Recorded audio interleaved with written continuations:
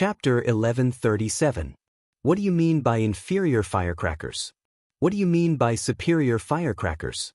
These things are called fireworks.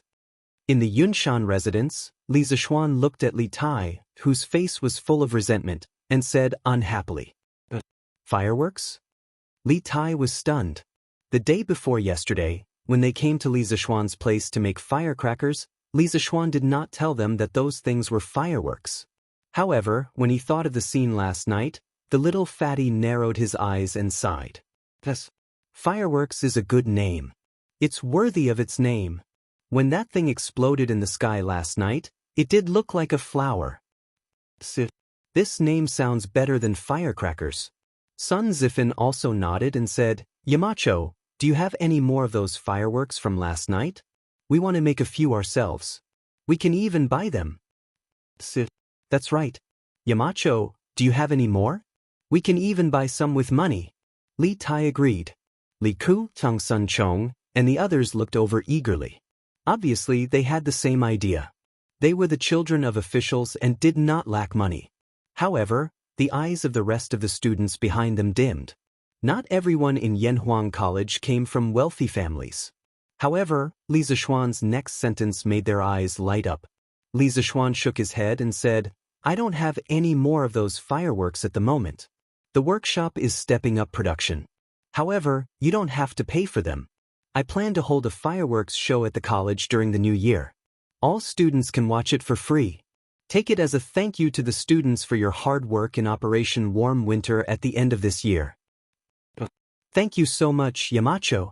Yamacho is so generous.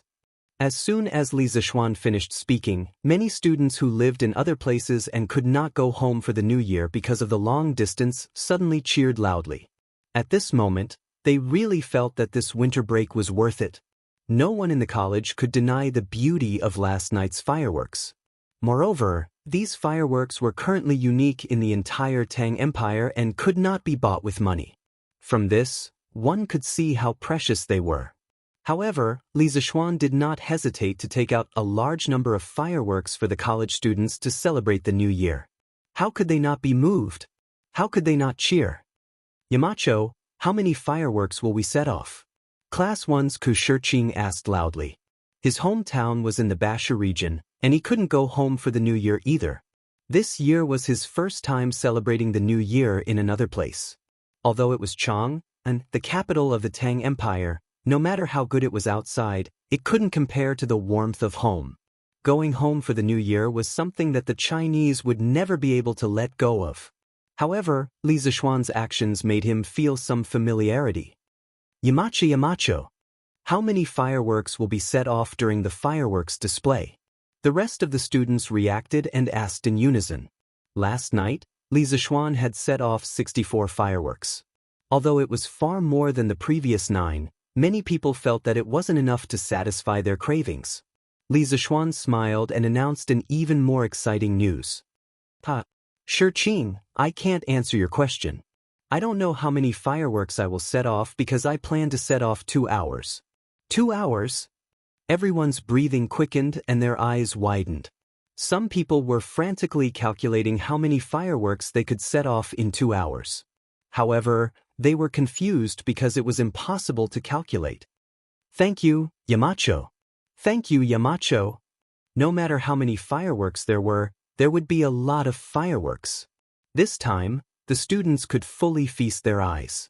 Therefore, they cheered to their heart's content. Their voices were so loud that it gave Lan, who was in the backyard, a big fright.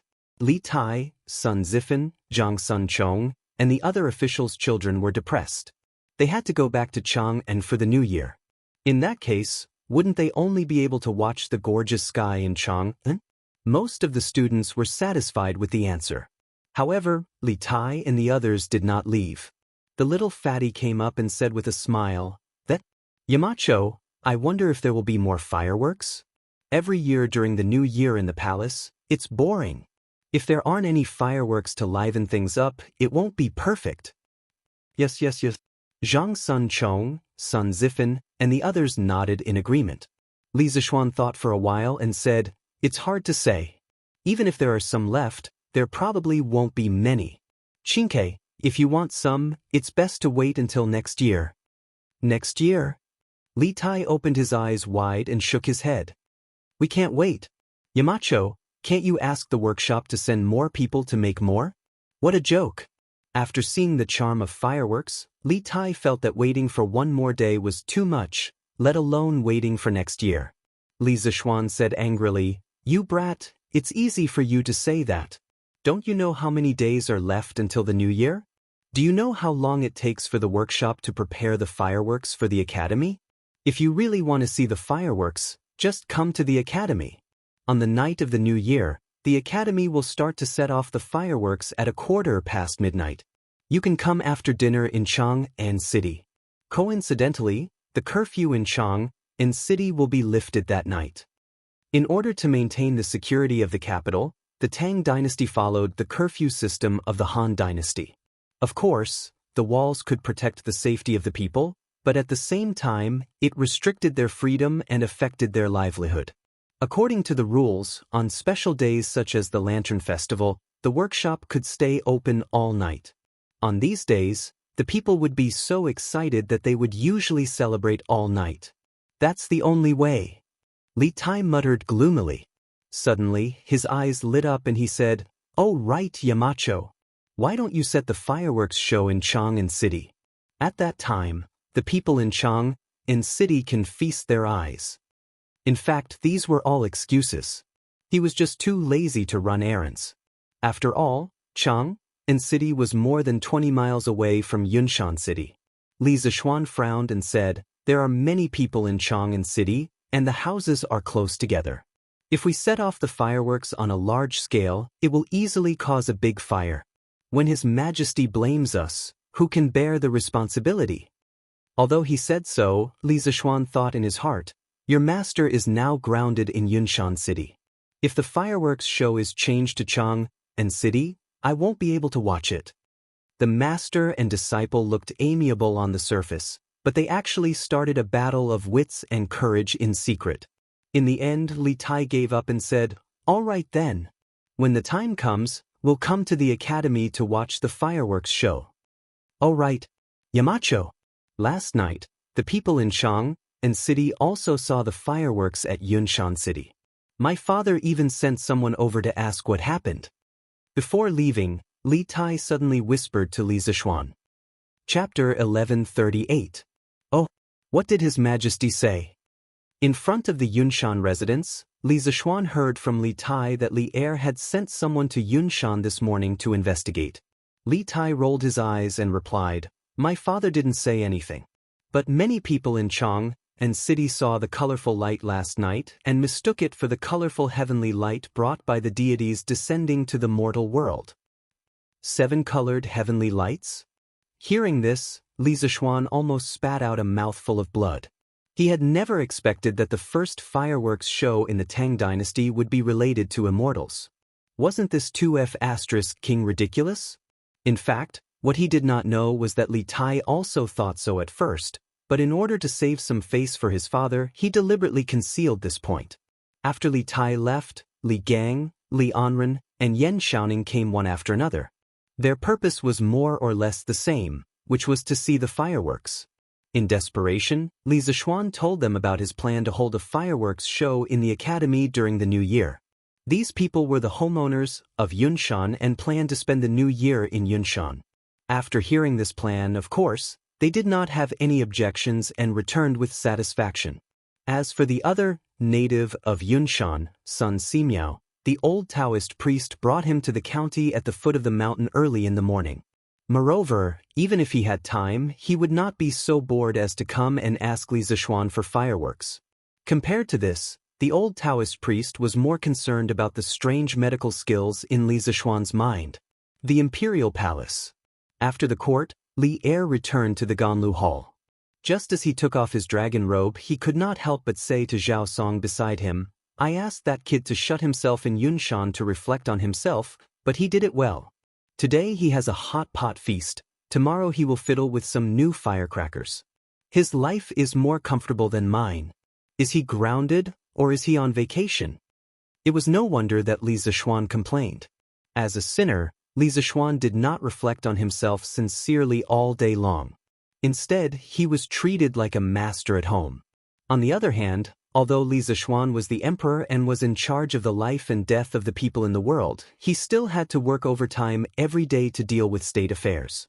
What's more, it's fine if you say you're living comfortably at home, but why did you have to make such a big commotion and make him mistakenly think that an immortal has descended to Earth? If it weren't for the fact that he had sent 100 riders to bring back the news early this morning, he might have really believed in Su Jingzong's nonsense in the imperial court and thought that the fireworks were rainbow-colored heavenly light, an auspicious omen, and felt complacent. Then the news on Cloud Mountain would be transmitted back to Chang. At that time, as the monarch of a country, where should he put his face? That was as awkward as it could get. Your Majesty, the Marquis of Yong, and has always had wonderful ideas. Otherwise, where would our Tang Empire have the curved plow, where would we have the honeycomb coal and heaters, and where would we have the Yanhuang College? Zhao Song laughed dryly and spoke up for Li Zishuan without leaving a trace. If it weren't for the fact that this kid is truly talented, I would have removed him from his position long ago. Li Zishuan sat on the couch and said unhappily, Is your Majesty angry at the Marquis of Yong? At this moment, Empress Xianxia walked in from outside the hall. She nodded at Zhao Song and indicated that the latter could leave. Then, she walked to Li Zishuan's side and put down the lotus seed soup in her hand. She smiled gently and said, Your Majesty has just finished the morning court and must be hungry. Your Majesty, please fill your stomach and warm your body first. Li Zishuan's eyebrows finally relaxed. He took the lotus seed soup and smiled as he ate. It's been hard on you. If my officials were as understanding as you, concubine Guanyin, I wouldn't be so tired usually. Empress Xianxia smiled and said, Your Majesty must be joking. 1,000 people have 1,000 faces. All the civil and military officials in the court have their own talents. Some are more stubborn, some are more tactful, and some are more cynical. They all have their own personalities. How can you expect everyone to have the same personality? This isn't good for handling government affairs. Concubine Guanyin's words are reasonable. Li Zishuan's thoughts suddenly became clear. He put down the soup spoon and laughed. Your Majesty, I heard that the rainbow sky at Yunshan last night was the Marquis of Yong and's new type of firecrackers. Is it true? Zhang Xuan's eyes were smiling as she looked at Li Zishuan and said. Li Zishuan nodded and replied, Yes. There is such a thing. I also just received the news this morning. It is said that the kid made a batch of firecrackers the day before yesterday. They can shoot into the sky and explode, but only the flames can be seen. Who knew that he would improve it again yesterday? So when the firecrackers shot into the sky and exploded last night, it became a rainbow of colors. Empress Xianxia blinked and said, If I guessed correctly, the Marquis of Yong and making such a new toy at this time should be to prepare for the new year, right? Li Zishuan thought for a bit and felt that Empress Xiangxuan's guess was very likely true. He said unhappily, This kid is already a married person, but he's still like a child, fiddling with these little toys all day. He doesn't have any manners of a marquis at all. Zhang Sun shook her head and said, Your Majesty, I feel that the Marquis of Yong and's actions aren't just for his personal enjoyment. It is said that a large portion of Yanhuang College's students this year didn't have the chance to go home for the new year because of the Warm Tang Foundation's Operation Warm Winter. I think that the Marquis of Yong and probably wants these students to have a regretless new year at the academy. As the president of the Warm Tang Foundation, although she was only in name and didn't usually manage things, since the Yanhuang College's students stayed at the academy because of the Operation Warm Winter and didn't have time to go home, as the president, she more or less felt that she owed them. And Li Zishuan's actions of caring for the students made her have a good impression of Li Zishuan in her heart. Naturally, she also had to say a few words for Li Zishuan. If that's really the case, then this kid did the right thing. Li Zishuan nodded. He was half doubtful and half sure as he said, He has indeed taught this batch of Yanhuang College's students well. In the future, they will all be pillars of the country. We have discovered that this kid isn't good at being an official, but he is very competent as the Yamacho of Yanhuang College. Empress Xianxia covered her mouth and laughed. Your Majesty is still the wise one. Back then, you stood your ground against the opinions of the masses and allowed the Marquis of Yong and to establish Yanhuang College. Only by using people to their fullest can they display their greatest abilities. For a genius like the Marquis of Yong, and only Yunshan can accommodate his talent. Mate Guanyin, don't praise him anymore. As long as that kid doesn't cause trouble for us every few days, we will be satisfied. Li Zishuan complained with deep resentment. Chapter 1139. The days passed, and soon it was the 28th of the 12th lunar month. What was strange was that Chang did not even have a single snowfall at this time of the year. It was said that a timely snow promised a bumper harvest, but there was not even a single snow seed this year. How could there be a good harvest next year? The children were immersed in the joy of the upcoming new year, but some of the experienced farmers were frowning more and more.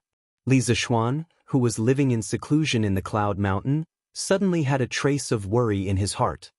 He looked up at the sky and muttered to himself, if there is no snow for a year, the locust eggs in the ground will probably survive in large numbers. The next year's locust plague will definitely be fierce.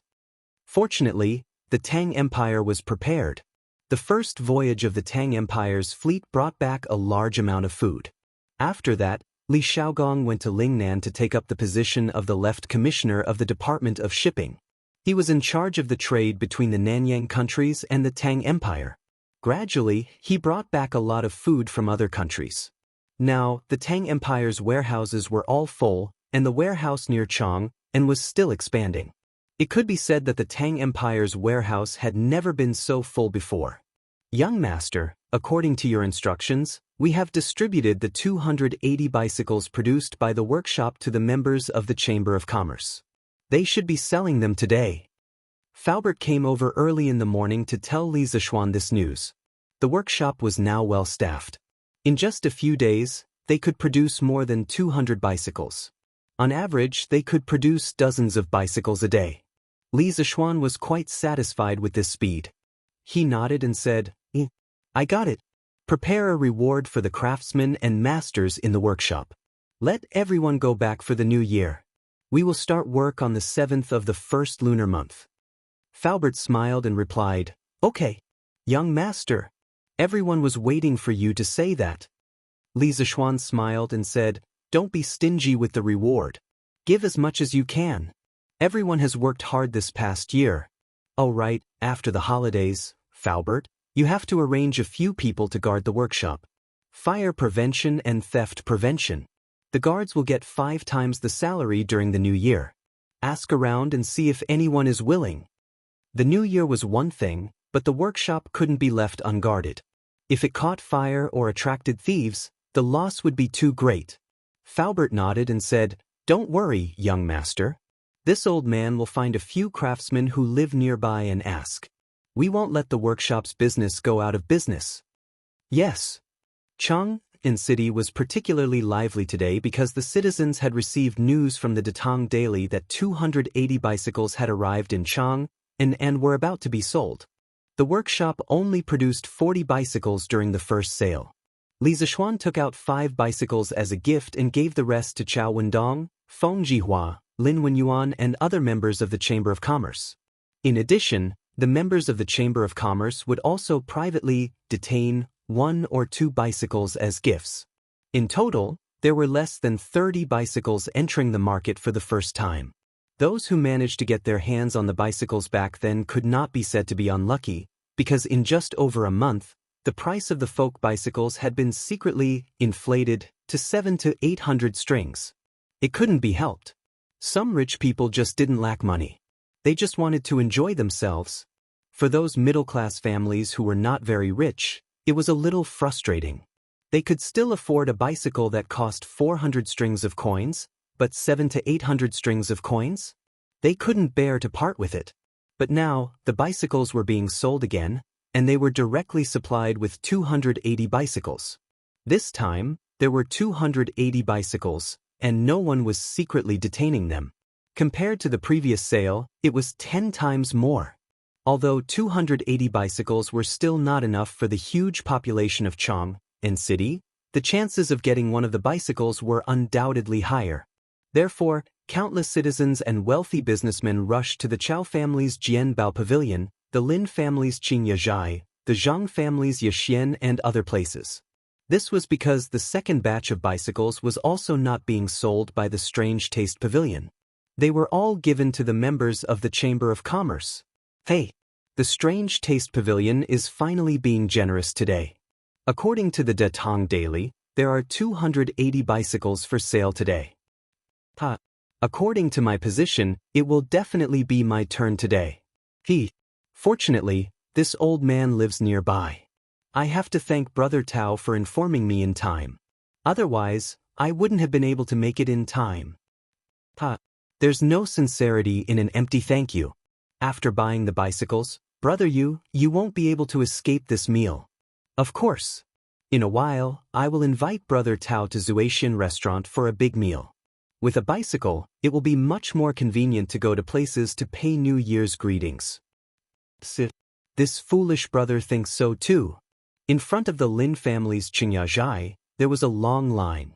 The people at the front were naturally elated, while the people at the back were dejected. Just like what the two old men at the front had said, it was almost the new year. If they could buy a bicycle, how cool would it be to ride a bicycle around to greet the new year? Everyone would feel embarrassed. Madam, how is it? Your husband's previous judgment was correct, right? For this second batch of bicycles, our family has a total of 34 bicycles. On the second floor of Qingyazhai, Lin Wenyuan looked at the dense line of customers downstairs and smiled as he spoke to Madame Lin beside him. Madame Lin couldn't help but say, there are only 30 bicycles in total. If we sell them, we can only earn about 3,000 strings of cash. Look at how happy Master is. Lin Wenyuan shook his head and said, Madam, you don't understand, right? This old man heard that this batch of bicycles only took 5 days for the Strange Interest Pavilion to produce. Previously, because the workshop was busy producing honeycomb coal and coal furnaces, they didn't have time to make bicycles. Madam, think about it. If the workshop could concentrate on producing bicycles, how many bicycles would they be able to produce in a month? More than 3,000. With such a huge profit, you don't know how much other people would covet it. Besides, Marquee Workshop doesn't only have bicycles. In the future, there will definitely be other products. Also, with so many people coming to our Qingyazhai to buy bicycles, it will also drive the sales of other things in our shop. If we really want to calculate, we definitely earned more than 3,000 strings of cash today. From what Master said, won't we be able to earn back the money we invested in the workshop next year? Madame Lin's eyes lit up as she asked with a smile. Lin Wenyuan chuckled and said, it won't just be earning back the money. There will definitely be a lot of extra money. Let's not talk about other things. Just the 45,000 strings of cash that we bought from the Chamber of Commerce, if we sell it for 60,000 strings of cash, there will definitely be people who will buy it. Madame Lin subconsciously thought that her husband was bragging. She rolled her eyes and said, I don't care about the rest. The important thing is that we finally have some extra money for the new year. Lin Wenyuan's old face darkened. He quickly coughed twice to hide his embarrassment. Previously, he had taken out more than 40,000 strings of cash to invest in the Yanhuang Chamber of Commerce, causing the Lin family's shop to be in a tight spot. Without liquid capital, doing business would naturally be a big hindrance. They had to scrape together funds left and right to barely survive until now. During this period, the Lin family could be considered to have lived frugally for a long time. Now that Li Zishuan had finally released a large number of bicycles, the Lin family could finally use this opportunity to earn back some money. Chapter 1140. Young Master, all the fireworks produced by the workshop have been moved to the Academy's warehouse. Brother Mo Zhong will arrange for someone to guard them. I guarantee that there won't be any accidents. When it was close to noon, San Bao rushed back from the workshop and reported to Li Zishuan. The workshop had received orders from Li Zishuan early in the morning to start a holiday. The batch of fireworks produced by the workshop naturally had to be handed over before the workers left. Li Zishuan did not instruct these matters. It was all decided by San Bao, Faubert, and Fu. Well done. Li Zishuan nodded, then looked at San Bao and asked with a smile, "How is it? Have you and Fu gotten used to the workshop recently?" San Bao was flattered and bowed. "Young master, what are you talking about? It's my and Fu's good fortune to be able to work for you. What's there to not get used to?" Li Zishuan said angrily, "You rascal! You're such a smooth talker. You can laugh and joke around normally, but when you're working, you have to pay more attention." San Bao quickly said seriously, "Young master, you're right. San Bao will remember it." Go." Li Zishuan waved his hand and said, "Yanhuang College. Hong Yi, did you return to Chang'an again?" In front of Guanghua Building, Chen Tianhua saw Hua Hongyi walking towards him. Seeing his travel-worn appearance, he knew that this fellow had just returned from outside. Hence he smiled. Although the three of them lived in Chang'an, and they were already used to life in the academy. Seeing that most of the students did not go home during the winter break, they stayed in the academy. Coincidentally, the academy's canteen was free of charge during the winter break. The benefits were amazing.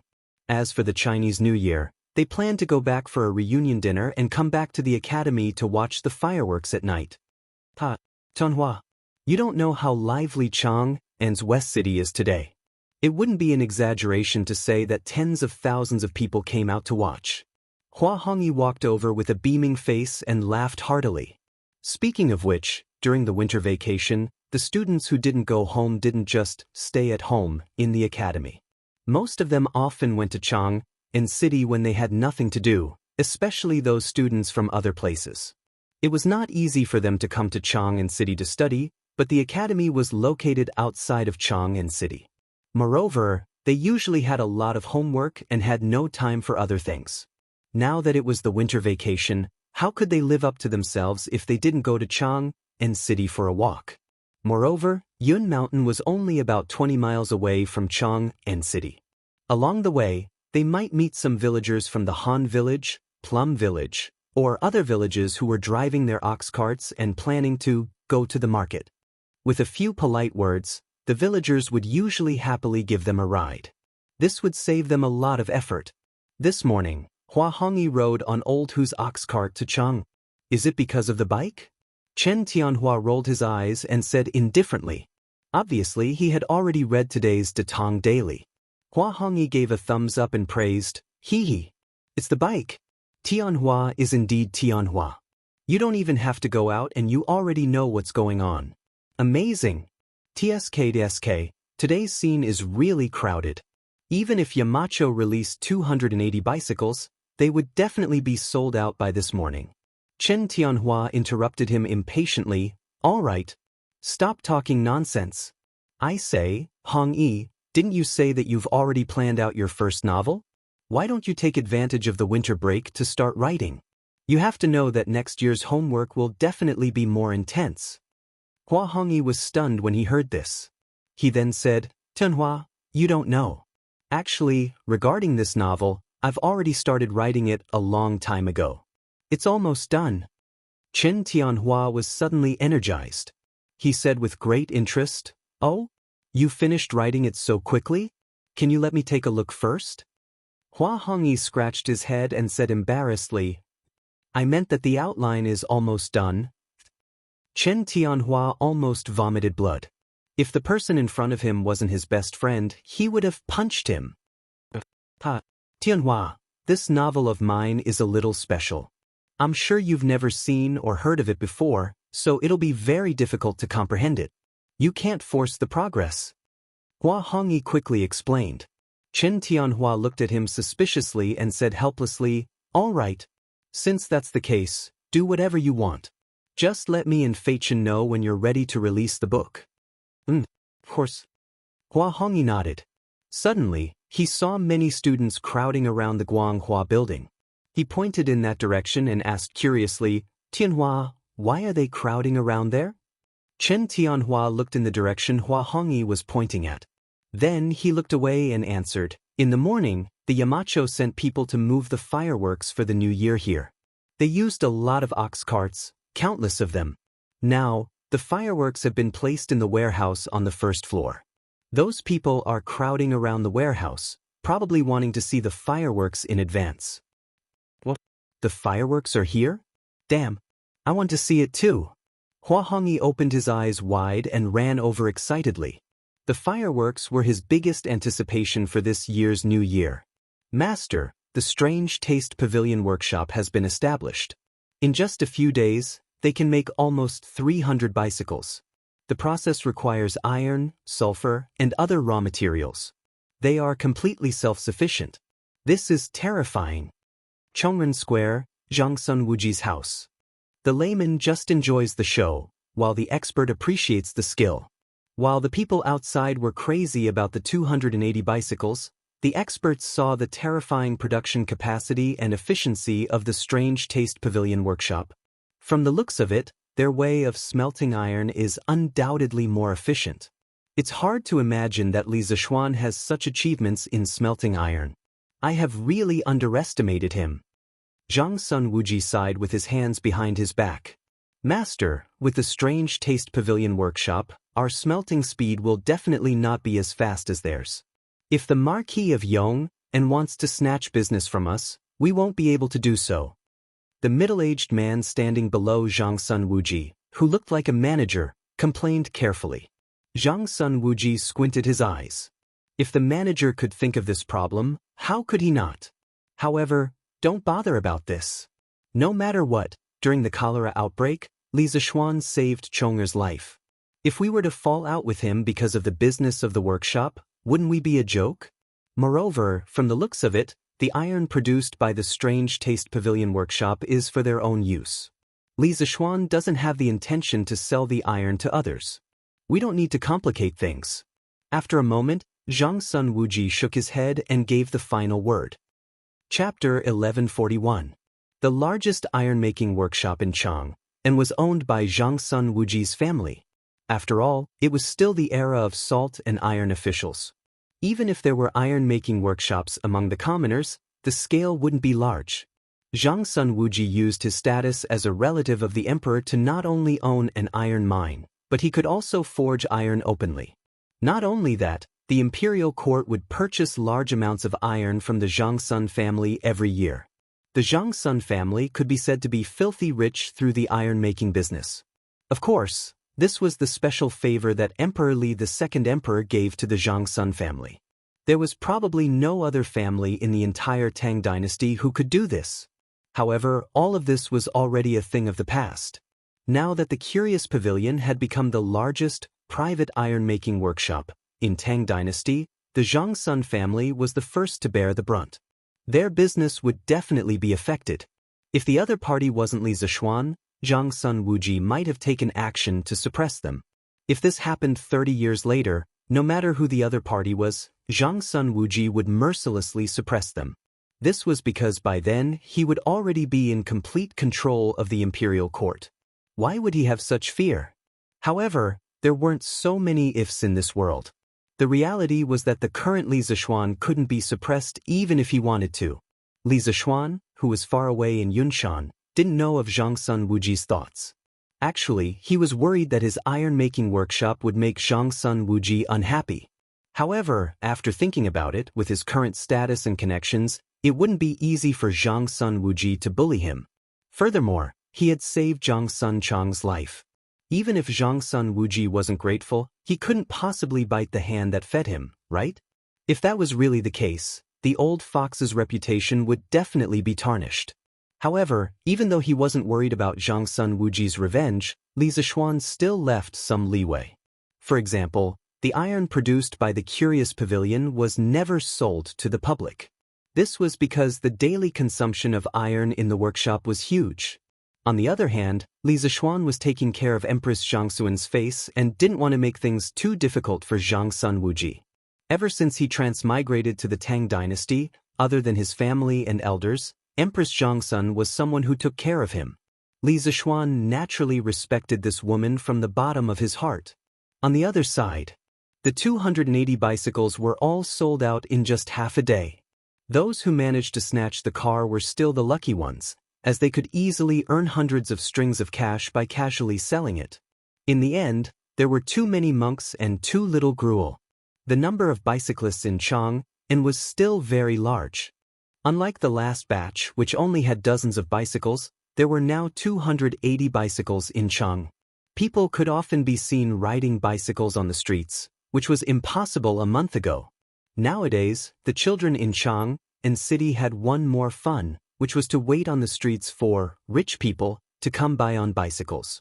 Once they saw one, these naughty children would crazily chase after the bicycle on their scooters. Speaking of which, these people were really reckless. On such a cold day, they were actually willing to ride bicycles or skateboards in the cold wind. If they were in modern times, they would definitely be idiots. Cloud Mountain Villa. The New Year was the day after tomorrow.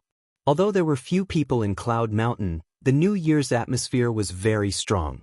Every household had already prepared all the New Year's goods, such as chicken, duck, fish, tea, wine, soy sauce, North and South stir-fried goods, sugar bait, fruits, and so on. In addition to these, every household had to prepare some gifts for visiting relatives and friends during the new year. Families with children also had to buy new clothes and hats for their children to wear during the new year. However, for a big family like the Li family, they did not lack these. This girl wore new clothes every day, no one would object. What surprised Li Zishuan was that there was actually bacon in the New Year's goods. He thought that this thing did not exist in the Tang dynasty. In fact, this was his own ignorance. Bacon had a very long history in China. At least in the era of Confucius, the ancestors knew how to make bacon. Confucius had a special fondness for bacon. He once said, "As long as you give me 10 strips of bacon, I will teach you." Confucius had 3,000 disciples and 72 followers. If they all gave him 10 strips of bacon as filial piety, this old man would not be able to finish it even if he opened his stomach. Later, it became the custom of students giving their teachers bacon.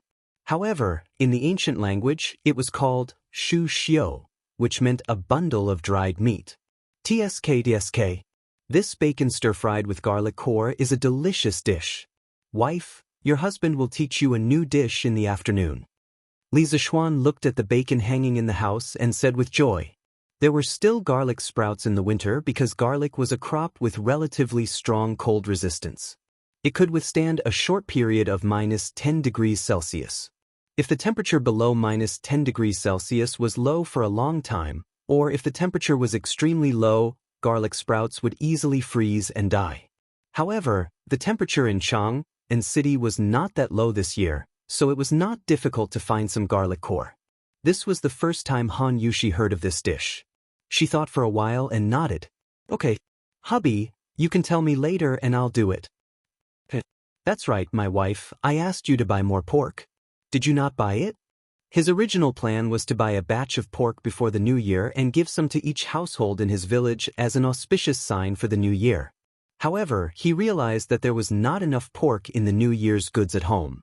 Han Yushi looked at Li Zishuan angrily and said, "Husband, you asked for more than 10,000 pounds of pork.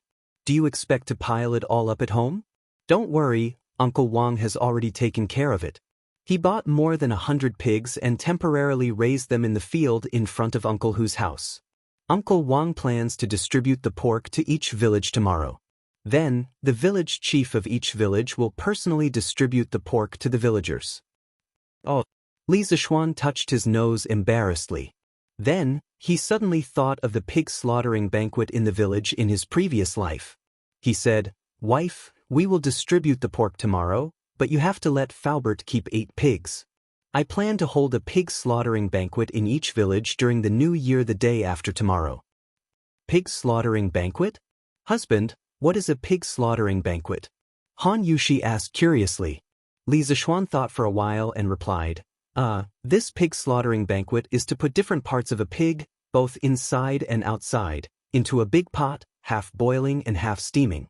Then, the meat in the big pot can be divided into many dishes, such as garlic minced meat, garlic minced heart meat, firewood meat, hand-chopped liver, pickled vegetables stewed with white meat and blood sausage, and so on. Wife, let me tell you, don't think that the pig slaughtering banquet is tasteless just because there are so many things cooking together. In fact, if it is done well, it will be delicious. Chapter 1142. Cloud Mountain Residence. Hearing Li Zishuan talk about the pig slaughtering feast so seriously, Han Yushi was also a little tempted, but, husband, although the pig slaughtering feast is good, don't forget that you are still grounded by His Majesty. Grounding. The desire for the pig slaughtering feast that had just appeared on Li Zishuan's face instantly disappeared without a trace. Once a person was pleased with himself, it was easy for him to forget himself. He was a typical example of this. Alright then. Let Uncle Wang distribute all the pork to the villagers. Li Zishuan waved his hand dispiritedly. At first, he thought that being grounded for 2 months was no big deal. After all, he liked to stay at home. However, now that it was close to the new year, he realized that he couldn't even leave Cloud Mountain. How frustrating. Now I have no choice but to be an otaku even if I don't want to. Li Zishuan sighed in his heart. He had heard what his father-in-law had said to him earlier. He knew that he had caused too much trouble this time. Taking advantage of being grounded, he had to lay low for a period of time and let everyone gradually forget about the Cui family.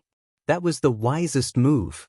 During this period, Li Zishuan was determined not to cause any trouble and let others have a hold on him. Han Yushi saw that Li Zishuan was as dejected as a child who didn't get a toy. She felt an inexplicable sense of pity in her heart. She couldn't help but giggle and say, "Husband, why are you so dejected? If we can't have the pig slaughtering feast this year, we can have it next year. Anyway, there will be a new year every year." Li Zishuan shook his head helplessly and forced a smile. Wife, you don't have to comfort me. It's just a pig slaughtering feast. Your husband is not a greedy person. Han Yushi smiled when she heard that. She thought disapprovingly, "Husband, if you are not a greedy person, then who in the world would have the nerve to call themselves greedy people?" The 30th of December, New Year's Eve. Finally, it was New Year's Eve. Yen Lide and Yen Liben had already moved to Yunshan 2 days ago to live with Yen Xiaoning.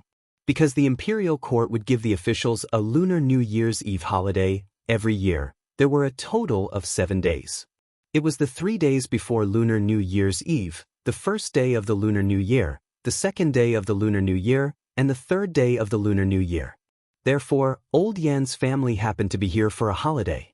Although Cheng Yaojin and Qin Qiong both had houses in Yunshan, of course, it was given to them by Li Zishuan, they still had many connections in Chang'an, so they had no time to come over during the day. It was rare for Sun Simiao to give himself a day off today. He suspended the free clinic activity at the foot of the mountain. The Hu family had been helping him tidy up his house and buy New Year goods these few days. It could be said that they had worked hard. Therefore, although the old Taoist priest had been running down the mountain recently, he was quite well prepared for the new year. In the afternoon, Li Zishuan, the host, invited the big group of people to his house for a meal. It was considered a welcome for them to celebrate the new year in Yunshan. To be honest, those who could be long-term residents of Cloud Mountain were not simple people. Every one of them was quite knowledgeable, and most of them knew each other. Therefore, during the banquet, there were toasts and conversations, and it was very lively. The meal lasted until around 1 o'clock in the afternoon.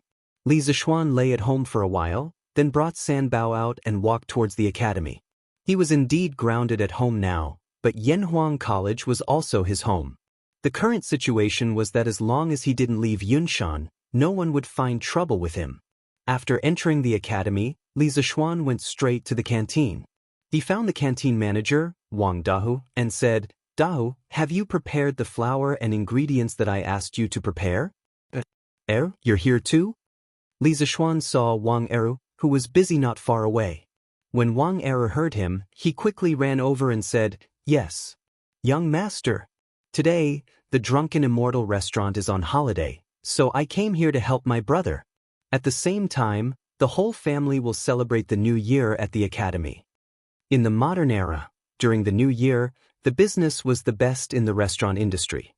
Usually, the employees of the restaurants and hotels would not be on holiday at this time because many people were too lazy to prepare a reunion dinner, so they would celebrate the new year at the restaurant.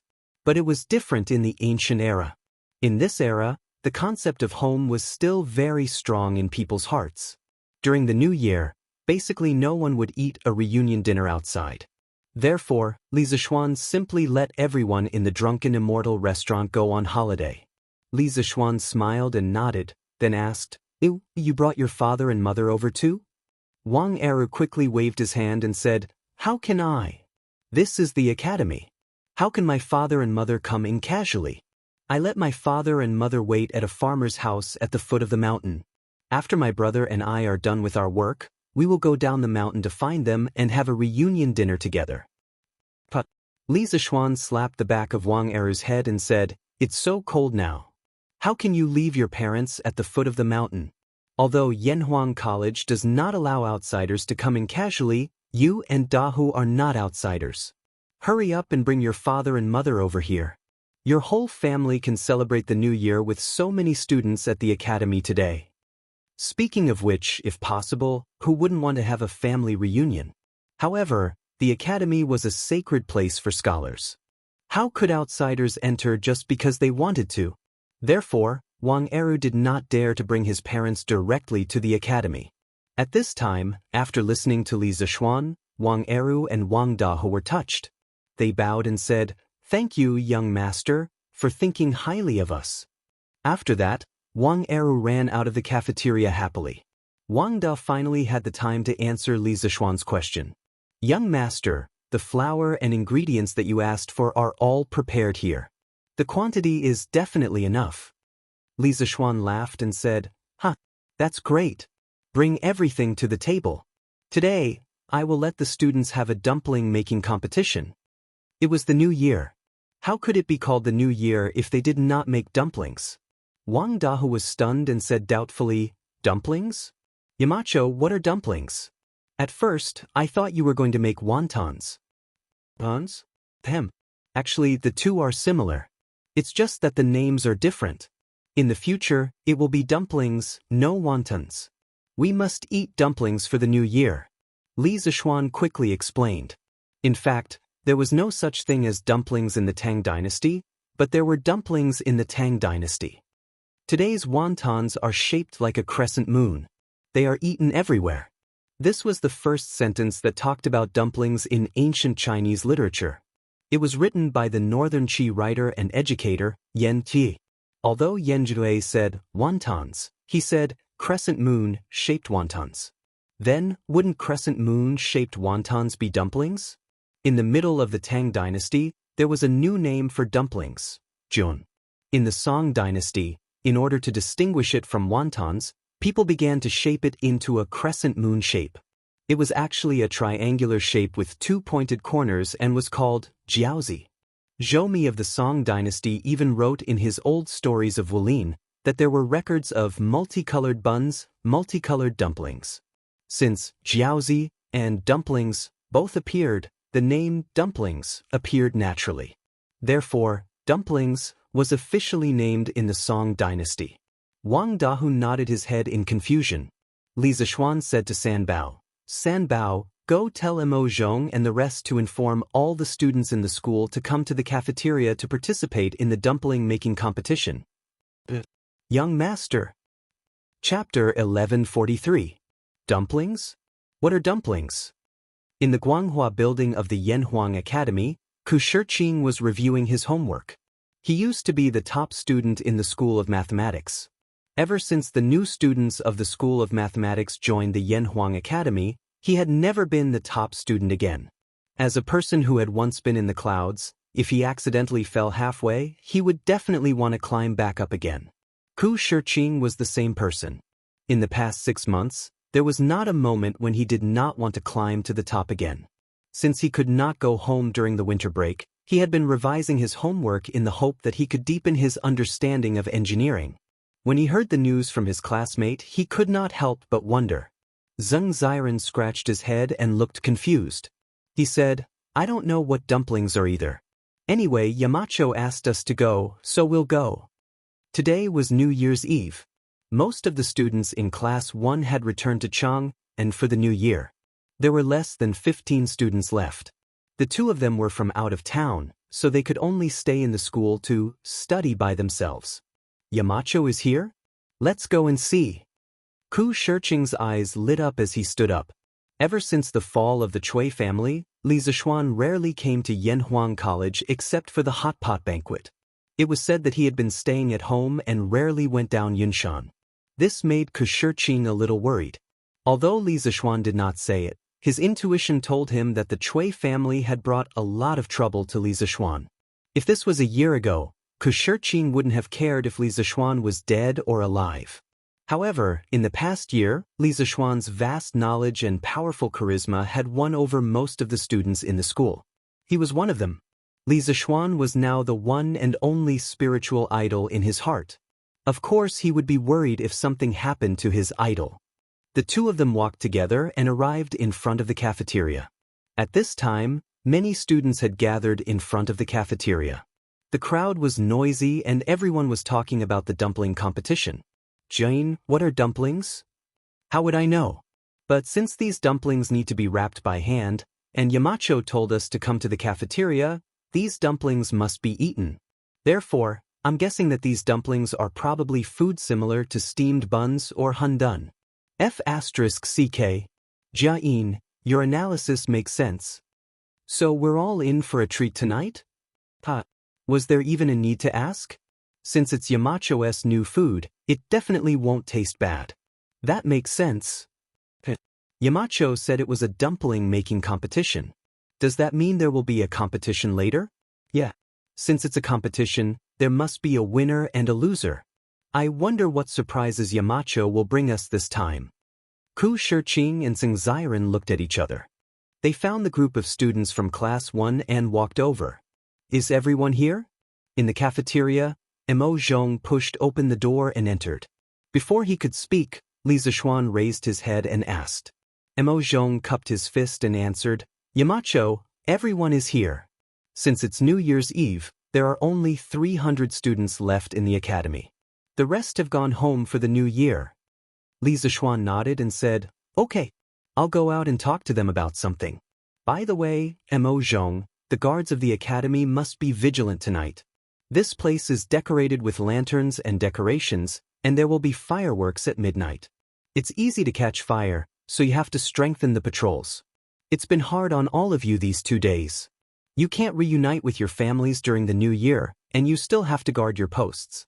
From tomorrow onwards, all of you will go home and rest for a few days. I'll let Pang Feiji take care of the academy's safety for the time being. Mo Zhong didn't expect Li Zixuan to be so considerate of the guards. He couldn't help but feel touched. Yamacho brothers, it's not hard at all. We've been in the academy for so long, and this place has long become our home. There's no need to reunite. These words were not out of politeness. People's hearts were made of flesh. Ever since they came to Cloud Mountain, they could clearly feel how Li Zixuan treated them. He really treated the academy as his own home. Li Zixuan smiled and said, Okay, I'm very happy that all of you feel a sense of belonging in the academy. However, you still have to take a break. All of you go back and rest for a few days before coming back. You can't reunite with your families tonight, but you have to make it up to them tomorrow. Mo Zhong thought for a while, and finally bowed deeply to Li Zixuan and said, Thank you, Yamacho, for your understanding. Brothers, go back and rest for a few days before coming back. Okay. Li Zixuan nodded and walked out of the door. He couldn't help but feel a wave of happiness in his heart. Mo Zhong and the others were originally from the Mo clan, and the academy's imperceptible influence on them during this half a year had finally caused them to develop a sense of belonging. He reckoned that it wouldn't be long before this group of members from the Mo clan would completely belong to the academy. Although they might still think of themselves as belonging to the Mo school, in their behavior, the line between Mo school and engineering would become more and more blurred. Yamacho is out. Quiet down, all of you. Yamacho is out. As soon as Li Zixuan came out, the students in front of the cafeteria became restless. Then they automatically quieted down. This was Li Zixuan's prestige in the hearts of the students. No one could replace him. At the same time, this also showed that the first batch of students from Yanhuang College truly loved engineering, the academy, and, no, it was worship and respect for Li Zixuan. Li Zixuan stood on the steps in front of the cafeteria, facing the fanatical, worshipful, and respectful gazes of the students, and said, Today is New Year's Eve, and tomorrow is New Year's Day. On behalf of all the teachers of Yanhuang College, I wish you all a happy new year. I wish you all the best in your studies and progress in the new year. By the way, I'll also give you a poem. Hard work ends today, the youth can still be praised. In modern times, after New Year's Eve, the first day of the first lunar month was called the Spring Festival. However, in the Tang Dynasty, there was no such thing as the Spring Festival because there was only the lunar calendar. The first day of the new year was called New Year's Day, Yuan Day, Yuan Zheng, or Sui Day. As for the poem, Li Zishuan said, it was an encouraging poem sent to his younger brother, Su Zhe, during the new year by Su Shi, an 8th-rank official in Xianxia. The general idea was, young people should seize this day well, only then will they have the spirit to guide the country. Thank you, Yamacho. I also wish Yamacho a happy new year. The students were secretly praising Li Zishuan's literary talent and poetry as they cupped their hands towards Li Zishuan and said in unison. Li Zishuan was in a good mood and laughed, "Ha, but I'll accept your blessings. Let's stop with the pleasantries. Next, I'll tell you the rules of today's dumpling making competition." Chapter 1144. Yamacho, what are dumplings? In front of the academy's cafeteria, someone finally asked the question that everyone wanted to ask. Li Zishuan pondered for a moment and explained, dumplings are similar to wonton, stuffing the dough with fillings. But I think dumplings sound better. Tonight, Z hour is the beginning of 2 years, the time to welcome the new and bid farewell to the old. It has a special meaning. Dumplings are named after the meaning of coming of age. Z means Z hour, which is homophonic to dumplings. It represents festive reunion and good luck, indicating good luck in the new year. In the future, no matter what position you hold or where you are as your former Yamacho, I hope that you can eat dumplings during the new year and remember today's dumpling making competition. Good. Anyway, Li Zishuan said that the name of dumplings sounded good, so it sounded good. All the students cheered loudly. Li Zishuan continued, today's dumpling making competition will be held in classes. The time limit is 2 hours. The dumpling wrappers and dumpling fillings have already been prepared by the chefs in the cafeteria. After 2 hours, the class with the most dumplings will win. Note that those dumplings that are randomly made to make up the numbers will not be counted in the total, and the corresponding amount will be deducted from the qualified dumplings. As for the reward for the winning class, in addition to winning money, everyone will have a chance to personally light fireworks tonight. In addition, all the students can eat dumplings for free tonight. It will definitely be enough. Okay, let's not talk nonsense. If there are no questions, then go in and start making dumplings now. Winning money is almost equivalent to the modern red envelope. It was first popular in the Western Han Dynasty, but this kind of money is not the currency circulating in the market. It is specially cast into the shape of a coin to ward off evil spirits. The front of it is usually cast with words and various auspicious words, such as long live the ages, peace in the world, get rid of evil spirits, etc. The back of it is cast with various patterns, such as dragons and phoenixes, turtles and snakes, fish, sword fighting, stars, etc. This is equivalent to the auspicious gifts that relatives and friends give to each other. It can't be used to buy things. Yamacho, what kind of dumplings are qualified? Seng Ziren asked. Li Zishuan asked Wang Eru, who was behind him, for a portion of dumpling skin and a spoonful of dumpling filling. He casually made a dumpling shaped like a gold ingot. He often made dumplings like this in his previous life, but as far as he knew, the dumplings made by northerners were crescent-shaped. The dumplings made by southerners and other places were more unique in appearance. There were pigeon-shaped, willow leaf-shaped, skirt-shaped, cicada-shaped, and gold ingot-shaped dumplings. In Li Zishuan's previous life, this kind of gold ingot was popular in his hometown. Well, this is just an example for you, but it's not limited to what you can wrap up like this. As long as it's not obvious, it's fine. Also, before making the dumplings, all of you have to wash your hands clean. You can't go to the outhouse or pick your nose. Do you hear me? Ha. As soon as Li Zishuan finished speaking, the students burst into laughter. But laughter aside, they still accepted Li Zishuan's request. After all, these dumplings would be in their stomachs at night. Shiqing, the situation is not good for our class. Qingke, Zifan, Chengchumo, and the others have all gone home. There are only 13 people left in our class, and I think the average number of people in the other classes is around 20. How can we compare? Xianxia said with a frown. After entering the cafeteria, the students divided up their seats. The others also looked at Shiqing. When Li Tai and the others were not around, Shiqing had the most prestige in Class 1. Shiqing frowned for a moment and said, "Who has made dumplings at home before?" I haven't. 8 people raised their hands, and 4 shook their heads. Shiqing breathed a sigh of relief and said, "I have too." Later, those who have made dumplings before, concentrate on making them. Those who haven't, help to distribute the dough. If we work together, we might have a chance. But everyone roared in agreement, and then they quickly spread out according to their individual duties. Shiqing quickly took the dumpling skin from his companion, and then put a spoonful of dumpling filling on the skin.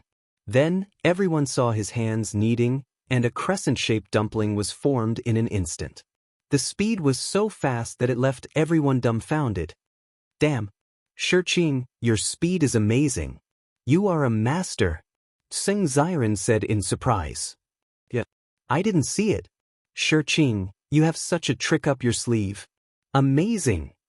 Now, we might have a chance to get first place." The students of Class 1 saw hope from Shiqing's operation and were overjoyed. This is nothing. But I can't do it alone. If we want to get first place, we must work together. Shiqing smiled, but he sighed helplessly in his heart. It was said that children from poor families learned to take care of the family early. These classmates only saw his speed in making dumplings, but they did not know that his family used to sell dumplings. When he was young, he often helped his family make dumplings. This was all practice. Shiqing is right. Everyone hurry up. With his encouragement, the students of Class 1 were suddenly filled with motivation. An hour later, Class 1 had made 10 trays of dumplings, about 600 of them. Shiqing was doing 3 by himself, and his speed was very fast. Class 2 also made 10 trays, and their speed was about the same. The other classes mostly hovered around 9 trays, and no class dared to say that they had an absolute advantage. "Damn, are you all really making dumplings here? I heard that there is a big prize for first place." I'm not too late." At this moment, a few students walked in from outside the cafeteria. It was Chengchumo, Wang Meng, Li Tai, and the others. They all came over after the reunion dinner at home, but when they returned to Guanghua Building, they found that there was no one inside. They asked the academy guards and found out that there was a dumpling making competition in the cafeteria and that there was a prize, so they hurried over. Because Li Tai lived in the palace and did not have his own residence, he needed to accompany concubine Yang in the palace, so he did not come with Li Tai. "Phew! Chumo, you're finally here. Come and help. If we win, we can personally set off the fireworks tonight." Xianxia said with a sigh of relief. "There's such a good thing? But I don't know how to make dumplings. Qingke, do you know how to do it?" Chengchumo was overjoyed at first, but when he saw Shiqing's dumplings, he was immediately dumbfounded. Li Tai opened his mouth, hesitated for a moment, and said, "I don't know how to do it either, but I can learn." "Shiqing, I'll learn from you. No matter what, one more person means one more chance of winning." With that, the little fatty rolled up his sleeves and prepared to personally participate. If Li Zishuan saw that his son was going to do such a thing, his eyes would probably pop out, and then he would come and fight Li Zishuan to the death. "Damn, I'll also learn." When Sun Zifan, Wang Meng, and the others saw this, how could they have the nerve to stand outside and watch? They all joined the battle and began to make dumplings for the first time in their lives. With the addition of this new group of people, the first class, which was not at a disadvantage, quickly pulled away from the other classes. Chapter 1145. Class 1, 1576 valid ones. Class 2, 1499 valid ones. Class 3, 1402 valid ones. Class 4, The dumpling making competition officially ended when it was close to 5 p.m. Li Zishuan ordered someone to count the number of dumplings and began to announce the results. The students were very high during the process of making dumplings. At this time, they didn't particularly care about whether they could get first place or not. However, they still had a trace of hope in their hearts that they could win first place, because the first class could personally light the fireworks. Fireworks were priceless in the whole of Tang Dynasty. They had been eyeing it for a long time. If they could light it themselves, they would be able to brag to others in the future. Class 15, 1,327 effective ones. Class 16, 1,575 effective ones. Oh! As Li Zishuan finished reading, there was a gasp from Class 1, followed by Chung Chumo's excited shout. Damn! If I remember correctly, we are first place. Ah! Cho Nyo, you remembered correctly this time. We are first place. Sun Zifan shouted heartily. Shirching, good job. This time, our class is in danger because of you. Li Tai patted Ku Shirching's shoulder and sighed sincerely. However, this little fatty's hands were full of flour. When he patted Ku Shirching's shoulder, there was a claw mark. However, Ku Shirching was in a state of excitement at the moment and didn't notice this small detail. He smiled modestly and said, "This is not just my credit. Class 16 is only one less than us. Qin Ke and the others, if you didn't come back in time, our class would have lost." Li Tai laughed and said, "No matter who the credit is, as long as we protect the glory of Class 1.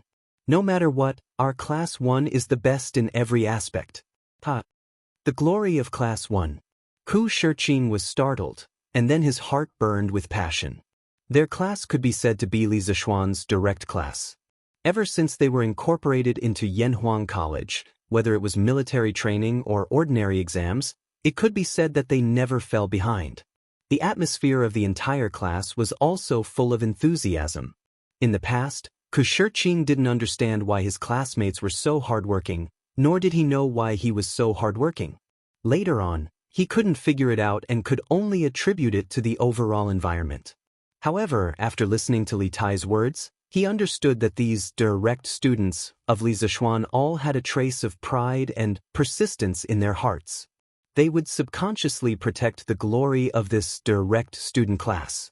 Fight for glory and win every battle. Qin Ke, you're right. We're all here to protect the glory of Class 1. Ku Shirching looked deeply at Li Tai and solemnly said. Everyone looked at each other and smiled. Nothing needed to be said. Do, quickly get someone to put away these dumplings. Make half of them tonight and the other half tomorrow morning. Li Zishuan pointed to the mountain of dumplings on the cafeteria table and ordered. In this weather, there was no need to worry about the dumplings going bad overnight. It was very convenient to store them. Yamacho. Wang Dahu responded and asked the cafeteria staff to carry the dumplings.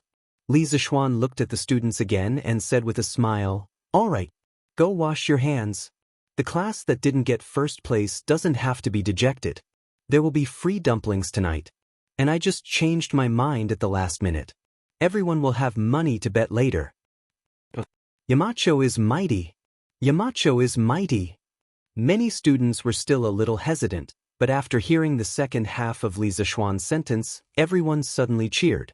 Even if they lost the first place, they still had dumplings and money to bet. They didn't lose out this time. This was Li Zishuan's little trick. He actually wanted to give each student a red packet from the beginning.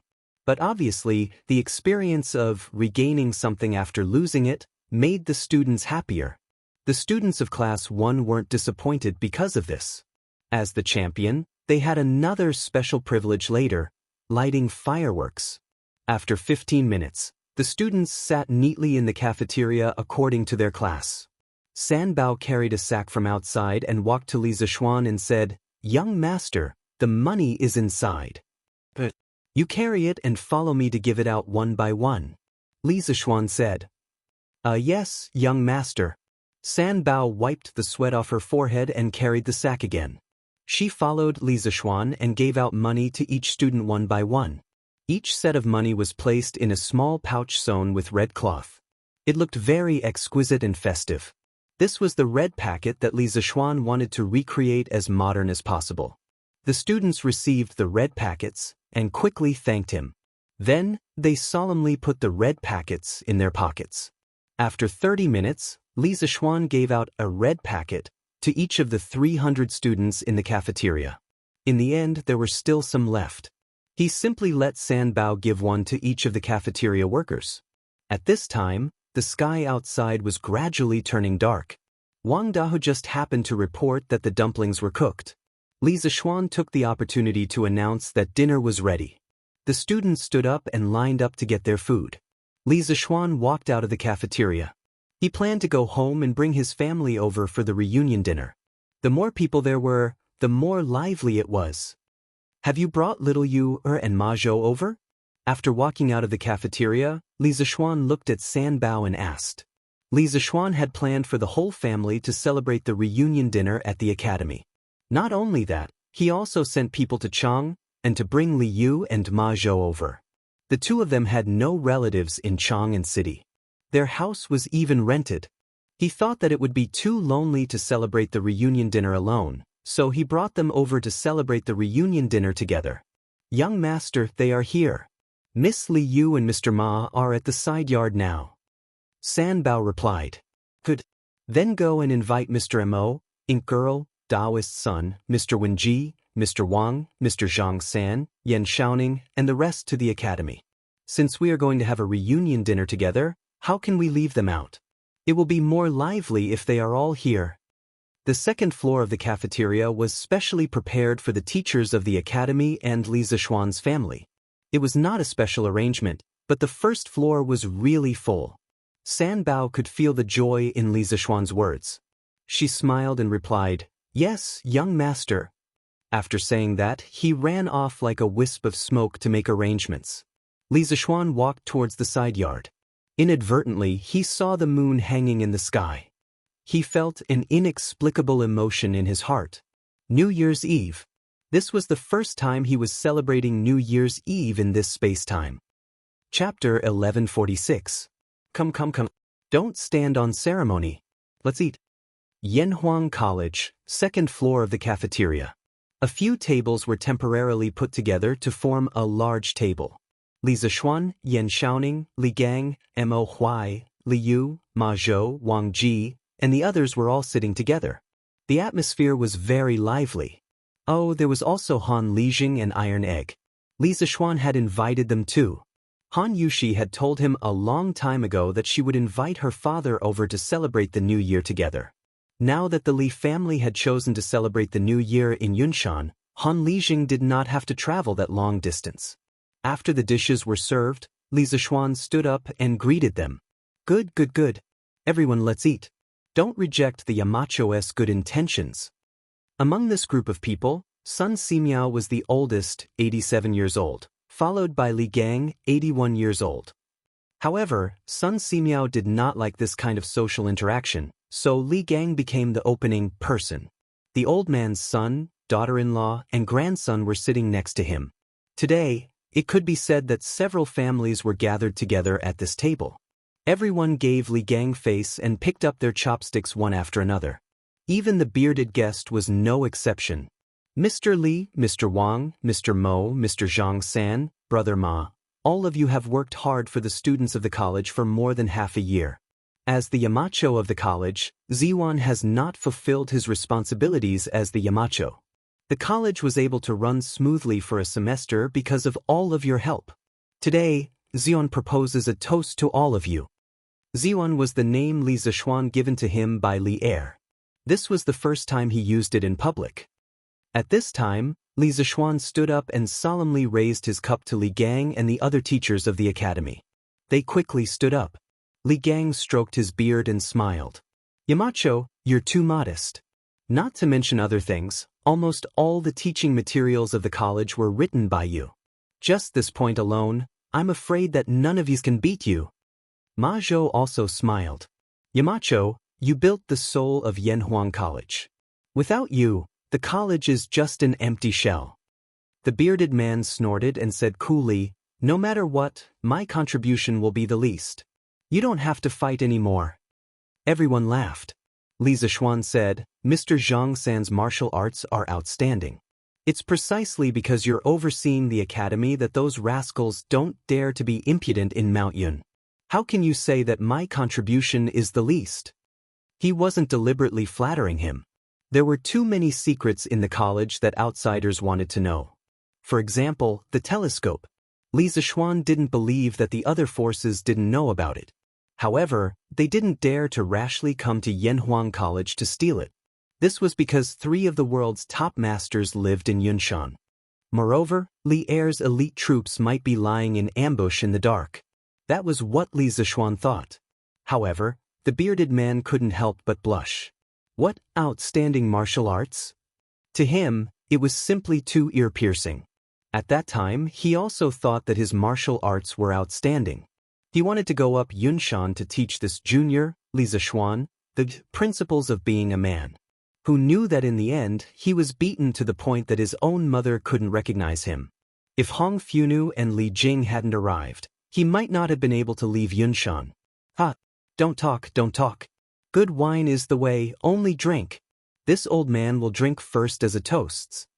The old drunkard, Wang Ji, looked at the bearded man with a smile that didn't look like a smile. No one knew if he wanted to help the bearded man or if he was greedy for the good wine in the cup. What Mr. Wang said makes a lot of sense. Let's not argue anymore. Drink. Tonight, we won't rest until we're drunk. Li Zixuan laughed loudly. He raised his head and drank the good wine in the cup in one gulp. Everyone else followed closely behind him, and they finished drinking the wine in their cups before taking their seats. Li Zixuan poured himself another cup of wine and looked at Sun Simiao. He raised his cup and said, Priest Sun, in March, you saved my life. At the end of the year, you returned to Chang and helped me quell the chaos in the city. I gained fame and fortune, but you retreated behind the scenes. In the coming year, you are willing to take charge of the medical school and the Tang Dynasty United Hospital and help me realize my dream of treating all the sick people in the world. As the saying goes, great kindness can't be thanked with words. Priest Sun, if you have any orders, even if I have to push mountains and flatten seas, I will definitely do it for you. Today, I toast to you. This old Taoist was the living bodhisattva of the Tang Dynasty, a true immortal. Li Zixuan had to respect him. Sun Simiao laughed and stood up. Xiaoxian, you are too serious. Some things are not only your dream, but also my lifelong pursuit. So, I am not helping you. However, I will still drink this cup of wine. After saying that, the old Taoist raised his head and drank it in one gulp. After Li Zixuan finished drinking, he poured another cup and looked at Yen Lide, Yen Liben, and Yen Xiaoning. He said, the construction of Yanhuang College can't be done without the help of the Yen family. Uncle Yen Xiaoning, I will drink first as a toast. Xiaoxian, you don't have to be so polite. Yen Lide laughed and said. Then he gave Li Zixuan face and drank a cup. After the toast, Li Zixuan sat down and invited everyone to eat. Tonight's banquet was very sumptuous. The brothers Wang Dahu and Wang Eru used all their skills and made all the new dishes that they had learned or invented in the past year. There were more than 30 main dishes and more than 10 side dishes that filled the entire table. Just smelling it was enough to make one salivate. Eating it was even more intoxicating. The group of people ate and drank as they talked and laughed. The atmosphere was very lively. Sir, little fishy also toasts to you. Thank you for saving me back then. If it weren't for your kindness, I'm afraid I would still be homeless on the streets. After eating for a while, little fishy finally mustered up her courage and stood up to raise her wine cup and said to Li Zixuan. She might have been a fearless person in the past, but today, there were bigwigs of the royal court like Yen Lide and Yen Liben, as well as esteemed seniors like Li Gang and Sun Simiao. Furthermore, she wasn't very familiar with any of them, so how could she dare to be presumptuous? Therefore, since the start of the meal, she rarely spoke. If she did, she would only speak to Han Yushi, who was sitting beside her. Ahem. Little fishy, you don't have to be so polite. Actually, I'm ashamed. You asked me to find out where your parents are, but I was too busy and didn't put in all my effort to find them. Next year, I'll send someone to help you find them. Li Zishuan said to Little Fishy with an awkward expression. Little Fishy quickly waved her hand and said, "Sir, you don't have to blame yourself. In this vast sea of people, it's very difficult to find two people. Actually, Little Fishy is living quite well now. With Sir taking me in and Uncle Ma taking care of me, Little Fishy has been very happy this year. This toast is to both you and Uncle Ma." "Ah, good. Then, sir, I'll drink this cup of wine first as a toast." Li Zishuan laughed. Ma Zhou, on the other hand, was a little depressed. He thought to himself, "Little girl, why do you call Li Zishuan sir but keep calling me uncle? Am I that old?" Chapter 1147. Halfway through the reunion dinner, Qin Xiong, Yuqi Jingda, Cheng Yaojin, and Niu Jinda arrived together. Li Zishuan hurriedly ordered people to add 4 sets of bowls and chopsticks and warmly invited these big shots to sit. Xiao Xian, we've already eaten before we came. Don't trouble yourself." Qin Xiong smiled and waved his hand. Their families belonged to the new aristocratic groups after the establishment of Tang Dynasty. During the new year, they had many social engagements in Cheng. That was why they could only come now. "It's all right, Uncle Qin, even though you've already eaten, it's fine if you eat a few more dishes." Li Zishuan laughed. Xiao Xian is right. Even though we've eaten in Cheng, we still have to drink a few bowls of wine here. Cheng Yaojin laughed shamelessly and sat down beside the bearded man. Then the old man said, "Hey, I heard that you've taken a fancy to my Chonyo?" "That's right. You have good taste. It's not that I'm bragging, but my Chonyo's martial arts talent is second only to Xiao Xian. It's mainly because I'm usually busy with military affairs and don't have time to train that kid. Since you want to be his master, I'll reluctantly agree. Next year, you have to fulfill your responsibility as a master and teach him martial arts. I, Old Cheng, will drink with you tonight." Everyone covered their faces when they heard this. There was no other reason. This old man was 2F** king. Oh, 2F** king shameless. What did he mean by his martial arts talent was second only to Li Zishuan? Even people like Yen Lide who didn't know martial arts knew that Cheng Chumo's martial arts talent was far from Li Zishuan's. But this old demon spoke against his conscience and praised Cheng Chumo to the heavens. If Cheng Chumo was here, he would probably blush if he heard this. "Dad, do you have another son named Chonyo?" Speaking of the devil, Cheng Chumo also quietly came up the stairs. Perhaps he happened to hear the last few words of Cheng Chumo. He suddenly froze in place, looked suspiciously at Cheng Chumo and asked, "Scram." Cheng Yaojin's old face turned green and white. In the end, he roared at Cheng Chumo. "Father, don't be angry." Cheng Chumo quivered and immediately fled. He had only gone upstairs to ask Li Zishuan if he could give them a batch of fireworks to play with. Now that things had turned out this way, who had he offended? Him. Unfilial son. What an unfilial son. Old Zhang, you've seen it for yourself. Cho Ox has no confidence in himself. He doesn't know his own potential. You have to guide him well when you return. Cheng Yaojin first coughed dryly, then continued to speak to the bearded man without blushing or skipping a beat. All right. Lu Guagong, don't try to persuade me anymore. Since I've promised to train Cho Ox for half a year, I'll definitely do it when the time comes. The bearded man laughed heartily. He originally didn't have any good or bad feelings towards Cheng Yaojin. However, when he heard that old Cheng was going to drink with him, his interest was immediately piqued. As for the rest, he didn't care. Half a year? Old Zhang, why can't you train him for another 2 years? Cheng Yaojin was slightly dissatisfied. The bearded man replied, "I have an agreement with the Yamacho. I'll only stay in the academy for a year. Next year, I'll be going out to sea. Cho Ox naturally can't follow me." His days in the academy were nothing more than teaching students, drinking fine wine under the setting sun, and bragging. It was indeed very comfortable, and it was comfortable to the point his fighting spirit was almost completely exhausted. However, the sea was where he should be. He liked the feeling of being able to roam the 4 seas. He wouldn't give up. Going out to sea? All right then. Let's not talk about this first. Drink. Cheng Yaojin was stunned. Only then did he remember the bearded man's other identity, the pirate leader. He could only say helplessly. Suddenly, with this old bastard shouting and joking around, the atmosphere at the table became even more lively. Toasts were exchanged, cups were exchanged, laughter was exchanged, and drinking games were played. The scene was so lively that it was a little out of control.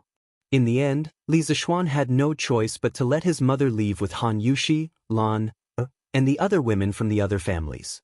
Following that, this group of men bragged and talked nonsense here, becoming even more unscrupulous. Chang and City. There were millions of people living here. It was even more lively on New Year's Eve. Under normal circumstances, families would sit together peacefully and not sleep for the whole night. This was the custom of staying up for the new year that had been passed down from the modern era. The people of the Tang dynasty especially liked liveliness. When families gathered together, if there were old people in the family, there might be a house full of people staying up for the new year together. With children and grandchildren, wouldn't it be joyous? On the streets, although it was already dark, the streets were not dark at all. Basically, every house had 2 big lanterns hanging outside their doors. Every square also had lanterns placed at the entrance. Looking down from the sky, Chang and City was like a city that never slept. Tens of thousands of lights were embellished in the city, as beautiful and moving as the stars in the sky. There was no curfew tonight. Many naughty children were chasing and playing in various squares. There were also some who set off firecrackers. However, these firecrackers were not made of gunpowder. They were purely made of bamboo sticks. Once this thing was thrown into the fire, it would make a muffled bang sound after a while. If passers-by happened to pass by, they would often be scared out of their wits. In addition to the naughty children, many love-struck men and women, couples would also come out for a stroll. After all, in a year, the number of times that there was no curfew in Chang and City could be counted with one hand. If they didn't come out to have some fun, they would feel sorry for themselves. Xiaoqin, see if Baoshun has prepared the carriage? South of Chang and City and Lu Square, Lin family's backyard. Lin Hao had just finished his dinner and went straight back to his courtyard. This fellow rubbed his stomach as he asked the maid beside him. Young master, Baoshun said not to touch the things at home. I've already prepared them. However, I'm asking too much. Young master, are you really going to leave the city alone? The maidservant named Xiaoqin first responded, then asked timidly. Lin Hao raised his head and said matter-of-factly, "Of course. If I bring my parents along, they will definitely nag in my ears again. Hurry up, hurry up. Let's sneak out from the back door. Young master, let me tell you, the fireworks at Yanhuang College are really beautiful. When the time comes, I guarantee that you won't be willing to come back after seeing it." This fat otaku actually wanted to go out to Yanhuang College to see the fireworks? The sun really rose from the west. Since he was born, only God knew if he had taken the initiative to leave Chang in city more than 5 times. Today, he actually took the initiative to leave the city. How rare! As for where he got the news that Yanhuang College was going to set off fireworks at midnight, it was self-evident. Chapter 1148. Where do you think you're going? At the back door of the Lin mansion, Lin Hao brought Qin, Qi, Shu and Hua along with the 4 servant girls and was about to sneak away. Outside the door was the prepared carriage. But who knew that a cold snort came from behind him? He was shocked and turned around. If it wasn't his father, who else could it be? Father? Why are you here? Lin Hao was a little dumbfounded. He subconsciously took 2 steps back and stuttered. Why am I here? I want to ask you why you're here. It's the new year. Why are you here alone instead of talking to your mother? Lin Wenyuan glared at him angrily. Father, I'm going to the latrine. Yes, I'm going to the latrine. Lin Hao was anxious. Seeing that he was about to be exposed, he could only come up with an excuse. The 4 maids covered their faces and lowered their heads. They thought that their young master was really stupid. How could there be a latrine where they were now? This person was too honest. He didn't even know how to make up a lie. As expected, Lin Wenyuan furrowed his brows and roared, "Bullshit! You unfilial son, How dare you lie to me? You just want to leave the city? Kai Fu, prepare the horse. Madam and I are also leaving the city. To Yanhuang College. Master, are we leaving the city now? The old steward behind Lin Wenyuan said in disbelief. Go and prepare. Father, why are you and mother going to Yanhuang College so late at night? Lin Hao's heart skipped a beat and he pretended to be confused. Lin Wenyuan looked at his son indifferently. Although he was proud, he didn't show it on his face. I'm going to do whatever you're going to do. You brat, why didn't you call your parents when you had something good? You're really ungrateful.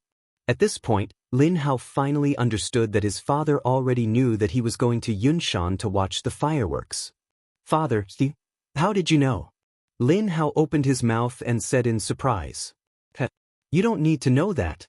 Lin Wenyuan stroked his beard and proudly swaggered off. As for Madame Lin, she had already packed her things and was preparing to board the carriage and set off. Little brat, you dare to play petty tricks with your father? You're still too young. Lin Wenyuan thought proudly in his heart. At the same time, the group of Yanhuang College students who had returned to Chang and for the new year began to take their families to Yunshan. They wanted to go there to watch the fireworks up close. These students, together with their families, made up quite a crowd. Once there were too many people, it was inevitable that the news would leak out. Hurry up and leave. Hurry up and leave. We're going to Yanhuang College to watch firecrackers. Firecrackers? What's so good about firecrackers? Those things should be called fireworks. They were fireworks. A few days ago, the rainbow-colored skylight from the Cloud Mountain was the light from the fireworks. What? The skylight was made by the fireworks? That's right. Wang Lao, you said that there would be fireworks at Yunshan tonight? Where did you get the news? I heard it from the servants of Assistant Minister Wang next door. Their young master is a student of Yanhuang College. How could the news be fake? Now, their whole family is already on their way to Yunshan. Whoa! There's such a thing? Wang Lao, wait up. I'll go get my wife and children. We'll go to Yunshan tonight to watch the fireworks. Even if we can't enter the college, at least we can take a look from afar. It's not a wasted trip. Jing Lao, hurry up. I'm afraid that there will be too many people and we won't be able to get a good seat. We're not the only ones who know about this. Okay, I'll be right there. Similar conversations appeared in many shops in Chang and city. This was not an important business opportunity. Many people would gather their friends and go to Yunshan together after hearing the news. One person spread to 10, 10 spread to 100. As a result, more and more people went to the east city gate of Chang and city. It even far exceeded the flow of people during the day. Such a huge commotion naturally woke up many people who were interested. Those who were interested asked around in private and soon joined the group leaving the city. The group grew bigger and bigger. It started with a few hundred people, then a few thousand people, then tens of thousands. Later on, the number of people was about to exceed 100,000. Therefore, for the first time in the history of Chang and city, such a strange scene appeared. On New Year's Eve, countless people did not stay in the bustling city to celebrate the new year. Instead, they flocked out of the city and headed towards the barren Yunshan, the imperial palace. Tonight, the palace was brightly lit and decorated with lanterns and colored banners. There was a festive atmosphere everywhere. Li Tai had set up a family banquet in the back garden earlier. The concubines, princes, and princesses in the harem all attended the banquet. However, Li Tai only ate a few mouthfuls before he found an excuse to leave. The banquet lasted for more than an hour before it ended. At this moment, Old Li was with Empress Zhangsun in the corridor on the second floor of Taiji Palace. They were admiring the thousands of lights in Chang and city tonight. At this moment, a chamberlain came downstairs and whispered something to Li Tai. Then he left quietly. In the end, Li Tai smiled and said, Yunshan tonight will probably be more lively than Chang and city. Guanyin, do you want to go take a look later? Tens of thousands of people in Chang and city rushed out of the city to Yunshan. How could Li Tai, who was in the palace, not receive the news? The chamberlain just now came for this reason. Empress Zhangxuan's eyes turned and she said softly with a smile, I don't know where those people got the news. In this way, won't the foot of Yunshan be densely packed with people tonight? I found out a few days ago that the Marquis of Yong and would set off a large batch of fireworks at Yanhuang College tonight. I originally planned to go take a look tonight. Now it seems that even if we go, we probably won't be able to squeeze into Yunshan. Since Guanyin wants to see, what's so difficult about that? I don't believe that Li Zishuan dares to let my empress freeze at the foot of the mountain. Men, prepare a carriage and summon the crown prince, the king of Han, and the other princes to accompany me. Li Er laughed heartily and ordered. Actually, Empress Zhangsun wanted to see the fireworks, but Li Tai himself might not have no intention of seeing it with his own eyes. The chamberlain beside Li Tai was about to leave with the order when he heard Empress Zhangsun say, Wait! Your Majesty, Qingqian and the others have all gone with your Majesty. Wouldn't it be boring to leave Changel alone? Why don't you bring her along? She was a mother after all. She could always think of her daughter first. Li Tai clapped his hands and said, The Empress is right. Let Changel accompany you. But remember to prepare warm clothes. Don't catch a cold on the way. When Li Tai heard this, he was shocked and hurriedly added. Chapter 1149. Under the Night Sky. 4 imperial carriages sped out from the main gates of the imperial city. A small group of elite imperial guards dressed in black armor closely guarded the front, back, left, and right of the leading carriage. Clearly, the person sitting in the first carriage had the most honorable status. Upon closer inspection, the silhouette of the carriage was 80% similar to the Don't Touch Me from the Curious Pavilion. It was highly likely that the carriage had been modified from Don't Touch Me. Imperial Father, I've heard that many students from Yanhuang College did not return home this year, instead spending the new year at the academy. With so many people gathered together, Yunshan should be very lively right now. Within the first carriage sat Li Er, Empress Zhangsun, and Princess Changel. Although Li Er's harem was not particularly large, if he had brought all of his concubines, even several dozen carriages would not be able to fit them all. Thus, he simply did not bring anyone, only bringing Zhangsun, the Empress. From this, it could be seen that Empress Zhangsun had an irreplaceable position in Li Er's heart. Of course Yunshan is lively. We previously heard that Li Zishuan had the students organize a dumpling-making competition this afternoon.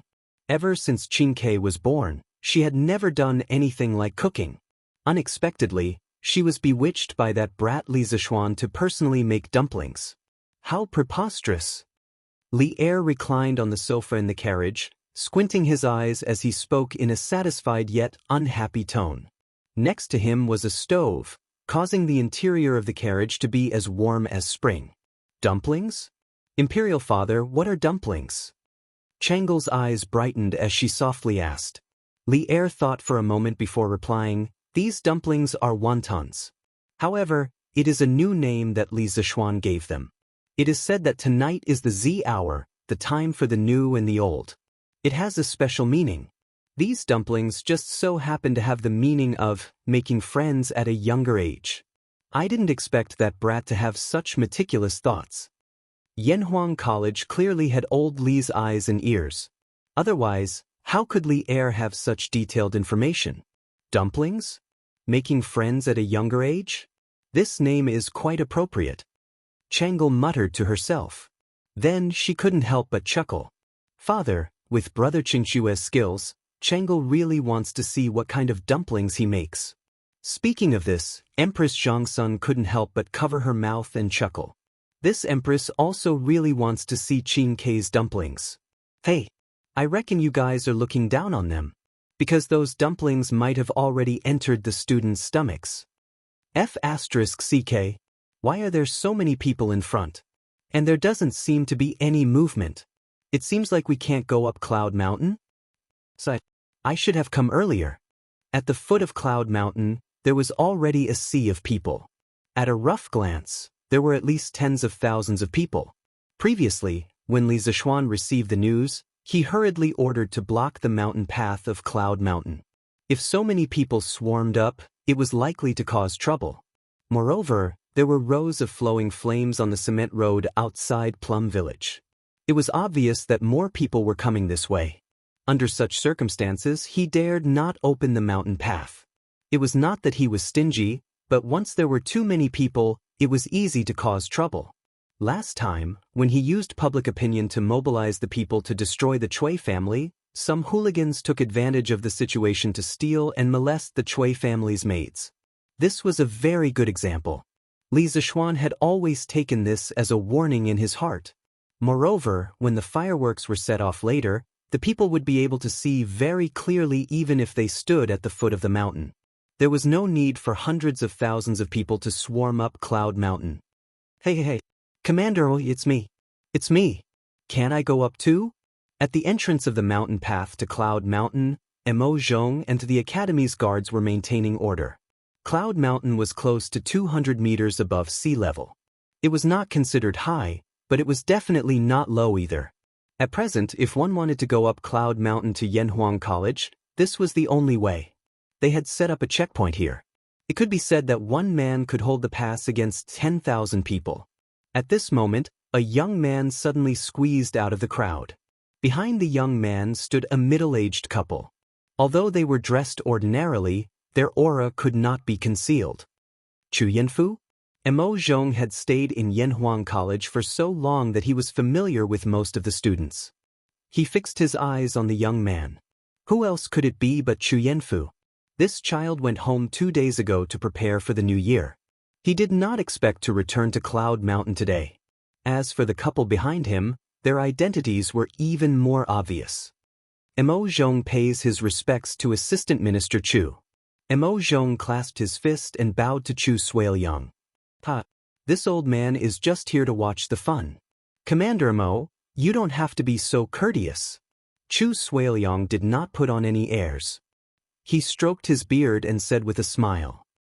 Yanfu, Yamacho said that if the students of the academy want to go back to the academy at night, they are allowed to do so. And they can bring their families along. You and Assistant Minister Chu go up quickly. Mo Zhong nodded and said to Chu Yanfu with a smile. Chu Yanfu thanked him happily and hurriedly brought his parents up the mountain. The crowd of onlookers was naturally envious. Those who had children at home were muttering in their hearts. Next year, they must let their children get into Yanhuang College. Not only would they have a bright future, but they would also receive special treatment everywhere. Although the commoners were envious, they did not feel indignant and used this as an excuse to cause trouble. After all, the students were going back to their own academy. Young master, what should we do? They only allowed Yanhuang College students to go up the mountain. We can't go up. Xiao Shi, the maidservant of the Lin family, ran over to the carriage at the back and said, there were 2 carriages parked in an open space by the roadside. Since we can't go up, then let's watch from the foot of the mountain. Before Lin Hao could say anything, Lin Wenyuan, who was in the carriage in front, said, Father, don't. Let me go up and talk to the guards of the academy. Lin Hao was not willing to just watch the fireworks at the foot of the mountain. He jumped off the carriage and volunteered. After saying that, he lifted his feet and walked towards the mountain path. Young brother, Yunshan is not receiving guests today. Please forgive me and stop. Mo Zhong immediately recognized that Lin Hao was not a student of the academy. He blocked the way and spoke in an elegant but not polite manner. Lin Hao came prepared. How could he retreat because of this small setback? He rolled his eyes and said with a smile, Hee. Big brother, although I'm not a student of Yanhuang College, my master is Han Li. He's a student of Yanhuang College. So, I'm also a student of Yanhuang College. Big brother, please let me in. Han Li. Mo Zhong muttered doubtfully. Then he quickly tried to recall if there was a student named Han Li in the academy. After a while, he shook his head and said with some displeasure, Young brother, don't make fun of me. There's no student named Han Li in the academy. There was a hint of anger in his words. Obviously, he thought that the young man in front of him was making fun of him. That's impossible. I've asked around. My master's master is a disciple of the Yamacho of Yanhuang College. Big brother, you must have heard of him. Think about it again. Lin Hao was dumbfounded. Then, he remembered Iron Egg's other special identity and quickly said, "Young brother, please leave quickly. Little brother, please leave quickly and don't cause trouble here." The disciple of the headmaster? Are you talking about Bruiser? When Mo Zhong saw Lin Hao trying to defend himself, he subconsciously wanted to scold him to leave. But when he heard Lin Hao say that Han Li was a Yamacho's disciple, he changed his words. Yes. My master's nickname is Iron Egg. Lin Hao said excitedly. Mo Zhong patted his forehead. Only then did he remember that Iron Egg's real name was Han Li. It was only because the people around him usually called him Iron Egg that he didn't remember it at first. That won't do. Yamacho only said that the family members of the students can go up the mountain. They didn't say that the students' disciples can go up the mountain as well. Mo Zhong's expression turned serious as he refused righteously. In fact, the main reason was that he wasn't sure what the relationship between Lin Hao and Iron Egg was. If he let him go rashly, then if someone came later and said that he was a student's disciple, would he let him go? He couldn't allow this to happen. Get out of the way. Get out of the way. A group of unruly people, get out of the way. At this moment, the crowd seemed to be separated by a powerful force. A luxuriously dressed young man, who was protected by a group of soldiers in black armor, walked towards Mo Zhong. Non-students of Yanhuang College can't enter? How arrogant! This king is going in today. Let's see who dares to stop me. The luxuriously dressed young man looked at the wooden sign next to Mo Zhong and said arrogantly with a sneer. As soon as he finished speaking, he ignored Mo Zhong and the others and walked towards them. When Mo Zhong heard this young man call himself king, his eyes narrowed. However, he had been in the bitter cold for a long time and had only been in Chang, and for half a year. He wasn't familiar with some of the nobles in the current dynasty, let alone the young man in front of him. It's His Highness, the King of Lu. The King of Lu? The Academy's guards are in trouble. Back off. Don't fight later. The King of Lu, Li Yuancheng. This young man was Li Er's half-brother, the King of Lu, Li Yuancheng. Mo Zhong didn't recognize this person, but the people around him did. Someone shouted, and the crowd became restless. The people quickly backed off. Obviously, they were quite afraid of this King of Lu. At this time, Li Yuancheng was still using the title of the third year of Wuda. According to history, in the 10th year of Zhengguan, he would be changed to the King of Han by Li Er. Now, the King of Han title is still used by Li Ku. Your Highness, you can't go up. The Yamacho has. How dare you? What Yamacho? Yamacho? Li Zishuan is just an official. Even if he was here, he wouldn't dare to talk to this king like this. If you know what's good for you, you'd better get out of the way. Otherwise, if you lose an arm or a leg, this king won't be responsible. Li Yuancheng said rudely to Mo Zhong with his nose in the air. Mo Zhong's expression changed, but he still braced himself and said, "The headmaster has ordered that Your Highness, Prince of Lu, you cannot go up the mountain. However, I can pass the message on your behalf. Your Highness, please wait here for a moment." Get lost. You want this king to wait for Li Zishuan's permission? In your dreams. You still dare to hide? You're just AF** king dog raised by Li Zishuan. You still dare to hide? Guards! Take him down. This king wants to see how you're going to hide later. Li Yuancheng shouted angrily and raised his foot to kick Mo Zhong. However, Mo Zhong instinctively dodged. This made him even angrier. He pointed at Mo Zhong and shouted angrily. Actually, he wanted to slap Mo Zhong, but he couldn't reach him. He was only 1 year older than Li Tai. Naturally, he couldn't be compared to adults like Mo Zhong. Yes, sir. The guards beside Li Yuancheng answered loudly. Then, there was the sound of metal clanging. These guards unsheathed their Mo swords at the same time and slashed at Mo Zhong. Obviously, they could tell that Mo Zhong was a martial artist and wanted to injure him before capturing him. Protect the commander! Mo Zhong and the other guards of the academy were facing a great enemy. They weren't afraid of these guards, but behind them was Li Zishuan. They couldn't help but be afraid. If they attacked too hard, they would create a great enemy for Li Zishuan. If they were captured without a fight, What awaited them would be endless humiliation from Li Yuanchang. As the guards of Yanhuang College, they were also the face of the academy. If they were humiliated by Li Yuanchang in front of so many people, wouldn't the dignity of Yanhuang College be trampled on by Li Yuanchang? Under all kinds of scruples, Mo Zhong and the others didn't dare to use their full strength. They only dodged the attacks of Li Zishuan's guards while praying in their hearts that Li Zishuan would come quickly. Damn. No, it's Chinese New Year. We're just here to watch the fireworks. Let's talk nicely. Why fight? Lin Hao was shocked. He didn't know any martial arts, so he hurriedly ran away. At this time, he couldn't help but look in Li Yuanchang's direction and complain. On the other side, as time passed, the battle became more and more intense. The guards brought by Li Yuanchang weren't idiots.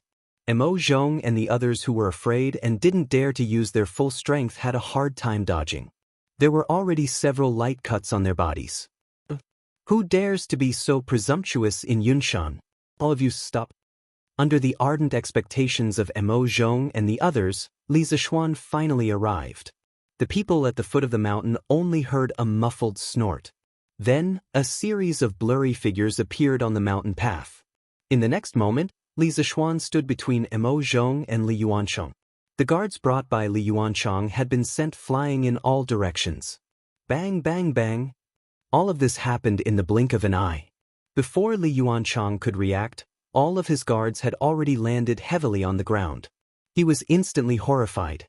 He pointed at Li Zishuan and said, "How? How presumptuous! You dare to hurt the people brought by this prince. What's your name? Quickly, tell me your name. This prince won't let you go." Idiot! Li Zishuan was both angry and disdainful. This kid was obviously scared to death, but he was still talking nonsense and threatening him. He was really looking for trouble. Who gave you the courage to cause trouble in Yunshan? Get back to the palace. Li Zishuan was about to speak when Li Er's voice came from behind the crowd. Then, Li Er angrily walked out with Empress Xianxia, Chang'e, and the others. Chapter 1150. Royal Brother.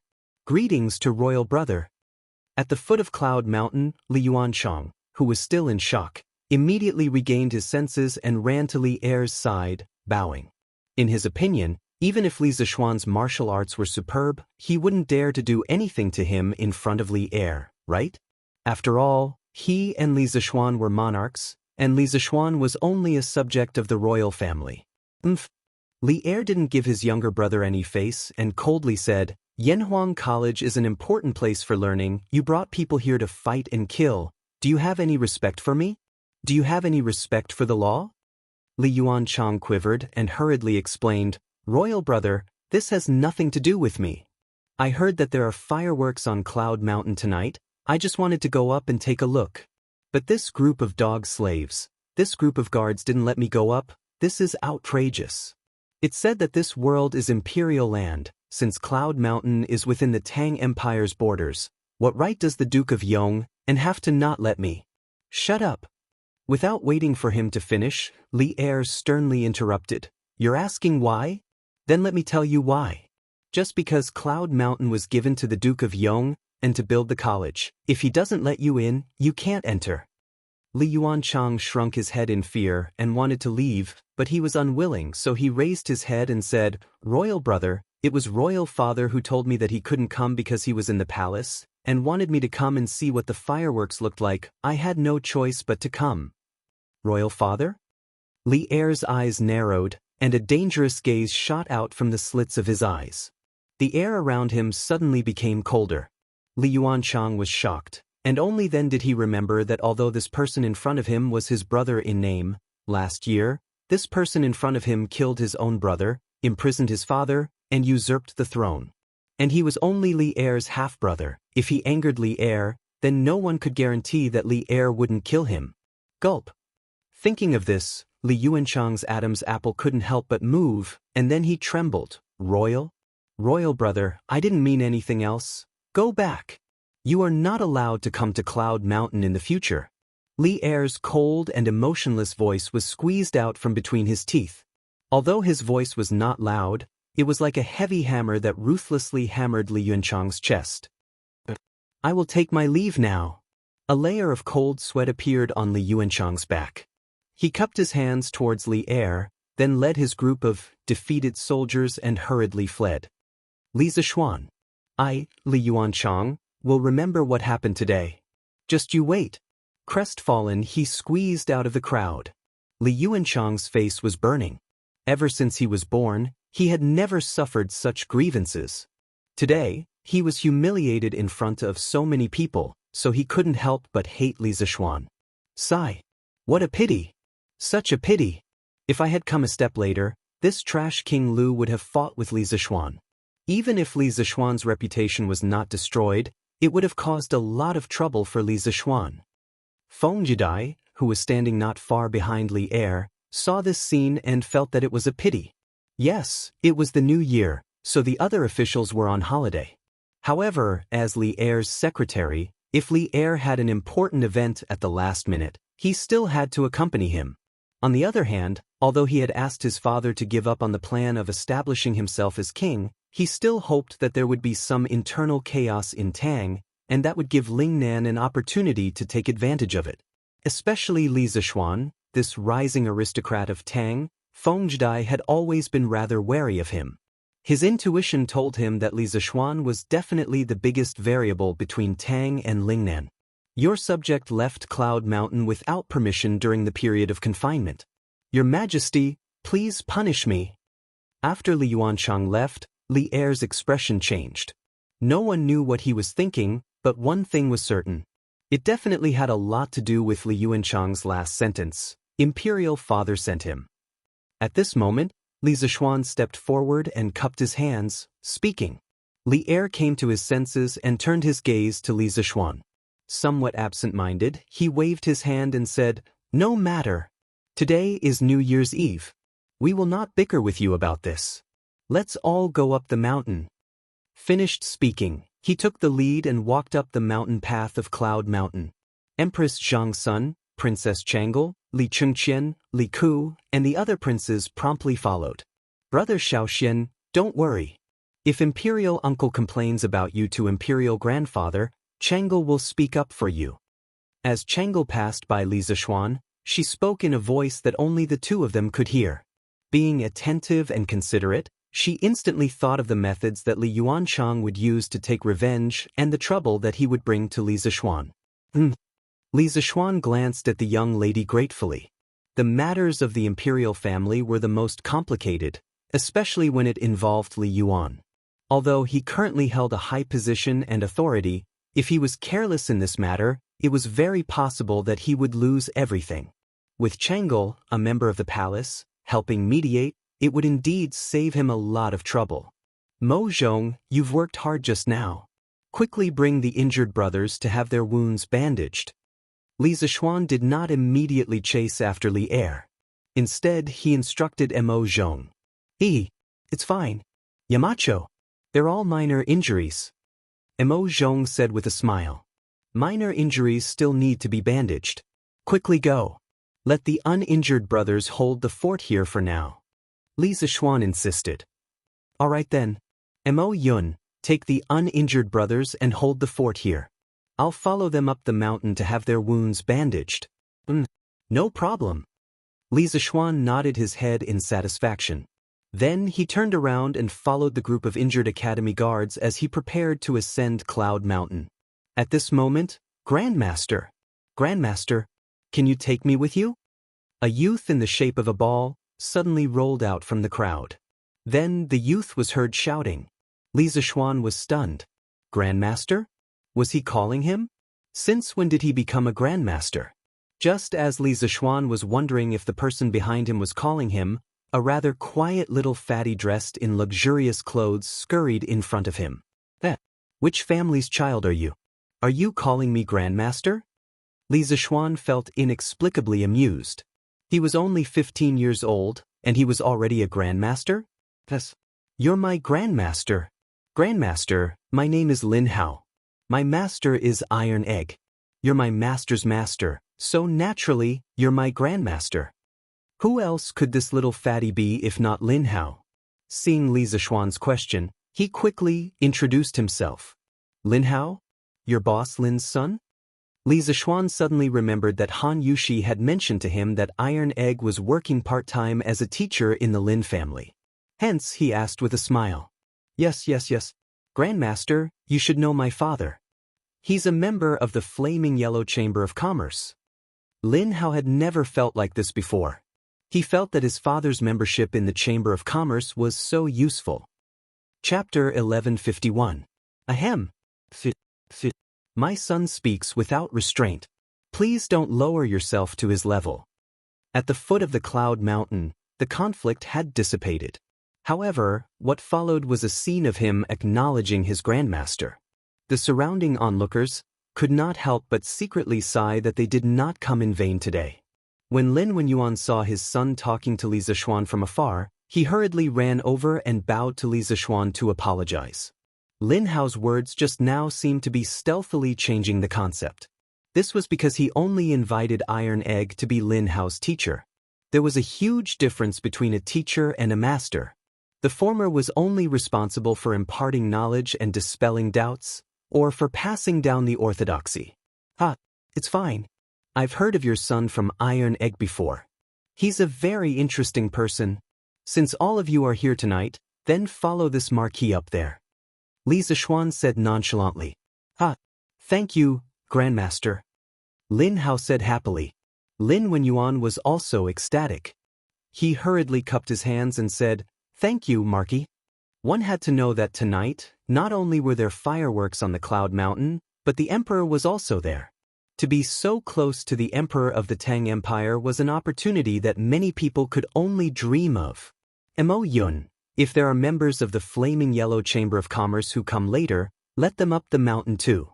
Li Zixuan instructed Mo Yun before he left. Yamacho. Mo Yun cupped his hands and said, On the Cloud Mountain. Li Er first went to the canteen to check out the dumplings left over from the dumpling-making competition. Then he went to the side courtyard of the Cloud Mountain to visit Li Gang and Sun Simiao, the two national treasures of the Tang Empire. As for Chang'e, Empress Zhangsun, Li Chengqian and the other princes, they were at the field to participate in the spring festival gala organized by the Academy's students. Actually, rather than a gala, it was more like a story gathering. The main thing was that the students formed a large circle. In the middle of the circle, there was a fire. On the fire, there was a barbecue grill roasting a pheasant. If anyone had an interesting story, they could enter the circle to tell everyone. If they could make most of the people laugh, they could take a roasted pheasant from the grill. The referee on the field was Li Tai. The little fatty was sitting on the grass with one hand supporting his chin. He was listening to Wang Meng tell a story in the middle of the field. There was a scholar who was almost 70 years old. His wife suddenly gave birth to a son. Because he was old, he gave birth to the son and named him H. Not long after, she gave birth to another son. He looked like a scholar, so she named him Ji Shui. The scholar laughed and said, To be able to have a son at such an old age, what a joke. Thus, he gave him the name, Joke. When the three sons grew up, they had nothing to do. The scholar had them go into the mountains to gather firewood. When they returned, the husband asked his wife, Of the three, who gathered the most firewood? The wife replied, At such an old age, I have no knowledge at all. However, I have a lot of jokes. Too funny. I'm dying of laughter. Wang Meng was also a joker. When this fellow was telling a joke, he was even dancing with joy. That cadence of his, coupled with his wacky movements, immediately caused everyone on the field to laugh out loud when they heard the joke. Imperial Mother, this joke is too funny. And this Sun Zifen, his acting is too talented. At this moment, Princess Chang'e was laughing so hard that she could not breathe. While everyone else was sitting on the ground, she and Empress Zhangsun were sitting on thick praying mats. Beside them were two heaters. This was not a special treatment. Rather, because of their physiques, they could not stand the cold. It really is quite funny. Empress Zhangsun smiled, happily speaking. Only after arriving here did she finally feel the joy of the new year. Compared to the imperial palace, this place was truly too lively. Wang Meng, you brat, you really are something. Everyone, does his joke count? Can we have him take away that pheasant? Li Tai laughed for quite a while. Only after everyone had quieted down did he speak in a loud voice. It doesn't count. Have him tell another one. Cheng Chumo roared. This guy was trying to stir up trouble on purpose. Right? It doesn't count. Tell another one. Tell another one. With someone leading the way, there were others who followed.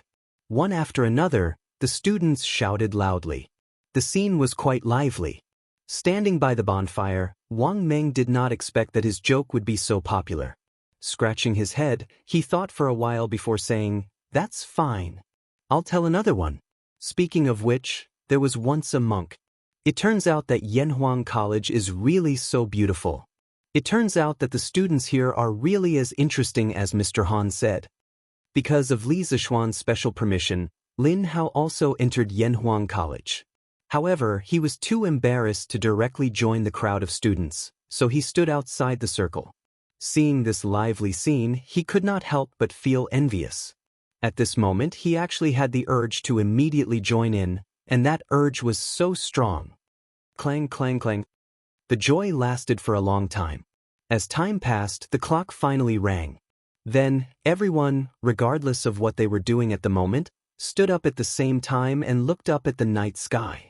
Because the fireworks were finally about to start. Students of Class 1, take note. After lighting the fuse, immediately run back. If anyone does not follow the rules, all the students of Class 1 will be disqualified. Li Zishuan loudly instructed. At this moment, rows and rows of fireworks had been placed on the field. The number of fireworks was so large that all the students were amazed. Yes. Yamacho! The students of Class 1 roared in response. In fact, they had long been hungry and thirsty. Li Tai took the lead and carefully approached a plate of fireworks with a match. After a while, sparks flew in all directions, and the little fatty ran back. Whoosh! Bam! Accompanied by the sharp sound of gunpowder firing, a bullet flew straight into the night sky and flew to a very high place. Then it exploded instantly. A flower with a super large diameter proudly bloomed in the night sky. The colorful flames immediately lit up the dark night sky. Wow, mother! It's so beautiful! It's very beautiful! At this moment, the calm Empress Xianxia couldn't help but be fiercely shocked when she saw this strange scene. Her eyes were very, very round. At this time, she couldn't care less about maintaining the dignity of a mother of a country. Bams! Another 3 plates of fireworks have been lit. It's so bright. At the same time, another 3 sets of fireworks were lit up in the field. For a moment, fireworks bloomed in the night sky in a very short period of time. It was as if they were competing with each other in terms of beauty. It was so dazzling that people did not know where to look. What beautiful fireworks! It's so colorful! So beautiful! So this is the colorful sky light that night. At the same time, the people in Chang and city who came to watch at the foot of Cloud Mountain and the villagers who came from outside Chang and city also saw the flourishing fireworks on Cloud Mountain at this moment. The huge crowd couldn't help but let out a burst of exclamations. They didn't wait in vain for a night. The atmosphere of Cloud Mountain's New Year's Eve was finally pushed to the climax. Chapter 1152. So these are fireworks? Li Er stood beside Li Zishuan with his hands clasped behind his back. He looked up at the dazzling fireworks in the sky, and a look of surprise flashed across his eyes. Although he was an emperor, this was the first time he had seen such a dreamy and magnificent spectacle. He couldn't help but mutter to himself. Seeing this, Li Zishuan couldn't help but feel a little smug. How many people in the world could shock Li Er, a famous emperor? But while he was feeling smug, his eyes were still vigilantly watching the students who were running to light the fireworks.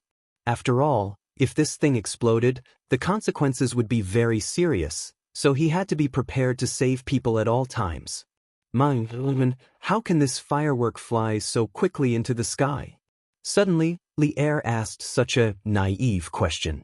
It seemed that the sky had a very strong attraction to the ancient people. Your Majesty, Qing Ke should know the answer to this question. Let her explain it to you. Li Zishuan cupped his hands and said, "Oh, Qingke, you know the reason?" Li Tai, who was standing to the left of Li Er, stood up excitedly and replied, "Father, as far as I know, the reason why this firework can fly so quickly into the sky is related to the gunpowder in it. Once the gunpowder explodes, it will produce a very strong thrust, which will make the upper part of the firework overcome its own gravity and fly into the sky quickly. As for the upper part of the bullet, its fuse will be ignited when it flies out of the pipe. The length of the fuse is calculated by Yamacho, so it can be guaranteed that it will fly to the highest point and explode every time.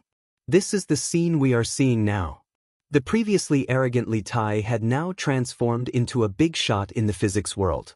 He explained the analysis of the force of the firework to Li Er.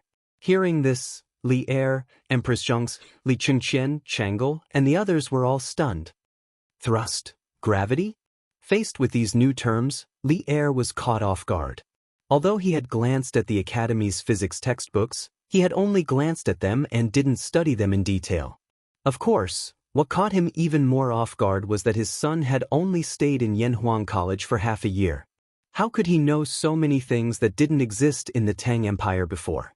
Seeing the shock on his father's face, Li Tai's sense of accomplishment instantly exploded.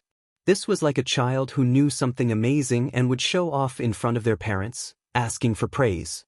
Right now, Li Tai belonged to this type of person who wanted to show off. "Father, when you talk about gravity, it's actually—" All right, I have a rough idea what it means. Li Er's, He's Chang'e, who was at the side, suddenly had an idea. "Brother Xiaoxian, since gunpowder can propel projectiles into the sky, can it send people to the moon?" Li Er's eyes instantly lit up, and he turned his gaze to Li Zishuan. That night at Yanhuang College, he had used an astronomical telescope to observe space. It was still unforgettable.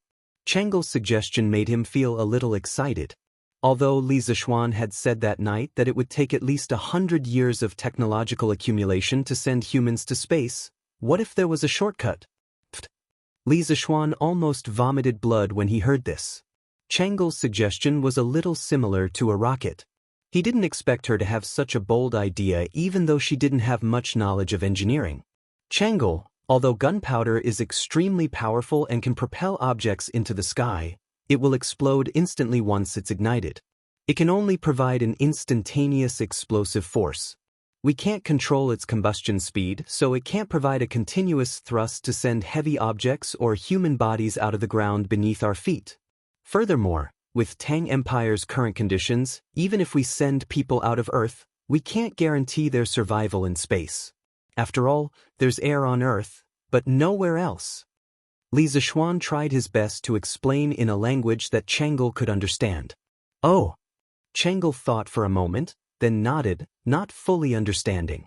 Li Er waved his hand and said, "Those who achieve great things don't bother about trifles. If you have the ability to send people to the moon, just do it. As for whether they can survive on the moon, you don't have to worry about it." Old Li always had an obsession in his heart, and that was to go to the heavens. Even if he didn't do it himself, the people under his rule could do it. This was something that even the 3 sovereigns and 5 emperors, Qin Huang and Han Wu, couldn't do. So what if he had to make a small sacrifice for this? Li Zishuan rolled his eyes and didn't say anything. He couldn't be bothered to argue with Li Er over this matter. Aerospace was such a sacred thing. Even if Tang Empire had the means to carry out manned space missions in the future, as long as he was around, he wouldn't allow anyone to mess around. Li Er knew what Li Zishuan was thinking. He shook his head and remembered that today was New Year's Eve, so he didn't blame him. He just thought to himself, this kid is too kind. Boom, boom, boom. The sky of Yun Mountain was especially charming tonight. After the students of Class 1 finished setting off the fireworks, Li Zishuan asked the remaining guards of the academy to go into action together. Previously, there were 4 sets of fireworks, but later, there were more than 10 sets of fireworks aimed at the sky. Colorful sparks flew up and landed, blooming proudly in the sky. Red, orange, yellow, green, blue, indigo, and purple. Everything was there. Colorful purples and reds decorated the night sky beautifully and gracefully, illuminating the earth as if it was daytime. This was really a night filled with fireworks to welcome the new year. The people on Yun Mountain and at the foot of Yun Mountain hadn't stopped exclaiming since midnight. Most people didn't even blink their eyes. They were completely conquered by the beauty of the fireworks. However, tonight's fireworks lasted longer than expected. 15 minutes, 30 minutes, 45 minutes, 45 minutes. The clock chimed at 1 o'clock, but the fireworks on Yun Mountain didn't seem to have any intention of stopping. This made everyone exclaim in satisfaction, but at the same time, they were lamenting because their necks hurt from looking up. In the end, many people simply got some hay, laid it on the ground, and lay down on their backs. The rich kids or rich old masters got people to get cushions or blankets and laid them on the roof of the horse carriage. This way, they could enjoy the fireworks in the sky and save time and effort. As for Li Zishuan, after watching the fireworks for 15 minutes, he took his wife and old Li's family to the top floor of the left tower of Guanghua Tower. Oh, to be precise, it was Li Er who took him there, because the 10th floor of the left tower was Li Er's office. Only Li Er had the key. However, old Li had never been here before. Today was his first time here. After entering the dean's office, they sat on the sofa. Through the large floor-to-ceiling window, they could see the fireworks above the sports field while lying down. It was extremely comfortable. At midnight, all the fireworks were released. Li Er stretched. He was very satisfied with this New Year's Eve. It could even be said that this was the most satisfying New Year's Eve in his life. Old Li was satisfied. Of course, he had to reward his subjects. He stood up and said to Li Zishuan, "Tomorrow, oh no, it's today. Today is the imperial court meeting. I temporarily lift the ban on you. Remember to attend on time.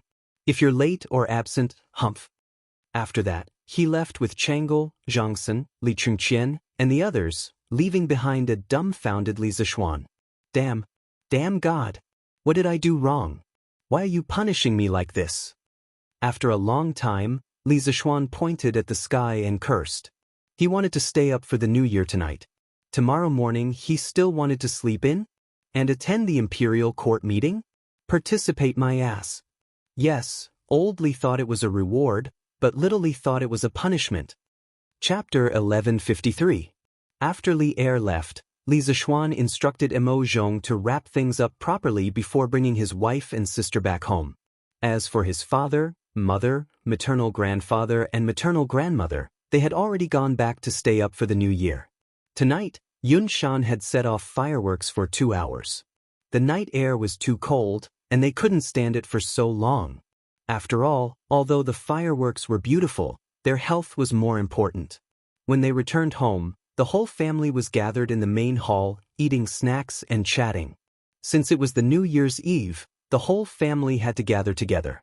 Therefore, they all went to Li Zishuan's courtyard number 1. Li Zishuan was also happy to be lively. He moved a chair and sat next to them. He calmed down and listened to the family talk.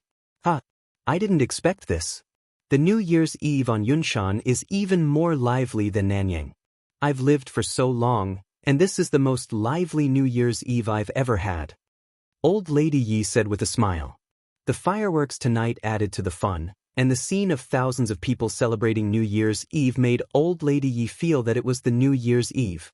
Until now, the gorgeous fireworks scene still lingered in Old Lady Ye's mind. Mrs. Li said with a smile, "Mother, since you like the New Year's Eve here, then don't go back next year. It's not like there's no place to stay here. You and Father don't have much to do in the family now. Stay here and let me fulfill my filial piety. Otherwise, Yuzhu will not be at ease for the rest of her life." Hearing her sincere words, Old Lady Yi looked at Yi Guozhong hesitantly. It was not a problem to let her stay here, but this matter depended on Yi Guozhong's opinion. Yi Guozhong frowned and said, "Let me think about this. We'll talk about it after the new year." After saying that, he glanced at Li Zishuan. It was unknown whether he did it intentionally or not. Li Zishuan was puzzled by his look.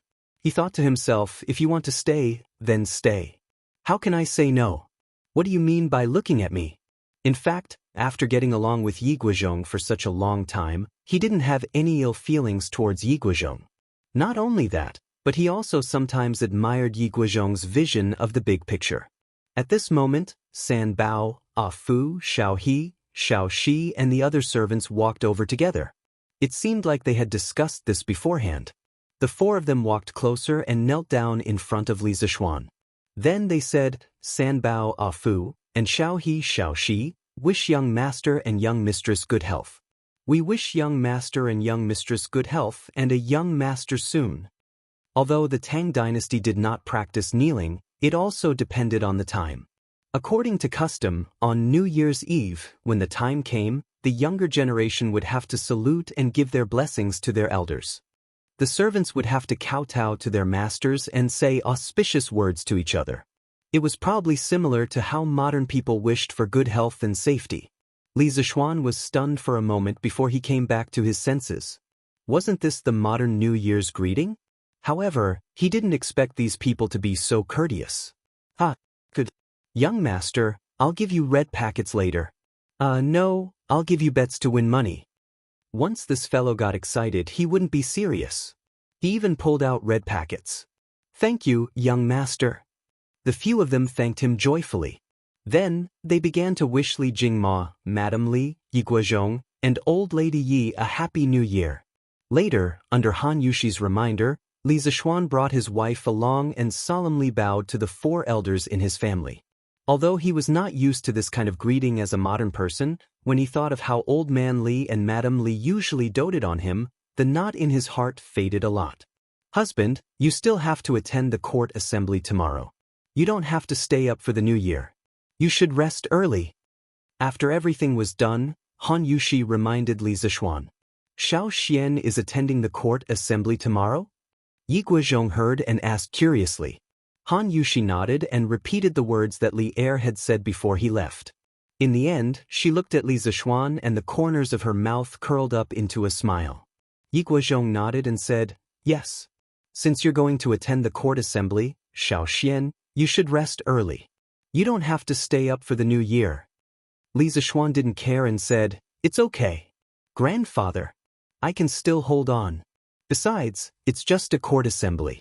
At most, I'll find a corner where no one will notice and secretly sleep for a while. Yi Guozhong glared and said angrily, Nonsense. Tomorrow is the Yuanri court assembly. How important is it? How can you sleep? Stop messing around. Go and rest.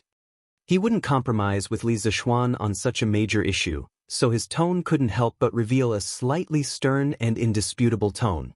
Li Jingma also advised at this time, Xian, your grandfather is right. The Yuanri court assembly is no small matter. You'd better go and rest early. Seeing that the two old men had said so, Li Zixuan could only say unhappily, All right then. Mother, grandmother, and wife, I'll go and rest first. In the Tang dynasty, although the court officials had a 7-day, New Year's Eve holiday, on the Yuanri day, they had to attend the morning court assembly. That was to enter the palace to pay a New Year's visit to the emperor. The court assembly that day was called the Yuanri Court Assembly. It was considered one of the grandest court assemblies of the year. It could be called the collective New Year's greeting ceremony of the Tang dynasty's ruling group. First of all the civil and military officials in the capital had to clock in on time. They were not allowed to be late. Local officials from all over the country had to come from afar. The surrounding countries had to send people collectively to support them. It was like an international gathering. In order not to be late, the officials had to wake up early in the morning and bring their servants with torches into the palace. The early morning Chang in city was like a fire dragon at dawn. It was a magnificent scene. Li Zixuan was woken up by his wife and helped to put on his official uniform. After eating some porridge, he rode into Chang and city and saw such a magnificent scene. Damn, so many people? I don't usually see so many people attending the morning court assembly. Seeing the fire dragon everywhere on the street, Li Zixuan was a little dumbfounded. Seeing that his marquis was like a country bumpkin, Pang Feiji was a little embarrassed. He quickly explained in a low voice, Marquis, there aren't usually so many officials attending the morning court assembly, But today is the Yuanri Court Assembly. All the officials in the capital, including those below the 5th rank and the officials of other states and counties outside Chang and city, and even the envoys of the surrounding small countries will attend this court assembly. Of course, there will be more people than before. Li Zixuan sucked in a breath of cold air and thought to himself, "Grandfather really didn't lie to me. This Yuanri court assembly is really awesome. But with so many people, wouldn't it be easier for me to fish in troubled waters? By then, wouldn't I be able to sleep whenever I want? Let's go quickly. Don't be late." Thinking of this, Li Zixuan chuckled, then spurred his horse and rushed out. Chapter 1154. After entering the imperial palace and arriving at the plaza in front of the Taiji Palace, Li Zixuan was greeted by a sea of people. With a cursory glance, he estimated that there were at least 1,000 people. Li Zixuan was elated at the sight of this. This was because the Taiji Palace would definitely not be able to accommodate so many people. When the time came, there would be a group of officials standing outside. He could also take advantage of the chaos and fall asleep behind them. Logically speaking, he was not at all interested in this nuisance of a court assembly. Although he had never experienced it before, he knew that it would be nothing more than Li Er leading the officials to recall how awesome their achievements were last year, reflect on their shortcomings, look forward to what breakthroughs they should make in the new year, and so on. In any case, Li Zixuan did not like to listen to such superficial things. What a coincidence! Just as Li Zixuan's eyes were darting around, a familiar voice came from behind him. He turned around and saw an old acquaintance. Provincial Governor Wang. You've also come to Chang? Who else could this person be but Wang Yu? Back then, Wang Rinbiao's half-brother, Wang Rini, had urged the bandits to kidnap Han Yushi and failed. Wang Yu had personally come to Chang and to apologize to Li Zixuan. Now, more than half a year had passed, and Wang Yu's appearance seemed to have aged a little, with white hair at his temples. This old man has already arrived in Chang, and a few days ago. And I hope you've been well. Wang Yu narrowed his eyes, his face amiable. However, his heart was not calm at all at this moment.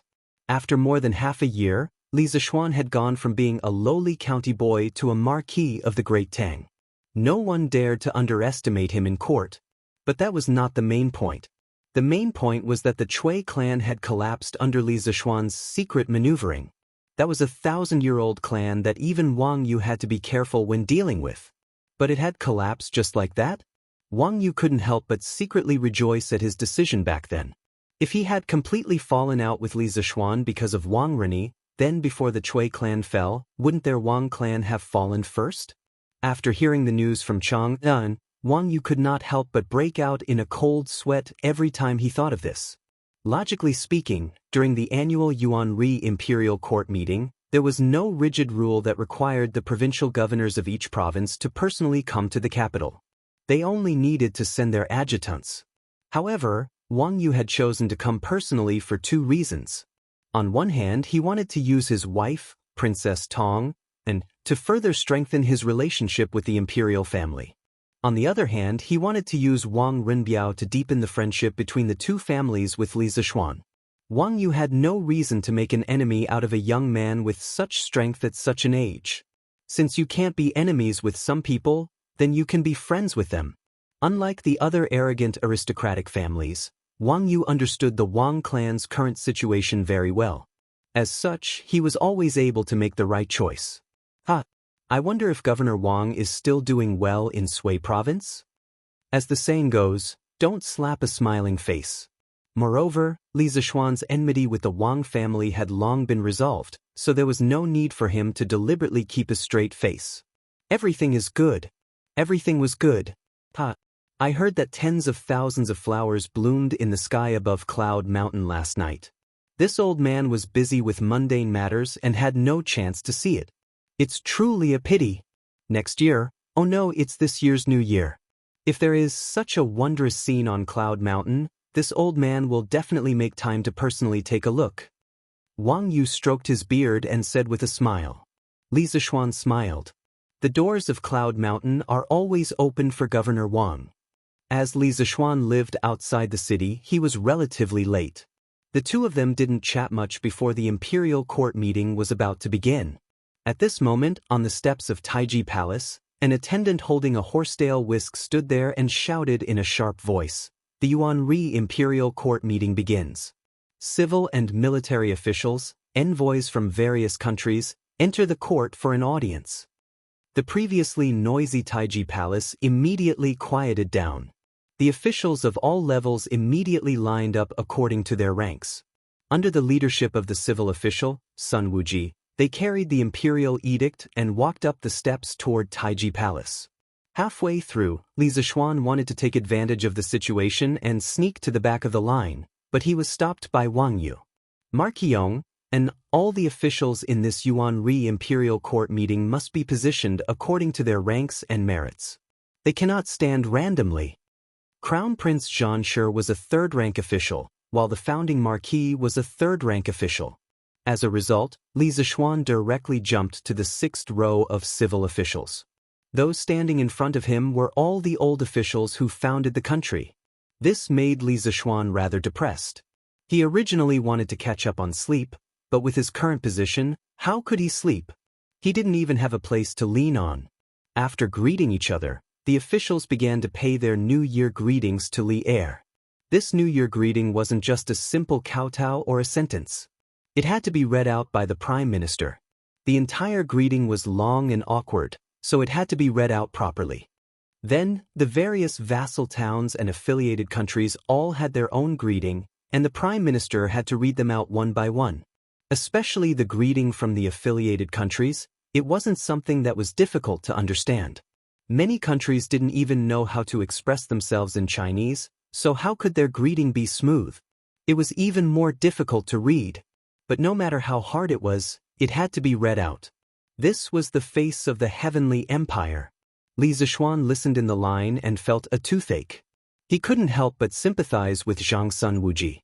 He didn't know how many times this old man had to read the greeting to be able to smoothly read out these awkward greeting. Actually, in the later dynasties, it wasn't as troublesome for the officials to pay their New Year greetings to the emperor. In the Song dynasty, after New Year's Eve, they only needed to write a greeting card and hand it to the emperor. They didn't even need to enter the palace to attend any court meetings. After reciting for close to an hour, Li Zixuan, who was listening at the back, was about to fall asleep. Sun Wuji finally finished reciting all the greetings. This old fellow's face and neck were still red in the middle of winter, as though he had just finished running 10 kilometers, panting heavily. Next, Fang Xianling stepped forward to give a report on the work of the government. He first praised the enormous achievements the Great Tang had made in the past year, such as how many rebellions had been quelled and how many bandits had been wiped out. He also mentioned how in the spring and summer of last year, there had been a small drought in the Guangzhou region, which had caused the food supply of the people to decrease. Fortunately, the wise Emperor Li Er had promptly issued a decree to reduce taxes, allowing the people to continue living. Finally, Fang Xianling praised the Warm Tang Foundation led by Empress Xianxia. Due to the warm winter operation initiated by the foundation, there wasn't a single person who starved or froze to death in Chang and the nearby counties. Such a situation had never happened even during the era of Qin Huang and Hanwu. In short, the first year of Zhengguan was a successful year, and also a year where the Tang Empire worked hard. This year, the treasury of the Tang Empire was filled, the people were rich, and there were more people who could read and write in the world. Chapter 1155. Old Fang's government work report made Li Er quite satisfied. This could be seen from the obvious smile at the corner of his mouth. Behind them, Du Ruhui stepped forward and continued to flatter Fang Xianling. He said that the saint cared about the people and should be worshipped by the people. Beautiful and dignified words came out of his mouth, which made people feel nauseous. However, no one said anything to accuse Du Ruhui of flattering the emperor. This was because it was the new year. Who wouldn't choose to say something nice when speaking to each other? Unless these two had a grudge.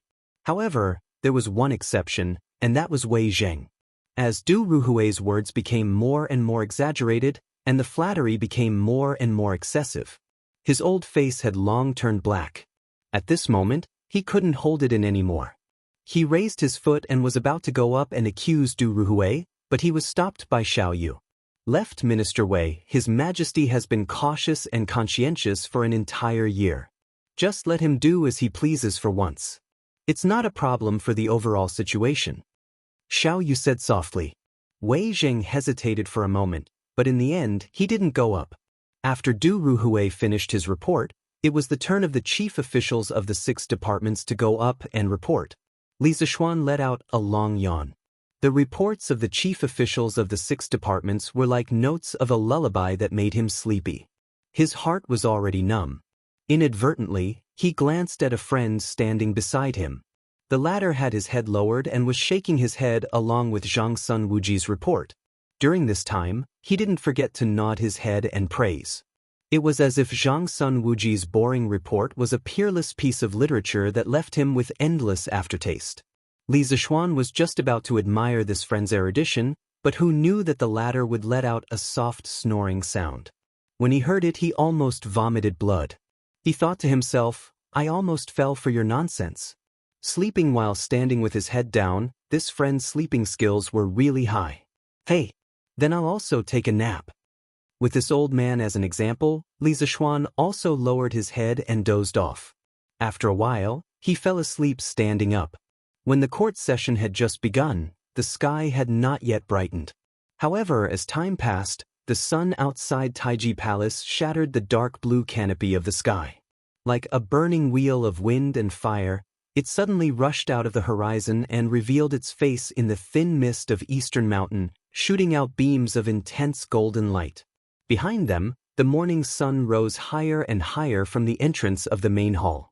The light passed through the thin mist and gradually covered the entire Taiji Palace. The warm sunlight made the already warm Taiji Palace even warmer, causing some people to sleep even more soundly. Li Zishuan didn't know if the martial arts strength of the Grandmaster realm would allow him to stand and not fall down. In any case, Li Zishuan had slept for nearly an hour and was still standing firmly in the same place, not moving at all. Even if he knew of this magnificent feat, he would probably be amazed by himself. All the envoys of the vassal states and affiliated countries come in one by one. At this moment, Zhao Song, who was standing at the head of the table, spoke in a loud voice, waking Li Zishuan up from his sleep. Oh, it's not over yet? Li Zishuan opened his eyes and saw that the friend next to him was still sleeping while the court session was still going on. He couldn't help but grumble under his breath. At the same time, he was deeply impressed by the sleeping skills of the friend next to him. On behalf of my father and the 800,000 people of Lingnan, Feng Jidai wishes your majesty a new day of prosperity and longevity. Lingnan's chief, Feng Ong, had also sent an envoy to Chang, and to participate in the court session. Perhaps out of fear of death, Feng Ong did not come to Chang and personally. Naturally, the leader of the envoy was Feng Jidai, who was still in Chang and as a hostage. Good. Minister Feng has governed Lingnan and made the people live and work in peace and contentment. It can be said that you have worked hard and made great contributions. I am very pleased. Li Erda laughed. It was unknown whether he was really pleased or not. The envoy of Zhenla pays his respects to your majesty, the Emperor of Tang. Our monarch wishes your majesty good health and the prosperity of the Tang Empire. The next envoy was quite interesting. He was also an old acquaintance of Li Zishuan, the envoy of Zhenla. The reason why he was interesting was that he had spoken completely in Chinese. Although there were some mistakes in his pronunciation, he spoke very fluently. This surprised Li Zishuan, who had just woken up from his dream. One must know that a few months ago, although this Puya too could speak a little Chinese, he spoke with difficulty. In just a few short months, this guy had actually practiced Chinese to such an extent? How could those foreigners in the future who couldn't learn Chinese endure this? Good. Thank your monarch on behalf of me. Tell him that I welcome him to Chang and as a guest. Li Erda had obviously noticed Puyada's huge improvement in Chinese, and he smiled happily. When Li Zishuan heard Li Erda's words, he could not help but roll his eyes. He thought to himself that although Puyada was familiar with Chinese, He was not familiar enough to truly understand the profoundness of Chinese. Otherwise, he would definitely misunderstand that Li Erda wanted to capture their monarch and bring him to Chang, and as a guest. "Thank you, Your Majesty." Puya too said a word of thanks and retreated. In fact, he had not only come to give his New Year's greetings, but also to send gifts. This time, his monarch had asked him to bring a lot of local specialties. There was no need to mention the ivory and tiger skin. The rest were mostly things like jade. These gifts had already been handed over to the eunuchs of the imperial palace before the court, so he naturally could not move them to Taiji Palace. There were still many officials who could not squeeze in and could only stand outside to enjoy the cold wind while listening to the conversation between the monarch and his subjects. Next, the envoys from the small Nanyang countries who had come to the Tang Empire earlier were all here. They all came forward to pay their New Year's greetings to Li Erda. Other than that, there were also envoys from Tubo, Gaochang, and other neighboring countries of the Tang Empire. Finally, another envoy came forward. Li Zishuan could not help but narrow his eyes. Because the other party's attire was that of a Japanese. The eldest brother of the Japanese nation, Yamabai, pays his respects to His Majesty the Emperor of the Celestial Empire. He also pays his respects to His Majesty the Emperor of the Tang Empire on behalf of our monarch. Japan. All the officials in the court looked at the person who spoke. A few months ago, the Tang Empire's official fleet had been ambushed in Japan's waters. More than a dozen crew members and dozens of soldiers had died because of it. Later, Li Shaogong personally led the army to land on the Japanese island and went straight to the Japanese capital to avenge those dead soldiers. Later, in order to bring supplies back to the Tang Empire as soon as possible, Li Shaogong ordered the Japanese to capture Nakamurakawa Yu, the leader of the ambush on the Tang Empire's fleet. Otherwise, he would ask the imperial court to send troops to Japan again. Now, at the critical juncture of the Lantern Festival, the Japanese had sent the mountain-back Big Brother King to the Tang Empire. What was the meaning of this? Chapter 1156. That is the Emperor of Wa well? Inside the Taiji Palace, as soon as the Wa envoy came out, the previous festive atmosphere in the palace suddenly disappeared without a trace and was replaced by a kind of somber atmosphere. From the king to the ministers, they all looked at the Big Brother King with a faint, unfriendly gaze. Li Er smiled faintly. His words could be said to have hidden a knife in his words. The Big Brother King's expression changed. He knew that if he didn't answer the next sentence well, it was likely that blood would be spilled on the spot. The term emperor was first proposed by his father, Crown Prince Shengde. Back then, Crown Prince Shengde sent sister Xiaoye to the Sui dynasty and wrote in the letter to Emperor Yang of Sui, "The East Emperor respects the West Emperor." At that time, it was because of this sentence that completely angered Emperor Yang of Sui, causing the relationship between the two countries to break. The Big Brother King understood the pride in the hearts of the people of the Celestial Empire. Now that the Sui dynasty had destroyed the Tang dynasty, the Tangs would only be more arrogant and would even more scoff at the so-called emperor title.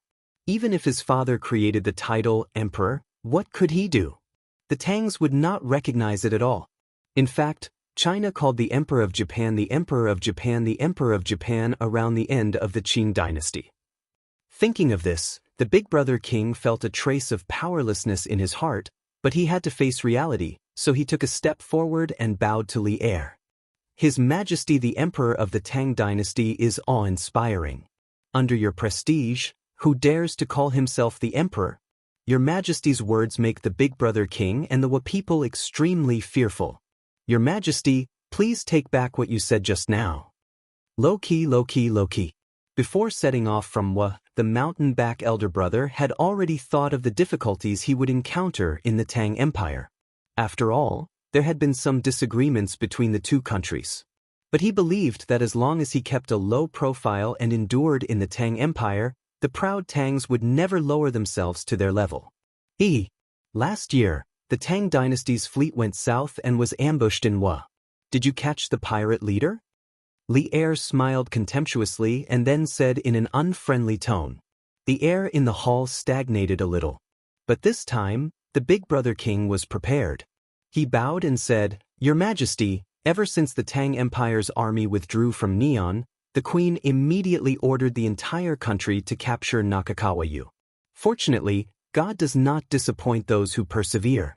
More than a month ago, the Neon army caught the bandit leader on an island in the south. In order to prevent any accidents on the way, Her Majesty the Empress specially ordered Big Brother Shanbei to personally escort him to His Majesty the Emperor. Right now, Nakamura Kawayuto is outside the palace. Your Majesty can decide whether you want to kill him or not. As soon as he finished speaking, the crowd in the imperial court was immediately enraged. Your Majesty, I implore you to dismember this hut with 5 horses to comfort the souls of the soldiers and people who died at sea. Li Xiaogong stepped forward and cupped his fists. As the left commissioner of the Department of Shipping, he should have been in Lingnan, but Li Er empathized with him and issued an imperial edict before the new year, allowing him to come back for the new year. However, on the 5th day of the new year, he would have to go south again. Of all the civil and military officials, he hated Nakamura Kawayuto the most. This old subject agrees. I beseech your Majesty to kill this house. Qin Qiong was the second to step out. Following which, many other officials also stepped out to support Li Xiaogong. It was not about their stance, but because the sovereignty of Great Tang was not to be violated. Anyone who offended Great Tang would be killed no matter how far away they were. Li Er was silent for a moment before saying, Men, take Nakamura Kawayuto the Supreme Court's prison. 3 days later, he will be paraded through the streets and executed by 1,000 cuts at the entrance of the West Market. When watching ancient dramas, one would often hear that so and so committed a heinous crime, so they will be beheaded at the Meridian Gate. Actually, this was just a joke in operas, novels, or folk tales, and it did not exist in real history. If one were to carefully examine the names of the various dynasties, one would realize that before the Yuan dynasty, there was no such thing as the Meridian Gate. In the Tang dynasty, there were clear rules as to where the death row criminals were to be beheaded. In the law of the Tang dynasty, it was written that all crimes are to be executed in the city. Thus, Li Er chose the place of execution at the entrance of the West Market. Your Majesty is wise. As soon as Li Er finished speaking, all the civil and military officials began to flatter him. The eyes of the mountain-back's elder brother were like water. It was impossible to tell whether he was happy or angry. In fact, he was feeling very complicated at the moment. Nakamura Kawayuto had committed a heinous crime and even implicated Wanation and was blamed by Great Tang. But no matter what, Nakamura Kawayuto was still a citizen of Wanation. Today, he had personally sent the citizens of Wanation to Great Tang to be slaughtered by the Great Tang's emperor. To him, this was not something to be proud of. Li Zishuan, on the other hand, felt great watching from the side. He thought to himself, it's so awesome when a country is strong. They can punish any country they want and that country will send their people over. This is the treatment of a big country. Your Majesty, the mountain-back's elder brother has not only come to deliver the prisoners, but also brought a letter of friendship from the Wanation's king, 200,000 jin of brass and 1 million taels of silver. Ever since the 2nd year of Emperor Guangwu's reign, Wanation has been in contact with the Central Plains. Everyone in Wanation admires the culture of the Central Plains, so I hope that Wanation will be willing to maintain a good relationship with Great Tang. Furthermore, Wanation is willing to be a vassal state of Great Tang and pay tribute to Great Tang every year. This is Wanation's letter of credence. Your Majesty, please take a look. The mountain-back's elder brother was very fluent in Chinese, and he was also very familiar with the history of the Central Plains. He quoted from the classics as if he had lived in the Central Plains for decades. But no one paid attention to this. 200,000 jin of brass and 1 million taels of silver. They were even willing to be a vassal state of Great Tang. Everyone in the imperial court was stunned by Wanation's generosity. Especially that 1 million taels of silver. Based on the Great Tang's current annual silver production, it would take 100 years to accumulate so much silver. Good. Come, bring me the letter of credence. In this day and age, there was actually someone who took the initiative to waive their money and ask to be a vassal. How could Li Er refuse? Moreover, It was in front of the envoys of so many countries. This undoubtedly made him even more proud. After receiving the letter of credence, Li Er looked through it carefully. Seeing that the words were very polite, he nodded with satisfaction and then said loudly, "Queen Tuigu is very sincere. I accept Wen Nation's goodwill to Great Tang. From today onwards, Wen Nation is officially a vassal state of Great Tang and will accept Great Tang's protection. Your subjects congratulate your majesty." This was a matter that was both practical and beneficial to Great Tang. Who in the imperial court would object to it? As soon as Li Er finished speaking, the civil and military officials congratulated him without hesitation. Li Zishuan secretly felt that it was a pity because if Wen Nation became a vassal state of Great Tang, it would be difficult to take over them in the future. Although he thought so, he could not think of a suitable reason to object to this matter at the moment. He could only watch as Li Er happily accepted vassals. Chapter 1157. Translator, Endless Fantasy Translation Editor, Endless Fantasy Translation. Inside the Taiji Palace, everyone was beaming with joy because the Tang Empire had gained another vassal state today. The Big Brother King was also smiling, but there was a hint of inexplicable meaning in the corner of his eyes. After the hall quieted down again, the Big Brother King continued to bow to Li Er. "Your Majesty, I have admired the culture of the Tang Empire since I was a child. Now that Wen Nation is a vassal state of the Tang Empire, I would like to stay in Chang, and for half a year to learn the classics, articles, systems, and laws of the Tang Empire so that I can use them to govern the people of Wen Nation in the future. I hope your Majesty will allow it." This change of address was really fast. A moment ago, he called himself by his name. Now that Wen Nation had become a vassal state of the Tang Empire, the Big Brother King immediately called himself a subject. It was said that when Li Shaogong led the army into the capital of Fanio and wiped out the Su family, there was no longer any dispute over the successor to the throne of Wen Nation. Therefore, the Big Brother King's words were not overstepping his authority. Li Zishuan narrowed his eyes and thought that the fox's tail had finally been revealed. It turned out that the Big Brother King had spent so much effort to learn the advanced culture and systems of the Tang Empire. Li Zishuan did not care about the classics and articles at all, but he was afraid that the Big Brother King would secretly learn the advanced production technology of the Tang Empire. Li Zishuan was about to object, but Li Er was faster than him. "Ha! I allow it. I will also give you a house on Chongren Lane." How could Li Er, who was in the midst of joy, think of so many twists and turns? Moreover, the Big Brother King was willing to stay in Chang, and for half a year. This was undoubtedly expressing his loyalty to the Tang Empire. How could Li Er disagree? Li Zishuan sighed helplessly. It was too late to say anything now. The Big Brother King happily stepped forward and thanked him. "Thank you, Your Majesty." Accepting Wen Nation as a vassal state was a pleasant surprise. The court meeting continued in an orderly manner until it was close to noon. Many people were so hungry that their stomachs were growling. It was not a good sign to go hungry on the first day of the new year. Thus, as soon as Li Er announced the end of the morning assembly, the civil and military officials immediately went back to their respective homes. "I've been grounded at home recently, so I can't visit my uncles one by one. I'll just stay here and wish you a happy New Year's. I wish you all good health and good luck." After leaving the palace, Li Zishuan cupped his fists and smiled at Qin Qiong, Qing Yaojin, Yu Qijingda, Niu Jinda, Li Jing, Li Shaogong, and the others. It wasn't that he didn't want to go door to door to pay his New Year's greetings, but he had to stay at home. "Ha! Little Xian, we all understand your situation. You don't have to be so courteous," Qin Qiong said with a gentle smile. "Ha! You're slacking off, using the imperial edict as an excuse to not pay us a New Year's greeting. Then we'll have to go to your house for a big meal later. When the time comes, if you have any good dishes, don't hide them." "Oh, I don't want anything else, just hot pot." "I understand now. Of all the hot pot in Tang Dynasty, your hot pot is the most delicious."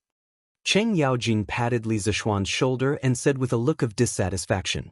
Li Zishuan said straightforwardly, "Uncles, if you're willing to be my guests, I'll welcome you with open arms.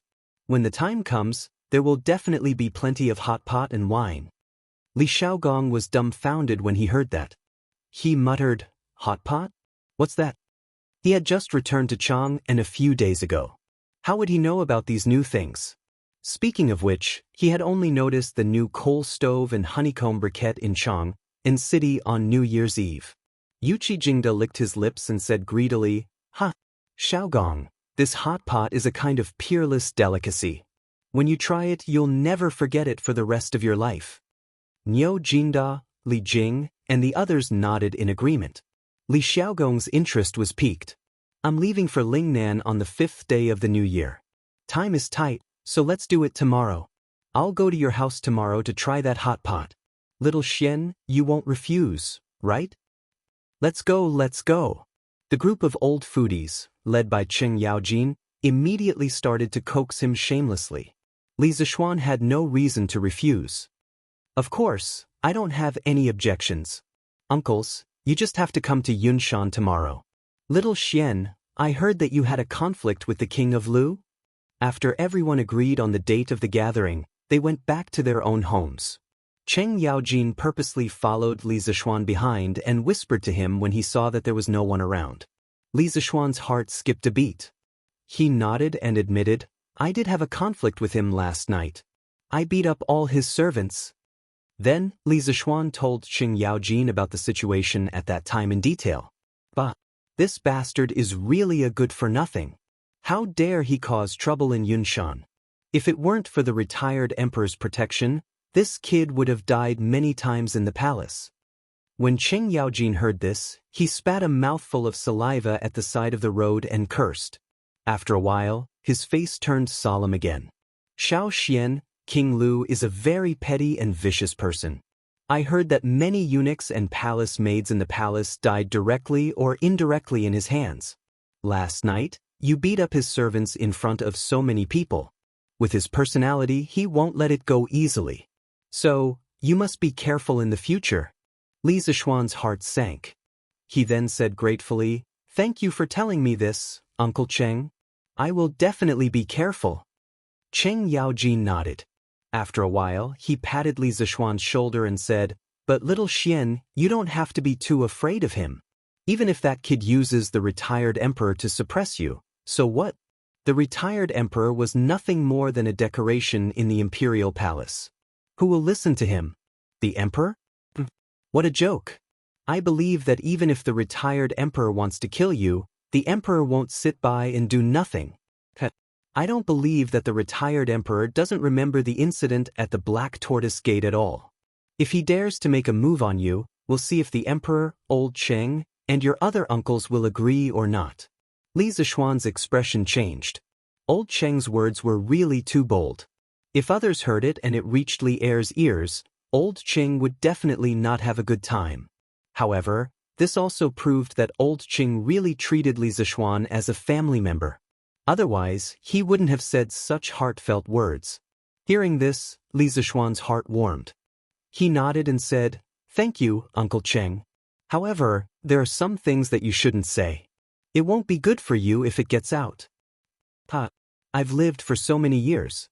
What's there to be afraid of? Besides, little Xian, you're not an outsider. Later, send some fireworks over. I plan to set off too for the Lantern Festival to celebrate." Cheng Yaojin never treated Li Zishuan as an outsider. He also never treated himself as an outsider. Therefore, he straightforwardly asked Li Zishuan for fireworks. Chapter 1158.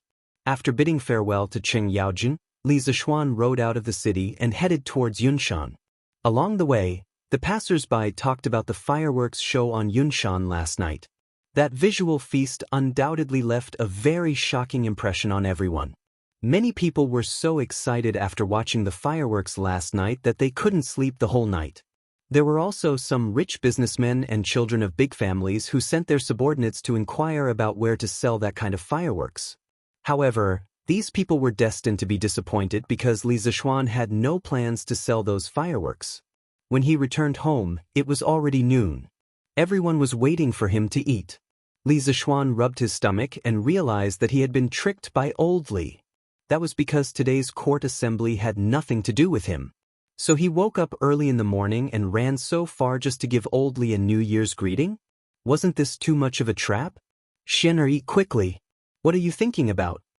Mrs. Li saw her son holding chopsticks but standing there in a daze. She couldn't help but ask. Oh, nothing. Nothing. Li Zishuan snapped out of his daze and quickly started eating. As he ate he said, "Oh right. Father, Mother. Tomorrow afternoon, Uncle Qin and Prince Hejian will come to our house to eat hot pot. Let the servants prepare the ingredients in advance." Mrs. Li nodded. Mother will arrange it. But Xian, you are now grounded at home. Those generals close to our family, especially Yushi's adoptive father and granduncle, you can't even visit them. It's really rude. Li Zishuan smiled. His mother was talking about Qin Qiong and Li Jing's family. Mother, don't worry about that. After the morning court session, I've already paid New Year's greetings to the dukes and dukes. Besides, Uncle Qin and Uncle Li aren't narrow-minded people. They're well aware of my current situation. Husband, why don't I go to Chang'an tomorrow? It would be rude if I don't go. Han Yushi couldn't help but ask. Li Zishuan waved his hand and quickly said, No need, no need. When I, your husband, am released from confinement, I'll bring you to pay them a visit. At this time he could not go out. Pang Feiji and the others' martial arts were too low. If Han Yushi met some robbers on the way, wouldn't she be blind? Speaking of which, he had offended so many people, this kind of thing was very likely to happen. Little Xian, did anything happen in today's court assembly? Yi Guizhong asked. Li Zishuan put down his chopsticks and said gloomily, What accident can there be? From the beginning to the end, I had nothing to do with it. I don't know why His Majesty insisted that I attend this court meeting. Yi Guizhong glared at him and said, Shut up, you brat. You don't know that having nothing to do with you is the best thing. You have committed such a grave crime, yet His Majesty still allowed you to participate in this court assembly. He is already very kind to you. Little Xian, you have to understand His Majesty's painstaking efforts. Not having anything to do with you is the best thing. Yi Guizhong's words were quite reasonable. Previously, Li Zishuan was confined by Li Er for inciting public opinion. After such a long time, many people in the court knew about this matter. If Li Zishuan was not present at such an important occasion like the Yuanri Court Assembly, it could only mean that Li Zishuan had completely lost the emperor's favor. Li Er had lifted Li Zishuan up at this time, which could be said to be very crucial. Li Zishuan thought about it and realized that it was indeed so. He couldn't help but nod and say, Thank you for your teachings, grandfather. Yamacho, we are here to give you a New Year's greeting. In the afternoon, all the students of Yanhuang College in Yunshan came to Li Zishuan's Yunshan residence to give Li Zishuan a New Year's greeting. When Old Man Li and Mrs. Li saw that their son was so respected by the students, the two elders were naturally gratified. They quickly ordered the servants to take out all the snacks prepared in the residence and distribute them to the students. Did all of you just wake up? Li Zishuan stood with his hands behind his back, looked at the group of teenagers, and said with a smile. At this time, he was actually quite happy. Only when he became a teacher could he experience the joy of being thanked by the students. Speaking of which, should he also promote a teacher's day in the future? Yamacho, we didn't just wake up, we woke up before noon. Ku Shiqing replied embarrassedly. For most of them, this was the first time they were out of town, and with so many friends to celebrate the new year. When there were so many people together, of course, it was very lively. After the fireworks last night, they went crazy until 5 o'clock before going to bed, so naturally, they woke up later. For scholars, sleeping in was, of course, a shameful thing, so when they heard Li Zishuan say that, their faces were more or less unnatural. As for Li Tai, Cheng Chumo, and the others, after the fireworks last night, they had already returned to Chang'an, so now the only people left in the academy were the foreign students. It's the new year, sleep if you want. Before the new year, you all were busy running around for the Nuan Tang Foundation, so take this opportunity to rest more. Li Zishuan waved his hand, not minding it at all. After chatting with the students for a while, Li Zixuan looked in the direction of Li Gang's residence and said, "All right, I won't keep you anymore. Since it's still early, you all should go and give Mr. Li Gang and Mr. Mo a New Year's greeting." Sir. The students responded and left the Li family's front yard one after another. Then, they majestically headed towards Li Gang's side yard. "Hey, this bunch of brats, can't they come one by one if they want to give New Year's greetings? Why do they have to gather together? The courtyard is about to explode." Li Zixuan looked at the huge group of people and couldn't help but grumble softly. Han Yushi slapped Li Zixuan's arm and chuckled. "Hubby, you're obviously not saying what you mean. With so many students coming to see you, you must be happy inside." Li Zixuan didn't feel annoyed at all that she had seen through his thoughts. He said, "The one who knows me best is my wife." "Xiao Xian Yushi, you're all here." At this moment, Han Lijing's voice came from outside the front yard. "Father-in-law? Come in and have some tea." Li Zixuan turned around and saw that it was his father-in-law, so he quickly went forward to welcome him. Speaking of which, he was a little guilty. He hadn't even gone to his father-in-law's place to give New Year's greetings, but his father-in-law had already come to give him New Year's greetings. "Father, please come in and have a seat. I'll go and prepare some tea for you," Han Yushi said with a look of joy. Good. Let's talk inside, Xiao Xian." Chapter 1159. "Xiao Xian, I'm here today to discuss something with you." In the main hall, Li Zixuan, Li Jingma, and Han Tianhu were seated.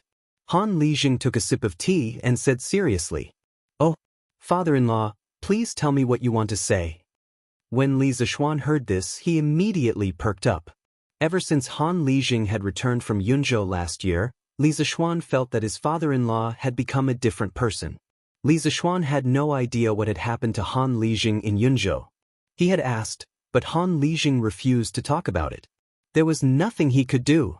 Now that Han Lijing had said that he had something to discuss with Li Zixuan's intuition told him that it might have something to do with Han Lijing's previous trip to Yunzhou.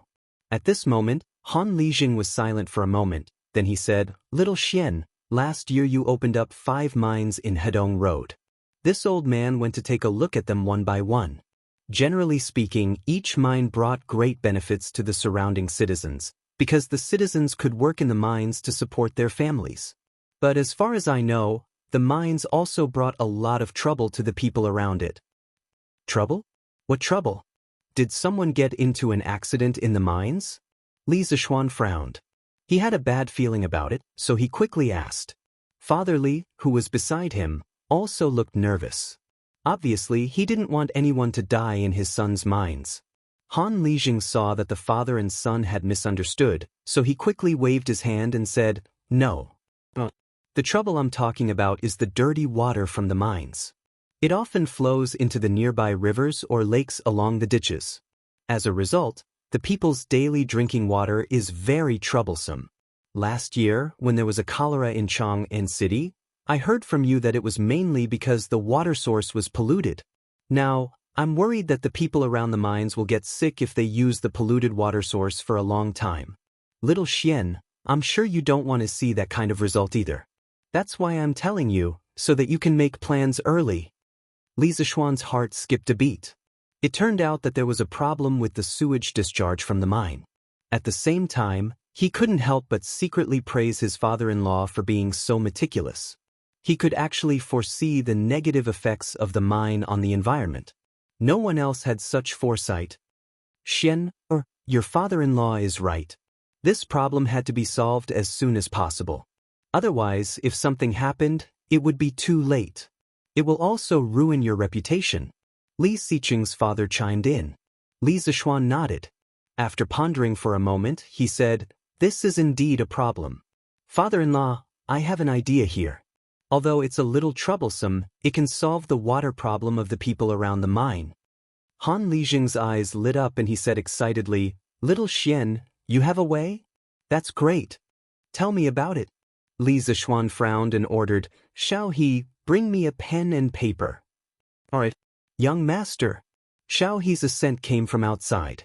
After a while, the young maidservant brought in a piece of white paper and a pencil. Li Zixuan took the paper and spread it on the table. As he drew, he said, first of all, we have to dig a sewage treatment pond between the mine and the river. The terrain of this sewage pond must be higher than the terrain of the river. At the outlet of the sewage pond, we have to set up special dams. These dams are filled with gravel and charcoal. After the sewage from the mine enters the sewage pond, it will pass through the gravel dams and finally be discharged into the river. In this way, it will not pollute the water source in the river. This method was actually called the biofilm treatment method in modern times. As the sewage continuously flowed through solid fillers, gravel, plastic fillers, etc., a mud-like biofilm would form on the fillers. A large number of microorganisms would grow in the biofilm.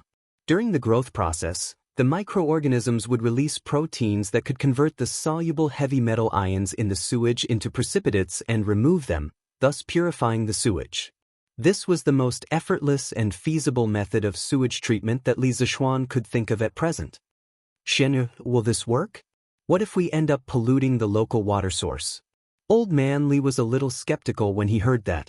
Li Zixuan waved his hand and said, "Father, don't worry. This method will definitely work." Han Lijing stared at the manuscript that Li Zixuan had drawn and frowned. He said, "Xiao Xian, if you want to build this sewage pond, I'm afraid it will take a lot of manpower and material resources, right? Not only that, but this sewage pond also takes up a lot of space. Is it worth it to make such a big fuss over it?" He was the one who proposed to treat the sewage, and he was also the one who felt that it was too costly. It was not that Han Lijing was pretentious, but he wanted to solve the sewage problem without adding too much cost to Li Zixuan.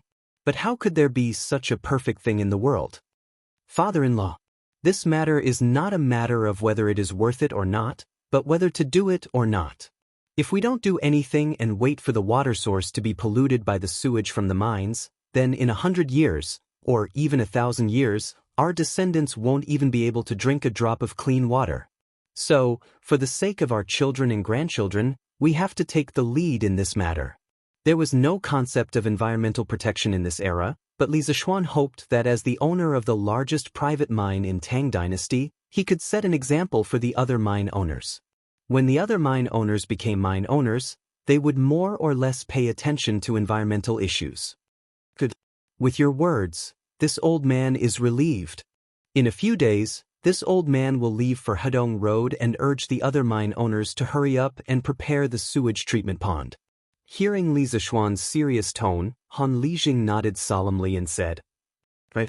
Father-in-law, how many villages are there closest to this son-in-law's 5 mines?" Li Zixuan suddenly asked. Han Lijing did not understand, but he still replied, "There are 3, why?" Li Zixuan chuckled, then said, 3 villages? That's good. This son-in-law intends to buy these 3 villages and give them to you. In the future, you can take care of the livelihood of these 3 villages, okay? Han Lijing was shocked and hurriedly waved his hands. "Oh no. Xiao Xian, why are you buying villages for no reason? Even if you really want to buy them, you should buy them for yourself. Why must you give them to this old man?" Li Zixuan explained, Father-in-law, listen to me slowly. These villages are very close to the mines. If there is any pollution in the mines, they will be the first to suffer. If we want to control the pollution in the future, we must carry out a large-scale transformation of these 3 villages. Under such circumstances, the best way is to buy all of these villages first. And this son-in-law already has 8 big villages under his name, so he can't expand anymore. So, I can only give these 3 villages to you, father-in-law. Chapter 1160. In the end, Han Lijing accepted the 3 farmsteads from Li Zixuan, mainly because he couldn't bear to see the people near the mine get sick because of pollution. Li Zixuan gave his father-in-law the farmsteads not only to make it easier to manage the environment around the mine, but also to find some work for his father-in-law. Now that Han Yushi was married and Iron Egg was in school, under normal circumstances, only his father-in-law was at home. After a long time, it was inevitable that he would feel lonely. Last year, it wasn't that Li Zixuan didn't think about arranging a marriage for his father-in-law. After all, Han Lijing was only in his early 40s. However, when Han Lijing heard his suggestion, he almost turned hostile with Li Zixuan and became his enemy. After that, Li Zixuan didn't dare to mention this matter again, because he knew that his father-in-law still missed his deceased mother-in-law. There was a kind of love in the world, called to grow old together. There was also a kind of sorrow, called to be separated by yin and yang. Han Lijing's pursuit of love might have completely died with the tombstone. Li Zixuan suddenly gave the 3 farmsteads to Han Lijing because he wanted to make Han Lijing busy. When his life was full, he would feel less lonely. Naturally, he wouldn't be alone. However, he didn't expect that this unintentional action would benefit the people. In the future, the number 1 farmstead in Hedong would come from Han Lijing's farmsteads. The next day, around 9 in the morning, Li Xiaogong, Qing Yaojin, Qin Qiong and a group of people came. Not only did they come, Li Xiaogong's younger brother Li Daozong and Li Daozong's daughter Li Shuyan also came along. Li Shuyan was less than 6 years old this year. When the fleet went out to sea last year, Li Zixuan saw her along the Ba River when he saw Li Xiaogong off. At that time, the little girl was a little shy and didn't dare to talk to him. Now that she was a year older, the little girl took the initiative to call him Brother Xiaoxian. Li Zixuan laughed and quickly asked Xiao He to take out a big red packet and put it in Li Shuyan's hand. Here, Shuyan, Big Brother wishes you a happy new year and hopes that you'll grow prettier and prettier. Thank you, Brother Xiaoxian. The little girl was so happy that she revealed 2 cute rabbit teeth. Coupled with her snow-white fluffy jacket, she looked like a little angel. This was the future Princess Wenqing. What a cute little girl. Now that I'm here, I'm determined not to let those Tubo barbarians snatch her away. Li Zixuan thought with mixed feelings. At this moment, Lun realized that a young lady younger than her had come to the house. She was instantly excited and began to act like an elder sister. She brought Li Shuyan, who was visiting Cloud Mountain for the first time, out for a walk. Li Zixuan smiled. He was not worried about the safety of the 2 little girls. The entire Cloud Mountain was his territory. No one could hurt his family. Maryong, then, this prince heard that there are delicacies here and came uninvited. Please don't blame me. Li Daozong watched as Li Shuyan was taken away by Lan. Then he looked at Li Zixuan and joked with him. Actually, he was not willing to come this time. After all, Li Zixuan did not invite him. However, he could not take advantage of little Shuyan's pleading and acting cute, and had no choice but to come. This was because he was very close to Li Xiaogong's residence. Moreover, Li Shuyan liked to visit Li Xiaogong's house since she was young. Of course, she knew that Li Xiaogong was coming to Cloud Mountain for a banquet today. Therefore, for the sake of his daughter, Li Daozong had no choice but to be thick-skinned and come for a free meal. What are you saying, Prince of Xianxia? It's rare for you to come to Cloud Mountain. I can't wait to welcome you. How can you blame me?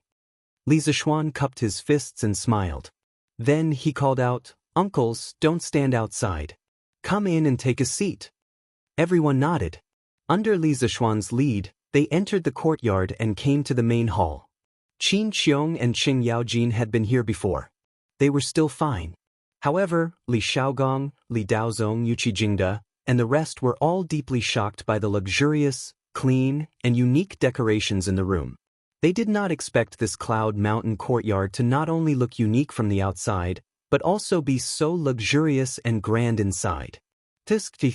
Looking at this house, I want to exchange my residence with Markyong Ying. Li Daozong looked around, rubbed his chin and sighed. Li Xiaogong agreed.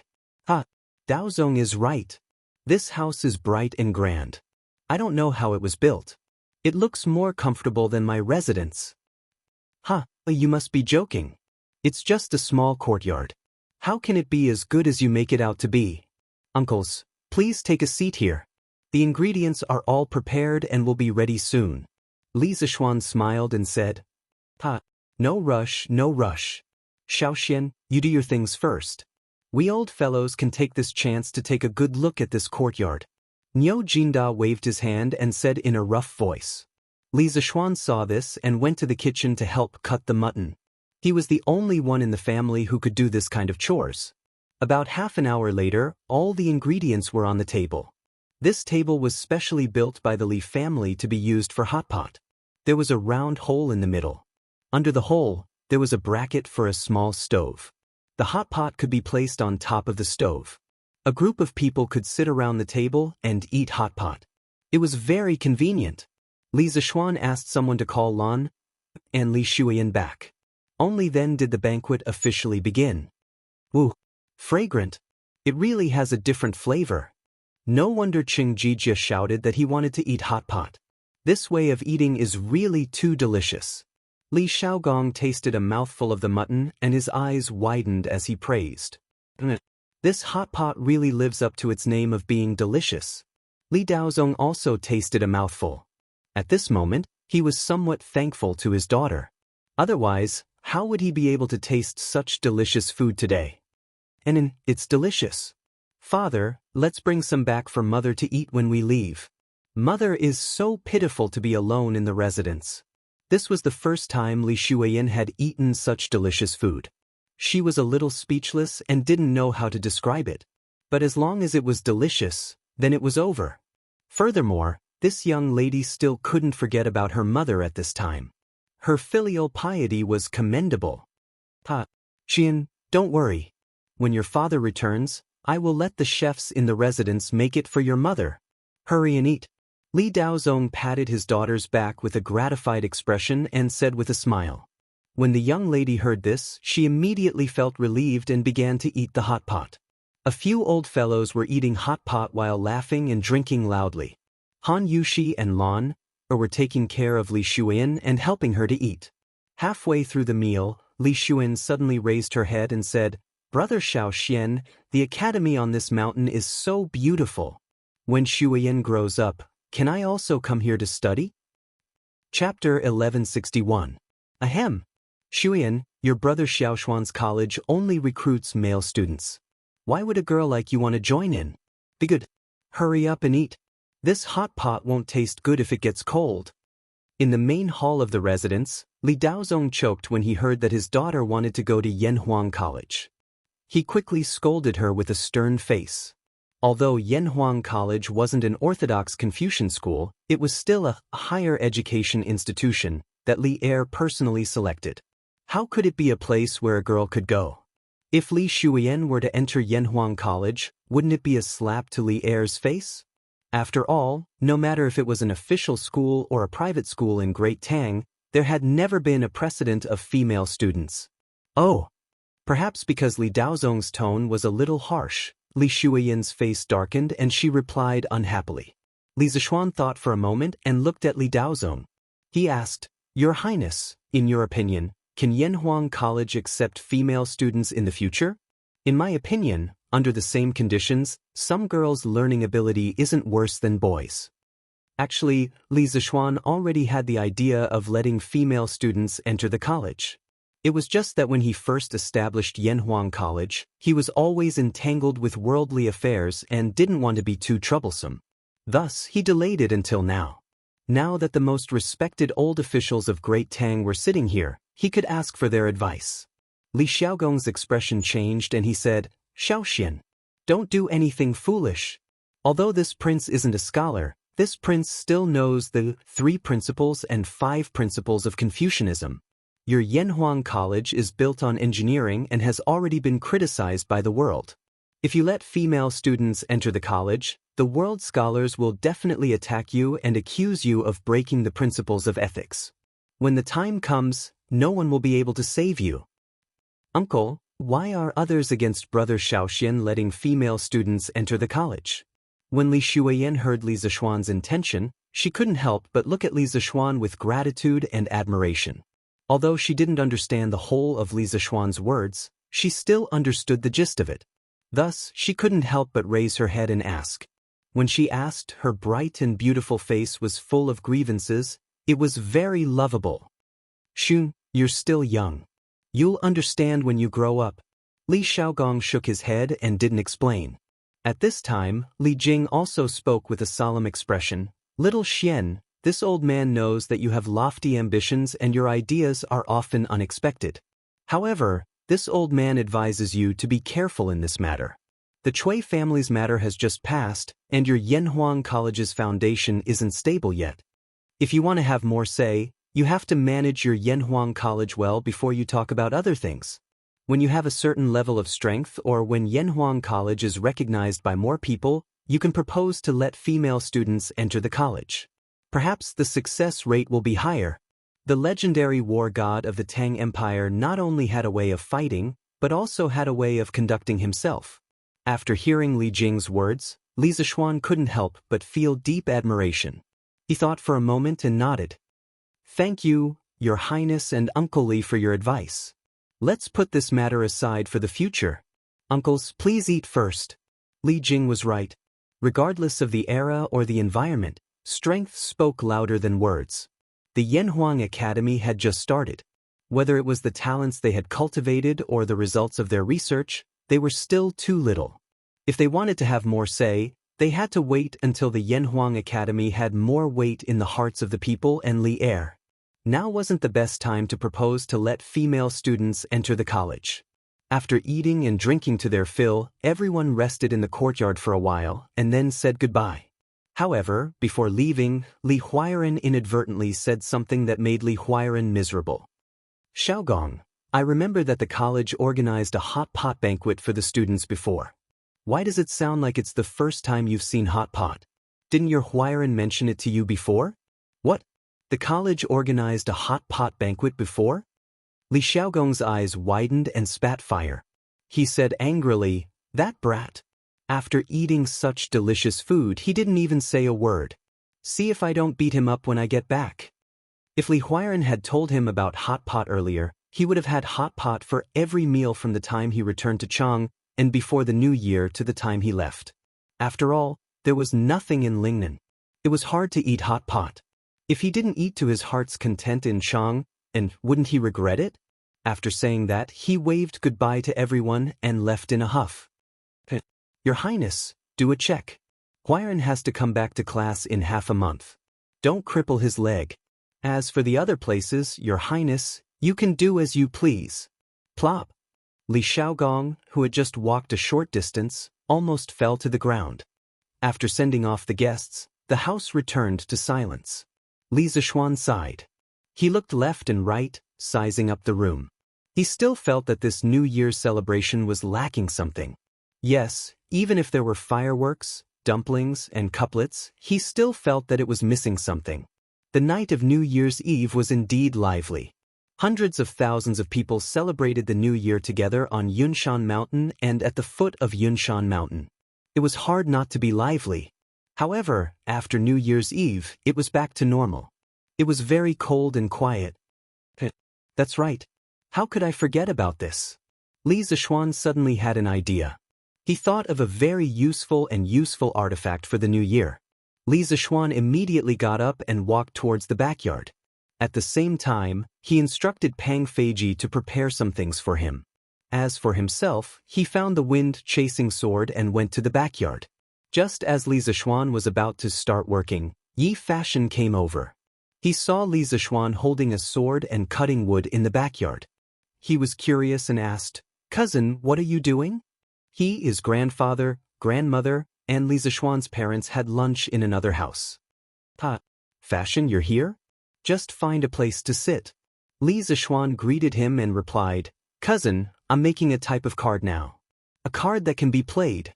Later, our family can gather a few tables of Fight the Landlord." No, Fight the Bandit. That's right, what Li Zishuan wanted to do was make poker cards.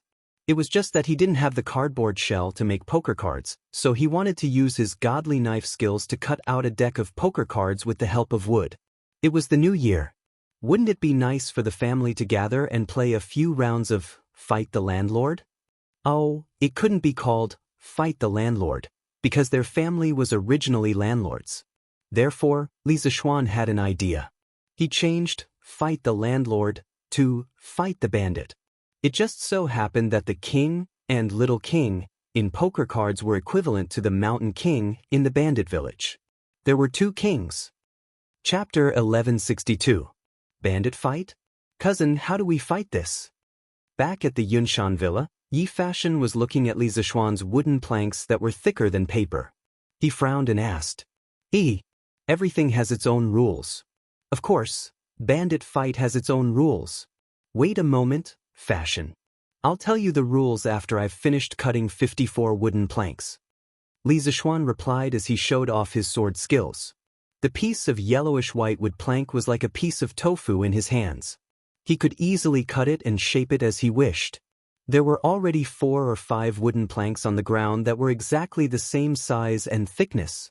Seeing that Li Zishuan was keeping him in suspense, Yi Fashion pursed his lips speechlessly.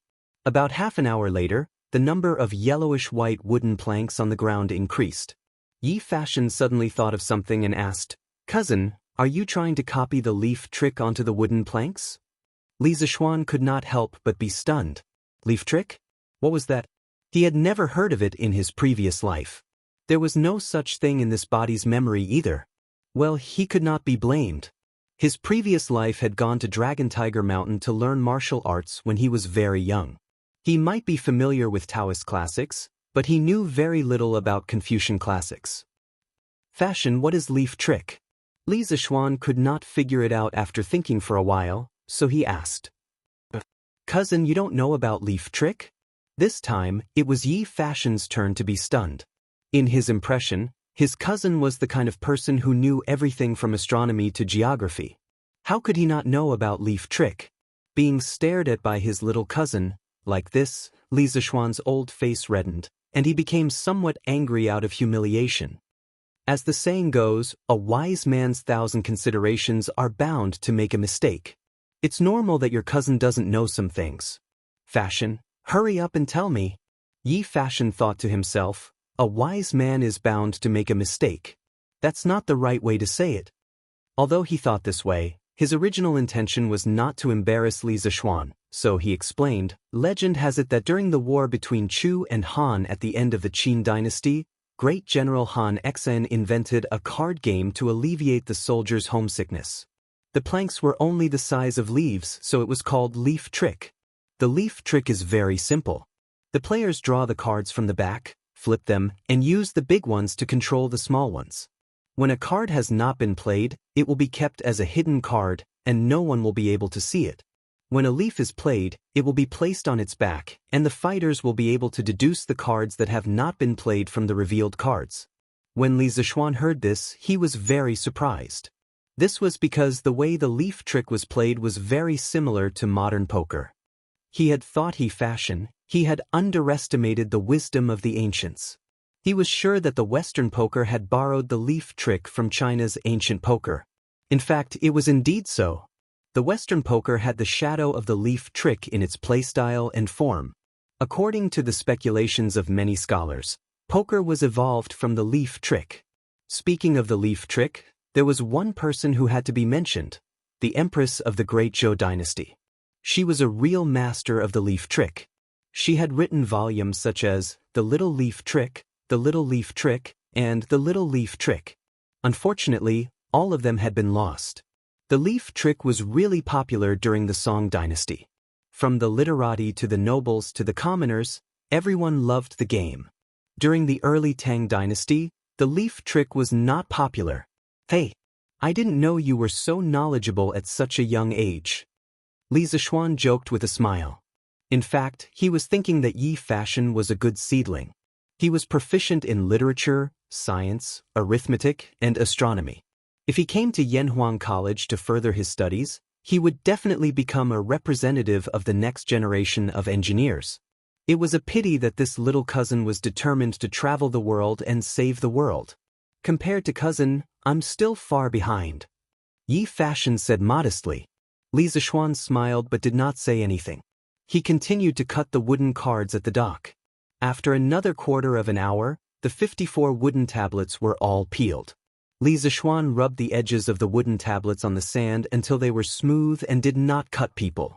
He then asked Xiao He and Xiao Shi to bring over a brush, ink, and cinnabar. He then wrote patterns and numbers on each tablet.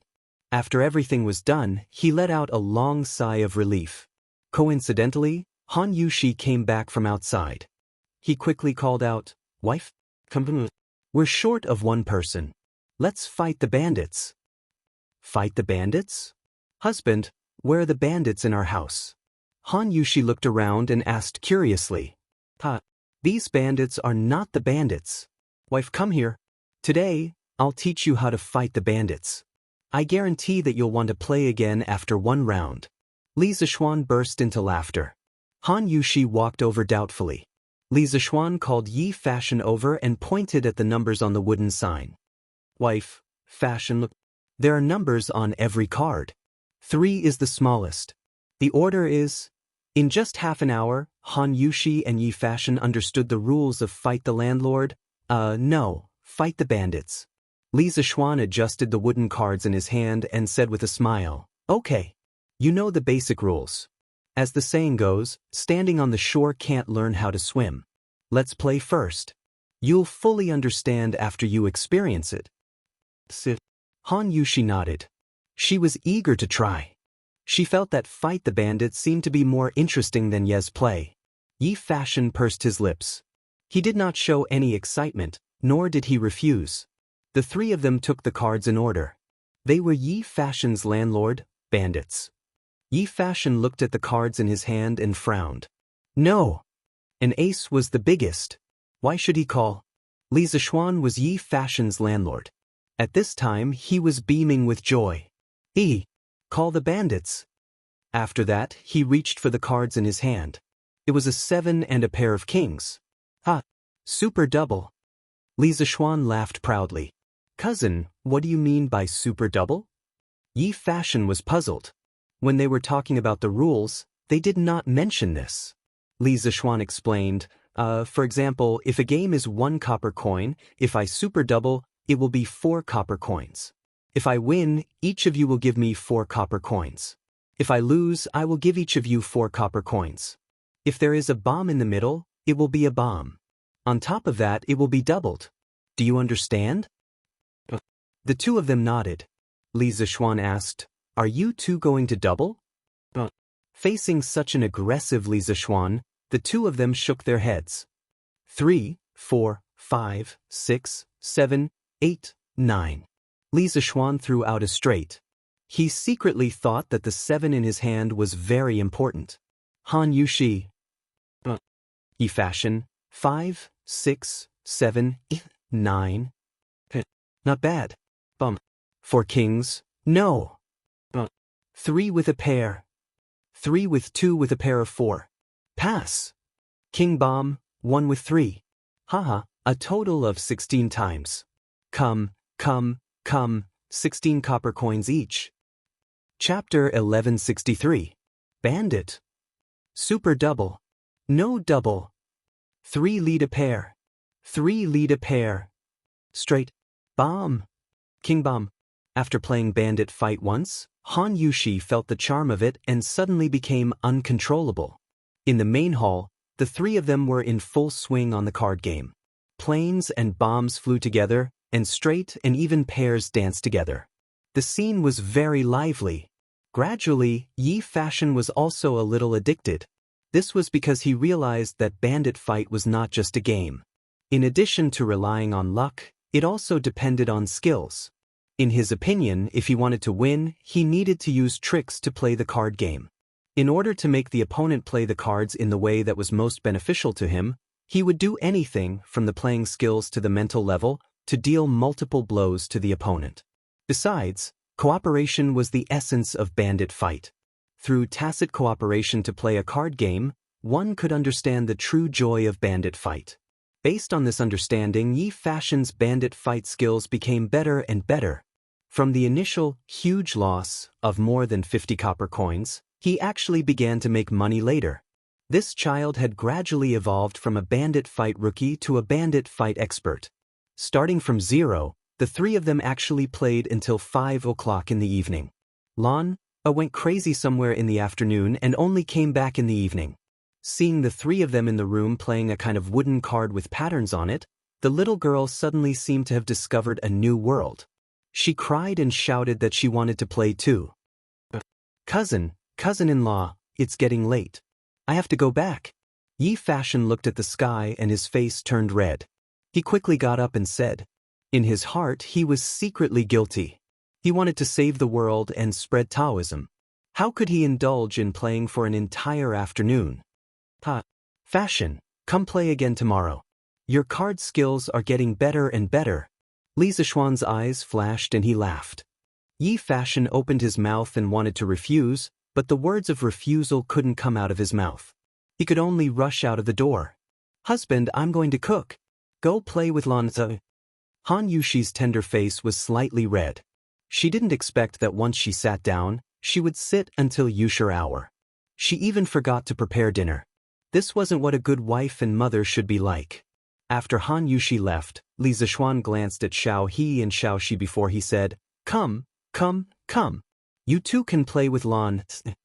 Needless to say, Li Zishuan did not want to play with her, so he pulled Xiao He and Xiao Shi over to be the scapegoat.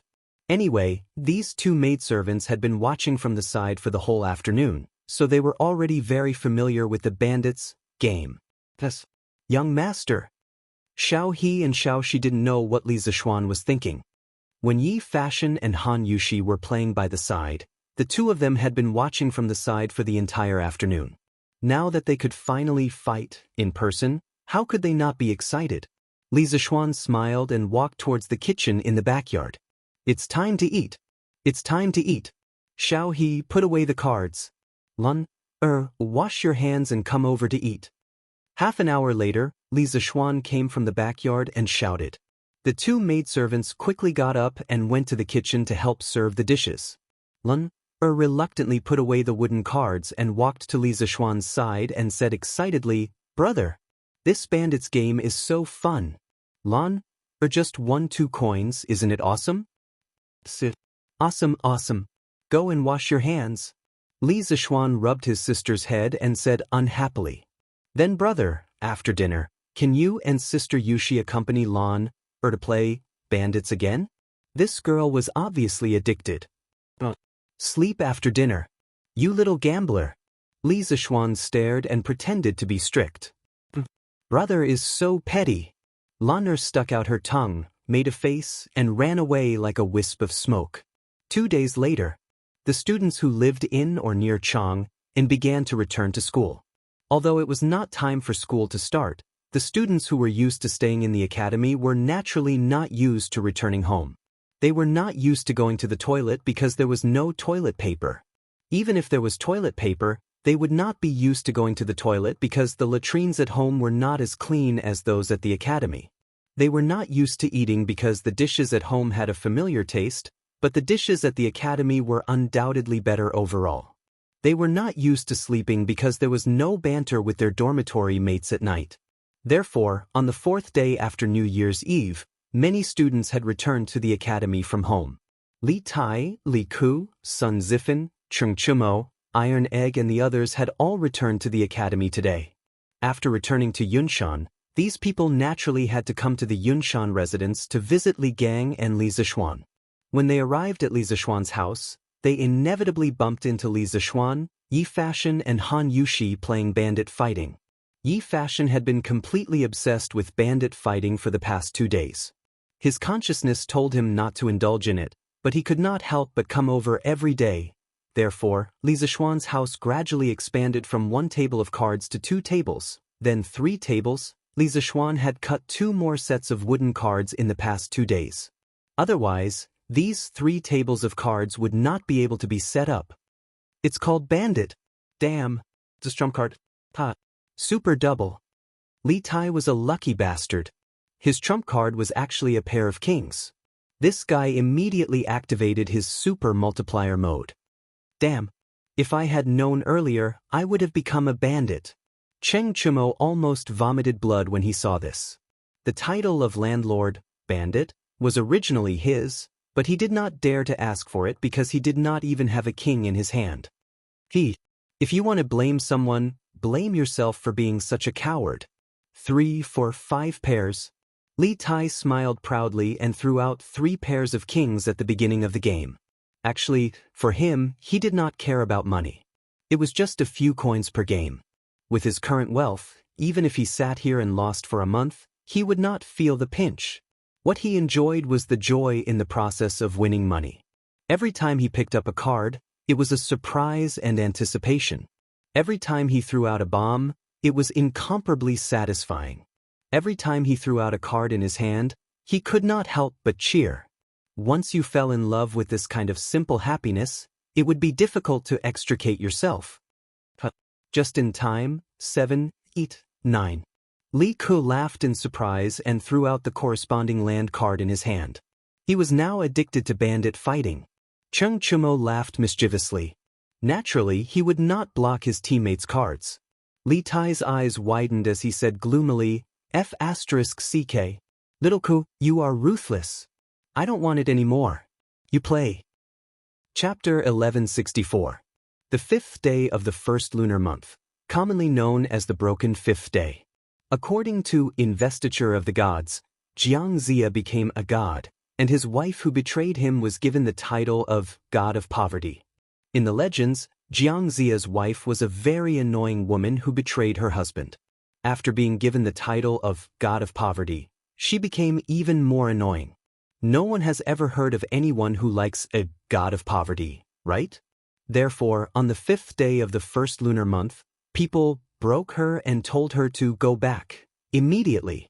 Broken fifth day means, after breaking all the taboos before the fifth day, all can be broken on this day.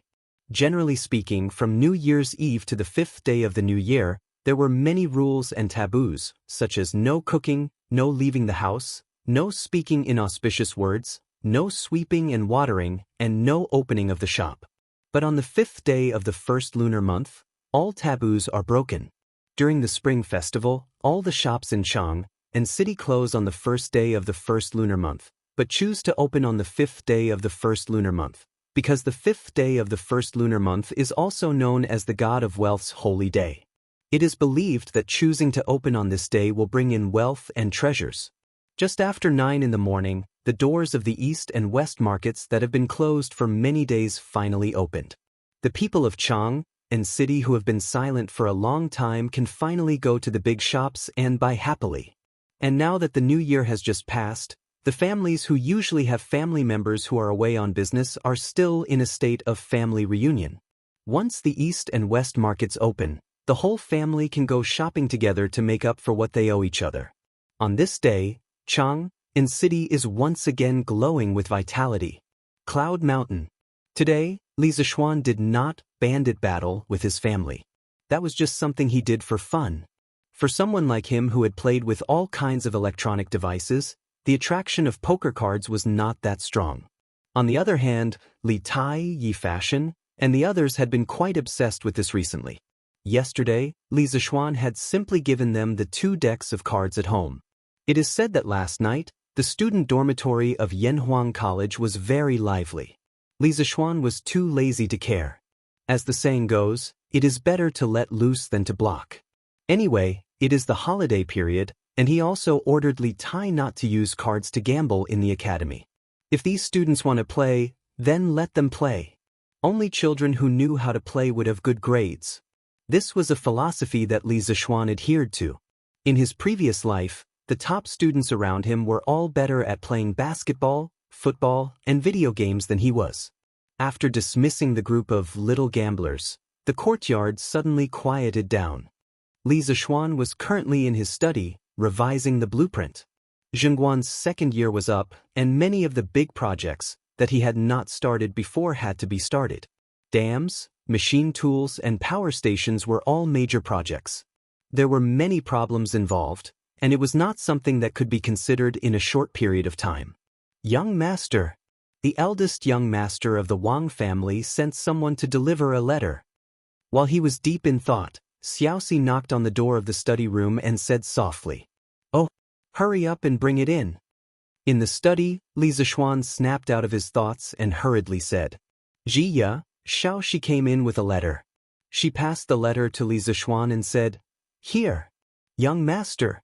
It was sent by Miss Ling on a horse. She has already left the mountain. Li Zishuan felt something in his heart. He looked towards the northwest and said after a while, "Okay, I got it." Xiaoxi bowed and left the study room. She was very considerate as she closed the door behind her. Li Zishuan lowered his head and tore open the letter. He took out a piece of paper with a line of small characters written on it. I won't go out on the first day of the new year, and I won't go home on the 5th day of the new year. The road to Chizhou is long and difficult. I will remember your teachings. I will be honest, and work hard to bring prosperity to everyone. After parting today, I don't know when we will meet again. If you come to Chizhou in the future, I will drink and chat with you. Take care. A letter from Wang Renbiao.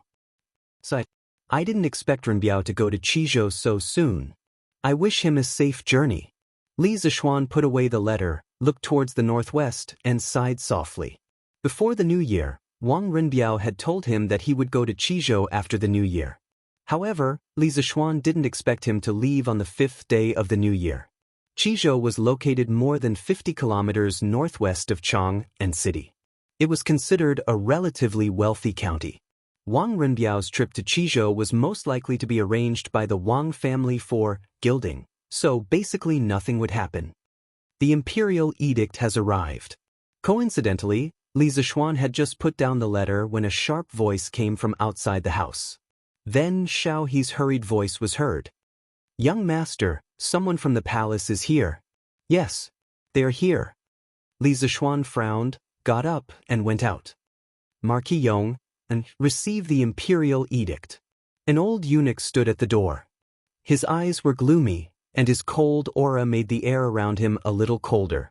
Li Zishuan narrowed his eyes. He had never seen this old eunuch before and looked unfamiliar. Li Zishuan, listen to the imperial edict.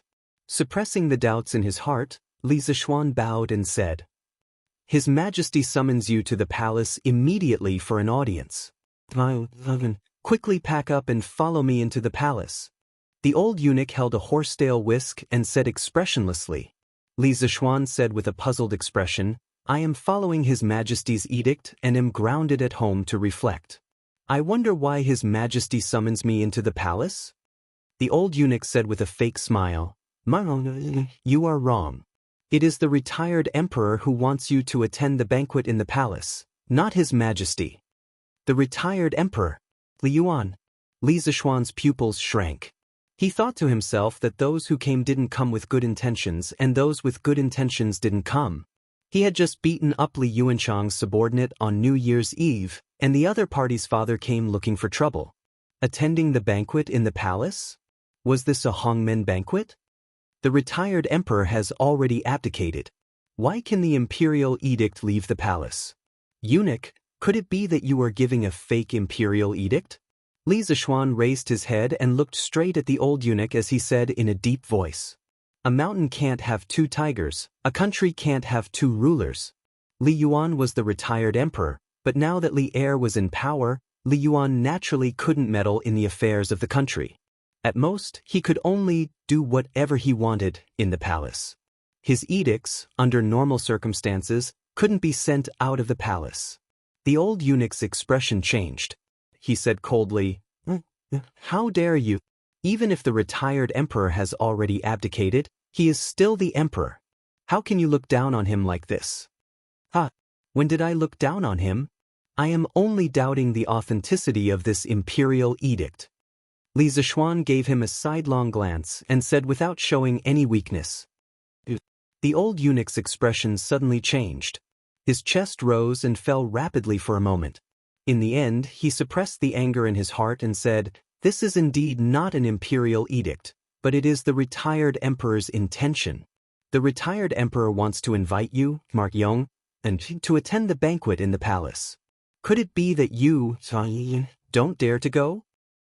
Chapter 1165. Don't dare? To be honest, this marquis really doesn't dare. What if the retired emperor wants to vent his anger on behalf of King Lu and casually accuses this marquis of a crime and has this marquis beheaded? Li Zishuan said with a light smile in the courtyard of Yunshan. The old eunuch's expression froze. Although the situation that Li Zishuan said was true, the old eunuch didn't know what to say for a moment because Li Zishuan didn't act according to common sense. What a joke. Eunuch, please wait here for a moment. This marquis will change into court clothes and enter the palace with eunuch. Just when the old eunuch was speechless, Li Zishuan laughed loudly and then turned to enter the room. As the saying goes, you can hide for a while, but you can't hide forever. Since he chose to become enemies with Li Yuanchang, then the day of confrontation with Li Yuan would come sooner or later. His words just now were just to test the old eunuch's reaction. Now it seemed that his prediction was not wrong at all. Indeed, after beating the young, the old came. When the old eunuch saw that Li Zishuan was willing to enter the palace, he couldn't help but breathe a sigh of relief, because if Li Zishuan didn't want to go no matter what, he really couldn't do anything. First of all, he didn't have an imperial edict, so he didn't have the qualifications to force Li Zishuan to enter the palace. Secondly, if he used force and directly kidnapped him, it was even more impossible. On Yunshan, as long as Li Zishuan didn't want to leave, who in the world could kidnap him? Yunshan with 3 grandmasters in charge wasn't a place that anyone could casually cause trouble. However, at the same time that he breathed a sigh of relief, the old eunuch's heart couldn't help but sink. He secretly thought that although Li Zishuan was young, he didn't look easy to deal with at all. Those few words just now completely disrupted his rhythm, and he almost returned without accomplishing anything. All right, let's go. After a moment, Li Zishuan changed into a purple marquee uniform and walked out. He spoke to the old eunuch at the door. His casual appearance was as if he was really going to attend a banquet, but the premise was that the previous conversation didn't happen. At this time, the old eunuch had already put away his contempt for Li Zishuan. He respectfully turned to the side and said. At this time, Han Yushi had already received the news and was standing in the hall, looking at Li Zishuan with a face full of worry. Li Zishuan turned around and smiled at his wife, indicating that she was fine. He then turned around and walked out of the door. Outside, San Bao had already prepared the horses. When the old eunuch came, he also rode a horse. The two of them rode 2 horses and rushed down Cloud Mountain. 3 with a pair. Iron Egg, I only have 2 cards left. In the student dormitory of Yanhuang College, more than a dozen students were crowded in dormitory 001, watching the bandit fight. Li Tai, Iron Egg, and Sun Zifan were in the midst of a battle. The 3 of them had some notes stuck on their faces. The faces of Chung Chumo, Yuchi Baolin, and the others were also full of notes. They were the contestants who had been eliminated earlier. Just as Li Zishuan said, gambling was strictly prohibited in the college. Those who violated the rule would be expelled from the college, and there would be no tolerance. Therefore, although Li Tai and the others played poker, they were determined not to gamble. After thinking for a while, they thought of the bad idea of sticking notes on their faces. This was very similar to a certain game in modern times. You do it. Iron Egg calculated in his mind and realized that there was still 1 bomb left. If he blew up Li Tai's card now, he would not be able to win the first round. He would be blown up by Li Tai's teammate, Sun Zifan. When that happened, not only would he lose, but he would lose even more. 2 on 2. Iron Egg, I'll stick 2 cards on your face. Li Tai laughed. After that, he tore 2 pieces of paper, dipped them in water, and was about to stick them on Iron Egg's face. Chinke, I saw Yamacho and an old eunuch coming down the mountain at the entrance of the college just now. They seemed to be in a hurry. At this moment, Li Yen walked in from outside the dormitory and said, Impossible. Yamacho is still grounded. Li Tai subconsciously wanted to say that it was impossible, but when he thought of the news that Li Zishuan was grounded and that many students of the college did not know, he quickly shut his mouth. At this time, he did not have time to stick the paper on Iron Egg. He turned around and asked, Li Yen, you just said that Yamacho was taken away by an old eunuch. What does that old eunuch look like? Li Yen frowned and thought for a moment, then said, I didn't see him clearly, but he has white hair and white eyebrows. He should be over 60 years old. White hair and white eyebrows. Li Tai's expression changed, and then he said to everyone, You guys play first. I have something to do back in Chang. After that, before anyone could react, the little fatty had already rushed out. His speed was definitely the fastest in his life. Because there was only 1 old eunuch in the palace who was over 60 years old, and that was the old eunuch who had served Li Yuan for more than 10 years, Chao Sishi. Chinke, wait for me. I'll go back with you. At this time, Li Ku also thought of something. His expression changed and he quickly chased out. This way please. In the palace, under the old eunuch's lead, Li Zishuan came to Taiji Palace and then went west, arriving at an independent courtyard.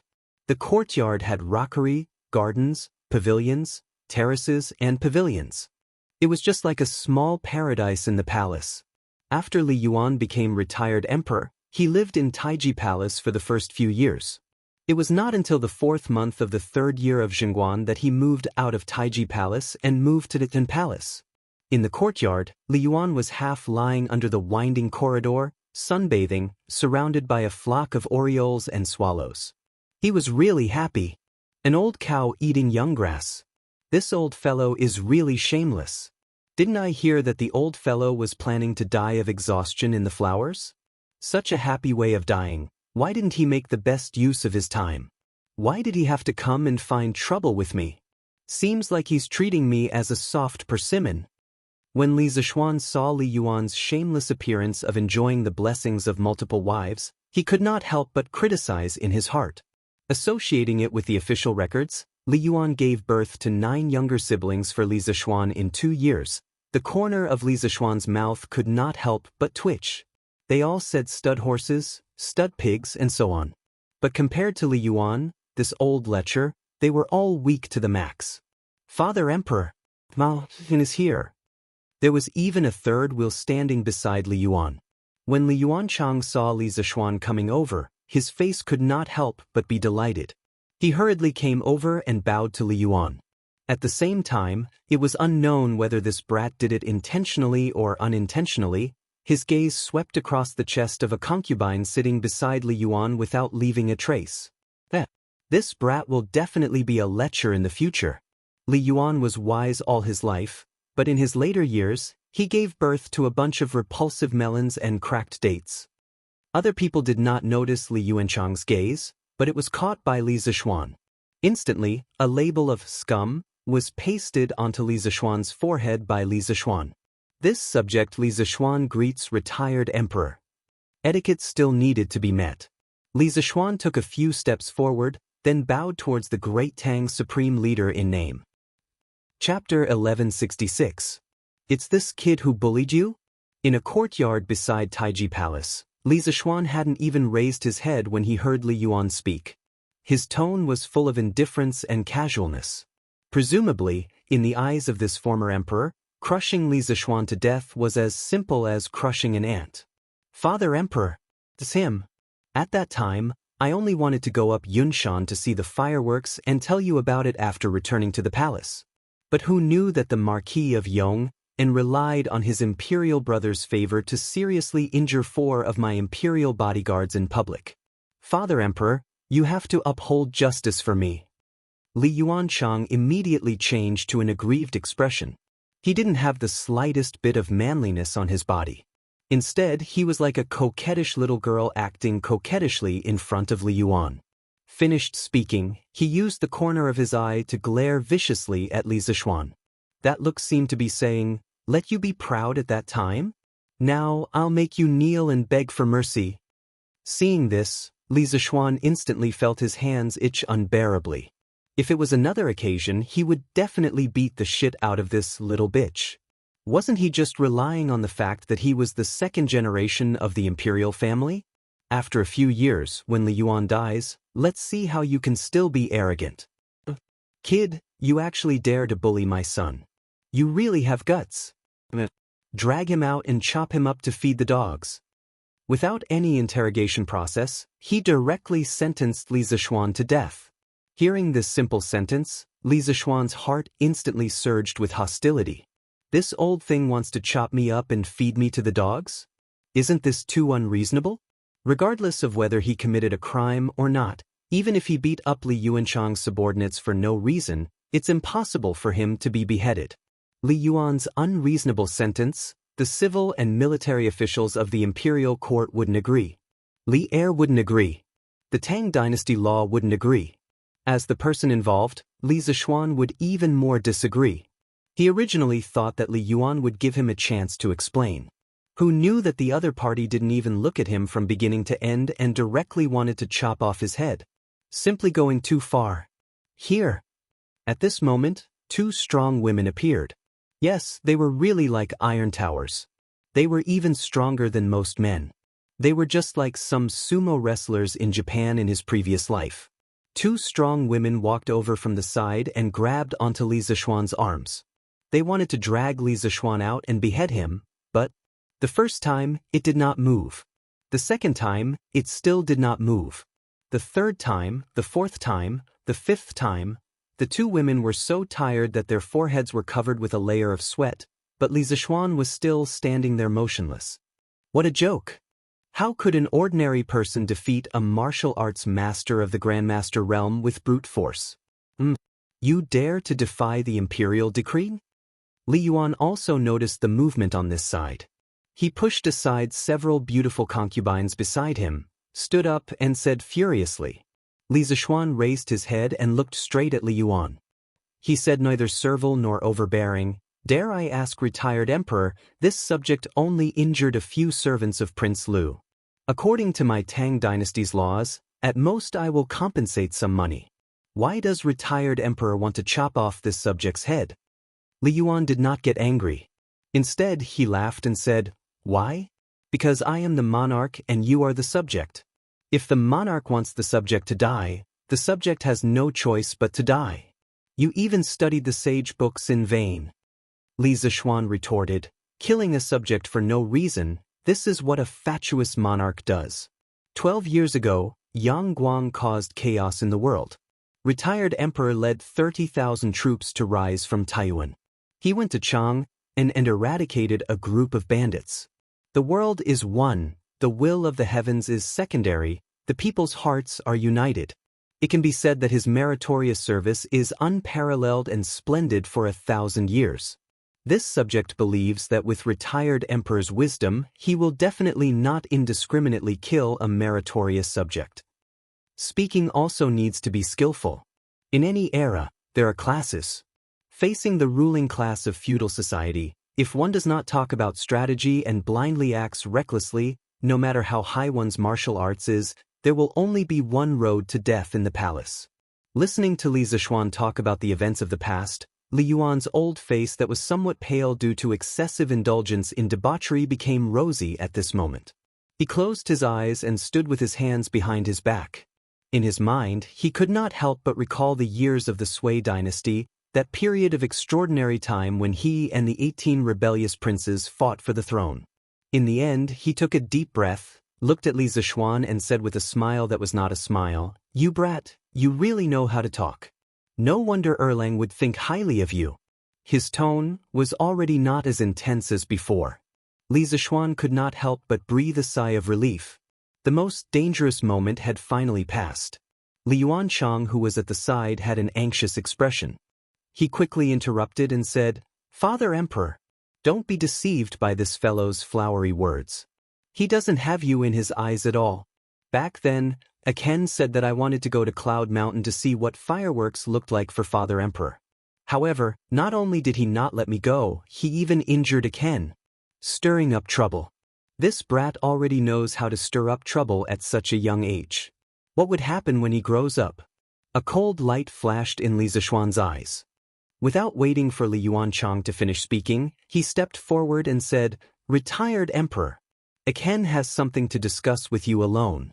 Please dismiss your attendants." Audacious. Marquis Yong, and you want everyone to withdraw. Could it be that you want to assassinate my Father Emperor? Father Emperor, don't be afraid. The hen will protect you. A trace of anxiety flashed in Li Zishuan's eyes. He immediately jumped in front of Li Yuan and pointed at Li Zishuan and said loudly, "Damn, I didn't expect this little bastard to be so good at acting." Li Zishuan cursed in his heart. Soon after, he moved his feet slightly and instantly arrived in front of Li Yuanchang. Just as Li Yuanchang was about to cry out in fright, Li Zishuan had already returned to his original position. All of this happened in the time it took for a spark to fly off a flint. It was so fast that it made people feel like it was a dream. It was as if Li Zishuan had been standing in the same spot from beginning to end and had not moved at all. The guards in the courtyard were all shocked. They quickly pulled out their mo swords from their waists and ran over to surround Li Zishuan. Facing the heavy encirclement, Li Zishuan's expression did not change. He looked at Li Yuanchang and Li Yuan and said, "Aken did not mean to offend. Aken only wanted to say that if Aken really had ill intentions towards retired emperor, I would have already made my move. What's more, Your Highness Prince of Lu, didn't you say that you wanted to protect retired emperor? Why are your pants wet? Where did your guts go? Or are you just putting on an act to show off how filial you are in front of retired emperor?" As far as the eye could see, there was a puddle of water where Li Yuanchang was standing. This brat was actually scared to the point of wetting his pants. At this moment, his face was flushed red. Moreover, he was about to cry from anger because of Li Zishuan. Poison! Li Zishuan's tongue was really too poisonous. Li Yuan frowned. To be honest, at that moment, he was indeed astonished by Li Zishuan's martial arts. He did not expect that Li Zishuan's martial arts at such a young age would be stronger than some old generals. However, what made him most angry was Li Yuanchang's performance. It was said that a tiger father would not beget a dog son. He, Li Yuan, had several sons who were all heroes. However, this son in front of him was a complete coward. Too shameful. "Yuanchang, you withdraw first," Li Yuan reprimanded with a black face. Chapter 1167. Father Emperor. Li Zishuan hastily wanted to argue a few more words, but Li Zishuan just happened to stab him in the back. He took a step forward, cupped his hands, and said loudly, "Retired Emperor, what this subject is going to say next is related to His Highness King Lu's life and death. I hope that retired Emperor will dismiss your attendance." Once these words came out, everyone in the courtyard changed color. Li Zishuan was so scared that his little face turned white. Li Yuan stared fixedly at Li Zishuan's eyes. After a long while, he waved his hand and said, "All of you, withdraw." The guards looked at each other. In the end, they still put away their weapons and withdrew from the courtyard. At this moment, Li Zishuan was no longer as arrogant as before. He also withdrew with the guards. Inside the courtyard, only Li Zishuan and Li Yuan were left. "You have guts. If you were born a dozen years earlier, there would definitely be a place for you in this vast land. Erlang might not even be able to compare to you." Li Yuan looked at Li Zishuan and said with a complicated expression. It was not that he was trying to flatter Li Zishuan, but in that confrontation just now, Li Zishuan had resolved a life-or-death situation in the blink of an eye. The courage and strategy he had displayed had made him look at him in a new light. A person who only has bravery is not scary. What's scary is bravery and strategy. This kind of person, placed in troubled times, definitely has the qualifications to become a formidable person. Li Zishuan was greatly shocked. He thought to himself, "Old thing, do you lack morals? Are you trying to kill me by saying these kinds of words? This rotten old man is very bad." Li Zishuan gave Li Yuan such a label in his heart. Retired emperor's words are wrong. With this subject's lazy temperament, if I was born a dozen years earlier, I definitely would not be able to live until now. Only in this kind of peaceful and prosperous world can this subject's talent and knowledge have a place to display its. Li Zishuan criticized for a while in his heart, then he hurriedly stepped forward and said, regardless of whether or not there were eyes and ears in the surroundings, and regardless of whether or not Li Yuan's words were deliberately probing, in terms of basic political standpoint, he must stand in the right position. Li Yuan shook his head and did not argue with Li Zishuan on this matter. He said in a low voice, "Kid, just now, you said that you had something to discuss with Zhen, and it was related to Yuan Chang's life and death. Now that Zhen has dismissed the servants, hurry up and speak. If I find out that you lied to me, I'll even get people to drag you down and chop you up to feed the dogs." Li Zishuan smiled calmly and said, "Retired Emperor, have you heard of the story of Wu Jiangzongzi?" When Li Yuan heard that, his expression changed abruptly. Li Zishuan's words poked at that scar in his heart that had not healed all along. Li Zishuan ignored him and continued, "During the spring and autumn period, the second son of Zheng Wugong, Gongshu Duan, was born. His mother, Wu Jiang, had a difficult birth when giving birth to her eldest son, so she hated her eldest son, Ji Yunxing. She repeatedly asked Jing Wugong to make Gongshu Duan the crown prince, but Jing Wugong did not agree. After Jing Wugong died, his eldest son, Jiyunxing, ascended the throne as Jing Zhuanggong. 2 years later, Wu Jiang requested to give the capital to Gongshu Duan. After receiving permission, Gongshu Duan was able to live in the capital and wantonly expand his private power. Not long after, Gongshu Duan ordered the western and northern border regions of Zheng to listen to his commands. Zheng Dafu's son, Lu, expressed to Zheng Zhuanggong that as a country's official, he could not listen to orders from both sides. If Zheng Zhuanggong intended to abdicate the throne to Gongshu Duan, then he should serve him. Otherwise, he should get rid of him and not let the people have other ideas. Zheng Zhuanggong, due to his mother's spoiling of his younger brother, still did not interfere. Gongshu Duan was even more unbridled. He took 2 lands as his fief and the area under his control expanded to Lin Yan. In the 5th month of the 49th year of King Ping of Zhou, Gongshu Duan reorganized the city walls, accumulated food, repaired equipment and weapons, and replenished the infantry chariots, preparing to attack the capital of Zheng. He also contacted Wu Jiang in the capital as a spy and had her open the city gates at that time. When Zheng Zhuanggong heard the date of Gongshu Duan's attack, he ordered Jing Dafu's son, Lu, to lead 200 chariots to attack the capital city. Gongshu Duan was defeated and fled to Yen. Zheng Zhuanggong led his troops to pursue and win. After that, Gongshu Duan fled to live in Gongyi. Zhuanggong sent out his troops to pursue and kill him. In the end, Gongshu Duan was driven to a dead end and was forced to commit suicide. Silence. After Li Zishuan's voice fell, the courtyard suddenly sunk into a strange silence. Li Yuan stared fixedly at him. His eyes also stared unblinkingly at Li Yuan. His purpose in telling the story was to tell Li Yuan that his excessive spoiling of Li Yuanchang was only pushing him step by step toward the edge of the abyss of death. When he, Li Yuan, passed away one day and could no longer protect Li Yuanchang, if Li Yuanchang was still so jumpy and liked to stir up trouble everywhere, then he, Li Yuanchang, would be the next Gongshu Duan. This was not an exaggeration to scare people. The Li Yuanchang of history, because of Li Yuan's excessive spoiling when he was alive, caused him to forget himself and lose his reverence. As a result, in the 17th year of Xingguan, together with Du He, Zhao Jie, Li Anyun, and the others, he suggested Crown Prince Li Qingqian to rebel. Hexen Qingji reported the Crown Prince's rebellion, and Li Yuanchang, Du He, Ho Junji, and the others were all beheaded for the crime of rebellion. Imperial Grandfather, have mercy up. At this moment, a clear and melodious female voice, like the chirping of an oriole, broke the silence. Changel, who was wearing a thick fur coat, was running quickly towards them. Behind her were Li Tai, Li Ku, and Li Qingqian. Aya! When Changel was running in front of the two, she accidentally tripped over a protruding stone tile on the ground, and her entire body was about to crash into the limestone floor in front of her. Princess, be careful.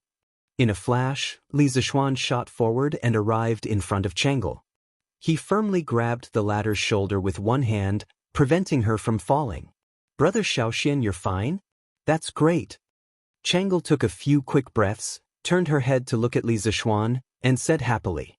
Li Zishuan frowned, because he could sense that Changel's breathing was extremely chaotic. When he thought about how this little girl had run all the way here from Changel Palace in the middle of winter, his expression changed, and he hurriedly said, Changel, don't speak. Quickly calm your breathing and focus your mind. It would have been better if he hadn't said anything, but now that he said it, Changel's face instantly turned ghastly pale. She bent over and clutched her chest, and then she coughed violently. She then said with a pained expression, cough, cough, cough. Brother Xiaoxian, Changel's chest is so stuffy. Puff, puff. As she spoke, her breathing became shorter and shorter, more and more hurried. Changel, what's wrong? At this time, Li Yuan also quickly rushed over. He looked at the pale Changel and said with an anxious expression. Li Qingqian and Li Tai had only just caught up, and the two of them anxiously said, Changel's qi is acting up. Someone quickly call the imperial physician. At this time, How could Li Zixuan still care about the propriety between men and women? What's more, Chang'e was only a little girl. He never had that kind of thought. At the critical moment, he carried Chang'e up from the ground in a princess carry. He said anxiously to Li Yuan, "Retired emperor, where is a warm side room? Chang'e can't breathe in cold air right now, or else her life will be in danger." Li Yuan had always doted on Chang'e. When he heard Li Zixuan's words, his face that was always calm also panicked a little. He pointed at the palace in the north, and as he ran, he shouted at Li Zixuan, "Quick! Quickly follow Zhen. Zhen's bedroom has heating."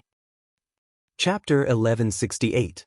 The biggest taboo for asthma patients in winter was to stay outside for a long time and inhale large amounts of cold air. Chang'e ran all the way from Chang'e Palace to Taiji Palace just now. Her speed was even faster than Li Tai and Li Qingqian.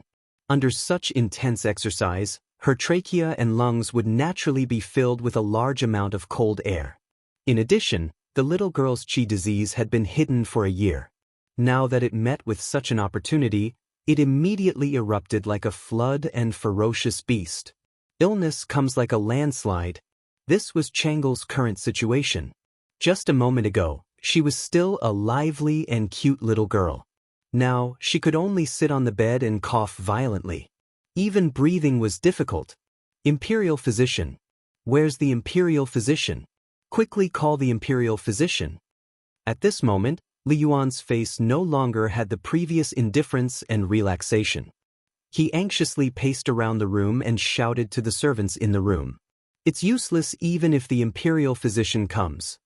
Li Zixuan, who was sitting by the bed and placing his hand on Chang'e's white wrist, hurriedly said, "Retired emperor, Chang'e's qi disease this time is very fierce.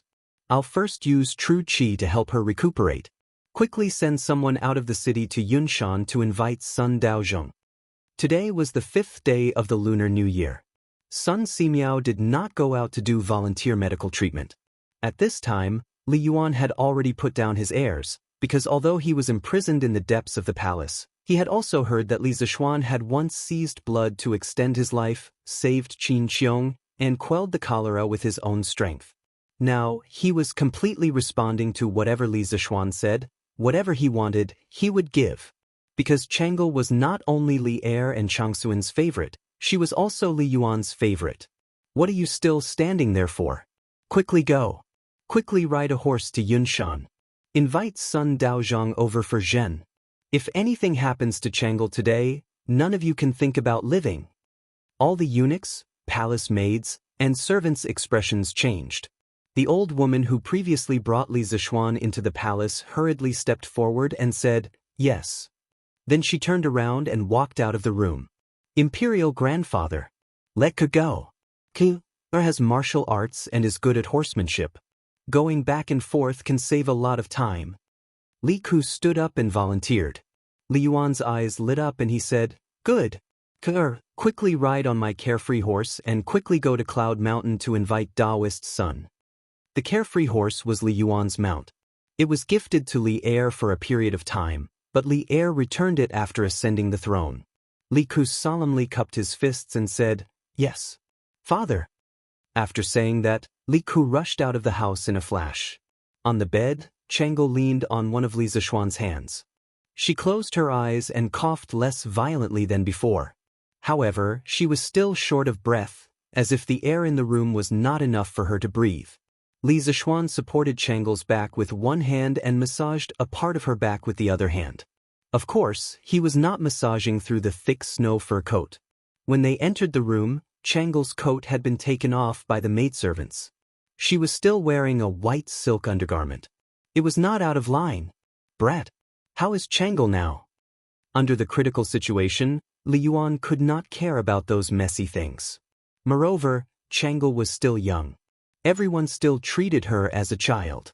Retired emperor. With the princess's current situation, only Daoist Sun can use the golden needle to guide qi into her body to help her calm down the chaotic yin qi in her body. This subject can only massage the Feng Men acupoint to calm the princess's cough and stall for time for the princess. Everything can only be done when Daoist Sun arrives. Large beads of sweat rolled down Li Zixuan's forehead. A few beads of sweat rolled into his eyes. He only blinked his eyes and did not stop the movements of his hands at all. Just now, he said it was easy, but only he, the person involved, knew how hard it was to do it. Fengmen, also known as hot house, back house, hot house acupoint, belonged to the bladder meridian of the foot. It was the intersection point between the foot's Taiyang meridian and the Du meridian. Feng, the qi and blood of the body were mainly wind. Fengmen, it referred to the door of entry and exit. The Fengmen acupoint referred to the flow of qi and blood of the arm. Massaging the Fengmen acupoint was very effective in treating asthma. What Li Zixuan was doing now was not only massage, but also transferring qi. He was using the true qi in his body to help Chang'e straighten out the chaotic yin qi in her body. If he transferred qi too quickly, it would definitely hurt Chang'e's meridians. If he transferred qi too slowly, it would greatly affect the effect. Moreover, it was even harder to control the strength now that it was separated by clothes. Even with Li Zixuan's martial cultivation at the Grandmaster realm, he could faintly feel a trace of strain at this moment. He could not let Chang'e die. When he thought of the little girl running all the way here just to save him from Li Yuan's hands, he felt a stab of pain in his heart. At this moment, he somewhat regretted that he did not learn Sun Simiao's set of golden needle technique previously. Because at this moment, if he used the golden needle to guide qi into her body, he could not say that he could completely cure Chang'e's qi, but he was absolutely confident that he could pull Chang'e back from the gates of hell. What are you all in a daze for? Quickly go wipe the sweat of this brat, for the Marquis of Yong. When Li Yuan saw that Li Zixuan was working so hard, he could not help but have a trace of favorable impression of this junior in his heart. Thus, he berated his group of concubines. These concubines were merely playthings that he had gathered during his imprisonment. He did not care at all. Li Zixuan's eyebrows twitched and he hurriedly said, Don't. This subject appreciates retired emperor's good intentions. This subject cannot be distracted right now. I would like to trouble retired emperor to let irrelevant people withdraw. What a joke. No matter what, they were Li Yuan's women. He was not willing to have anything to do with these women at all. Li Yuan said to everyone in the room, half believing and half doubting, All of you withdraw. The chamberlains, palace maids, servant women, and the group of concubines all withdrew. Chang'e! How is Chang'e? Not long after, a series of hurried footsteps and Li Er's anxious shout came from outside the room. Following that, Li Er walked in with long strides, followed by Empress Xianxia. Greetings to Imperial Father. Greetings to Imperial Mother. Li Tai and Li Qingqian saluted one after another. Li Er waved his hand. When he saw Chang'e with her eyes tightly closed on the bed, as well as Li Zixuan behind Chang'e who was sweating profusely, his heart ached. He looked at Li Yuan and said, Imperial Father, how is Chang'e now? Her life is not in danger for the time being. Li Yuan replied, and then said unhappily, How are you a father? You clearly know that Chang'e has a qi disease, but you did not send people to take good care of her.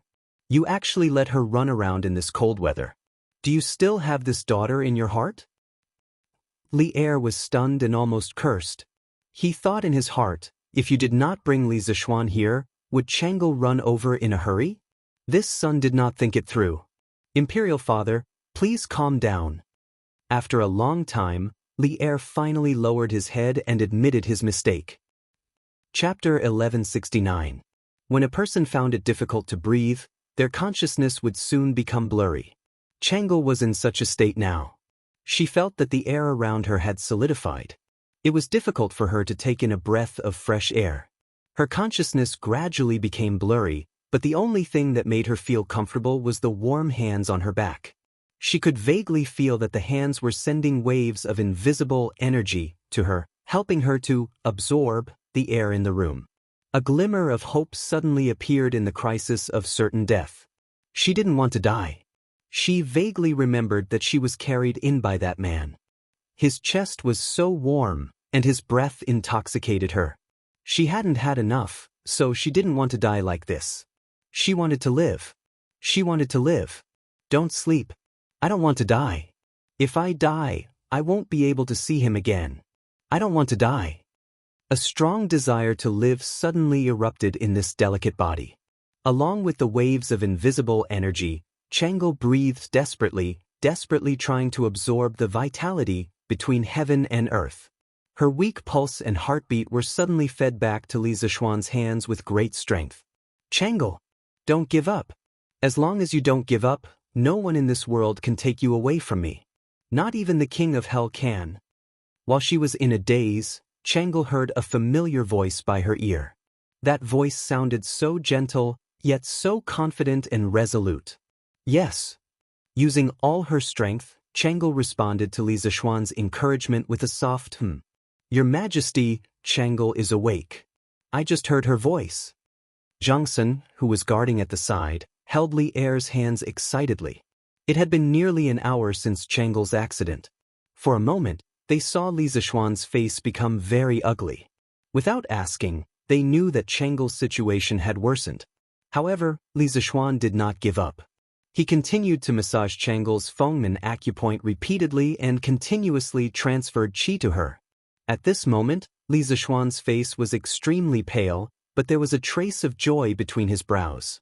Obviously, Changel had been saved from the most dangerous situation. Where is Ke? Has Ke returned to the city? Li Er patted Xianxuan's shoulder, but the worry between his brows did not fade away.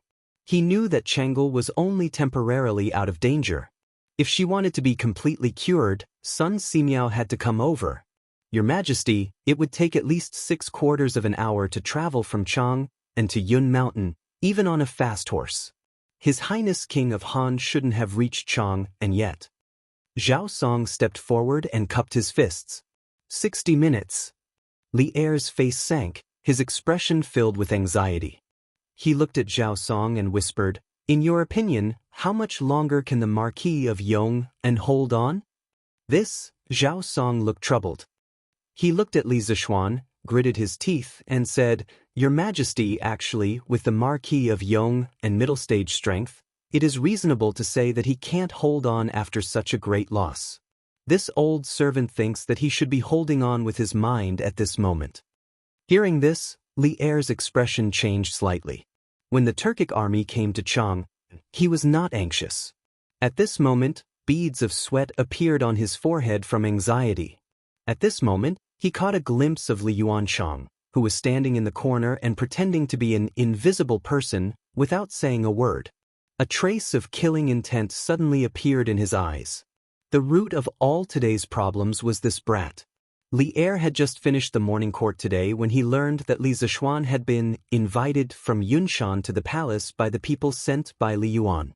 He thought for a moment and understood that it must be Li Yuanchang behind this. After all, he was also present at the conflict at the foot of Yunshan on New Year's Eve. After guessing the cause and effect of this matter, Li Er did not take it to heart. Because in his opinion, Li Yuan would at most admonish Li Zishuan, and he was too lazy to come over and do something unnecessary.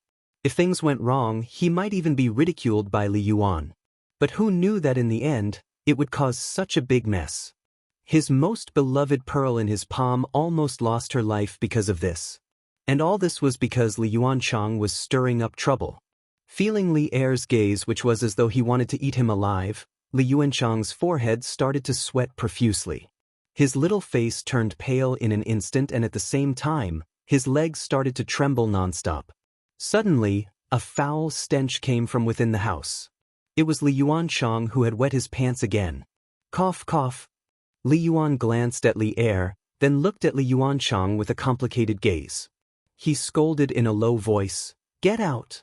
Letting him out was both an exile and protection. Thus, Father.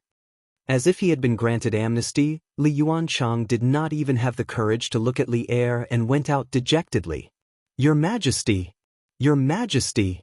The King of Han and Dr. Sun have entered the city.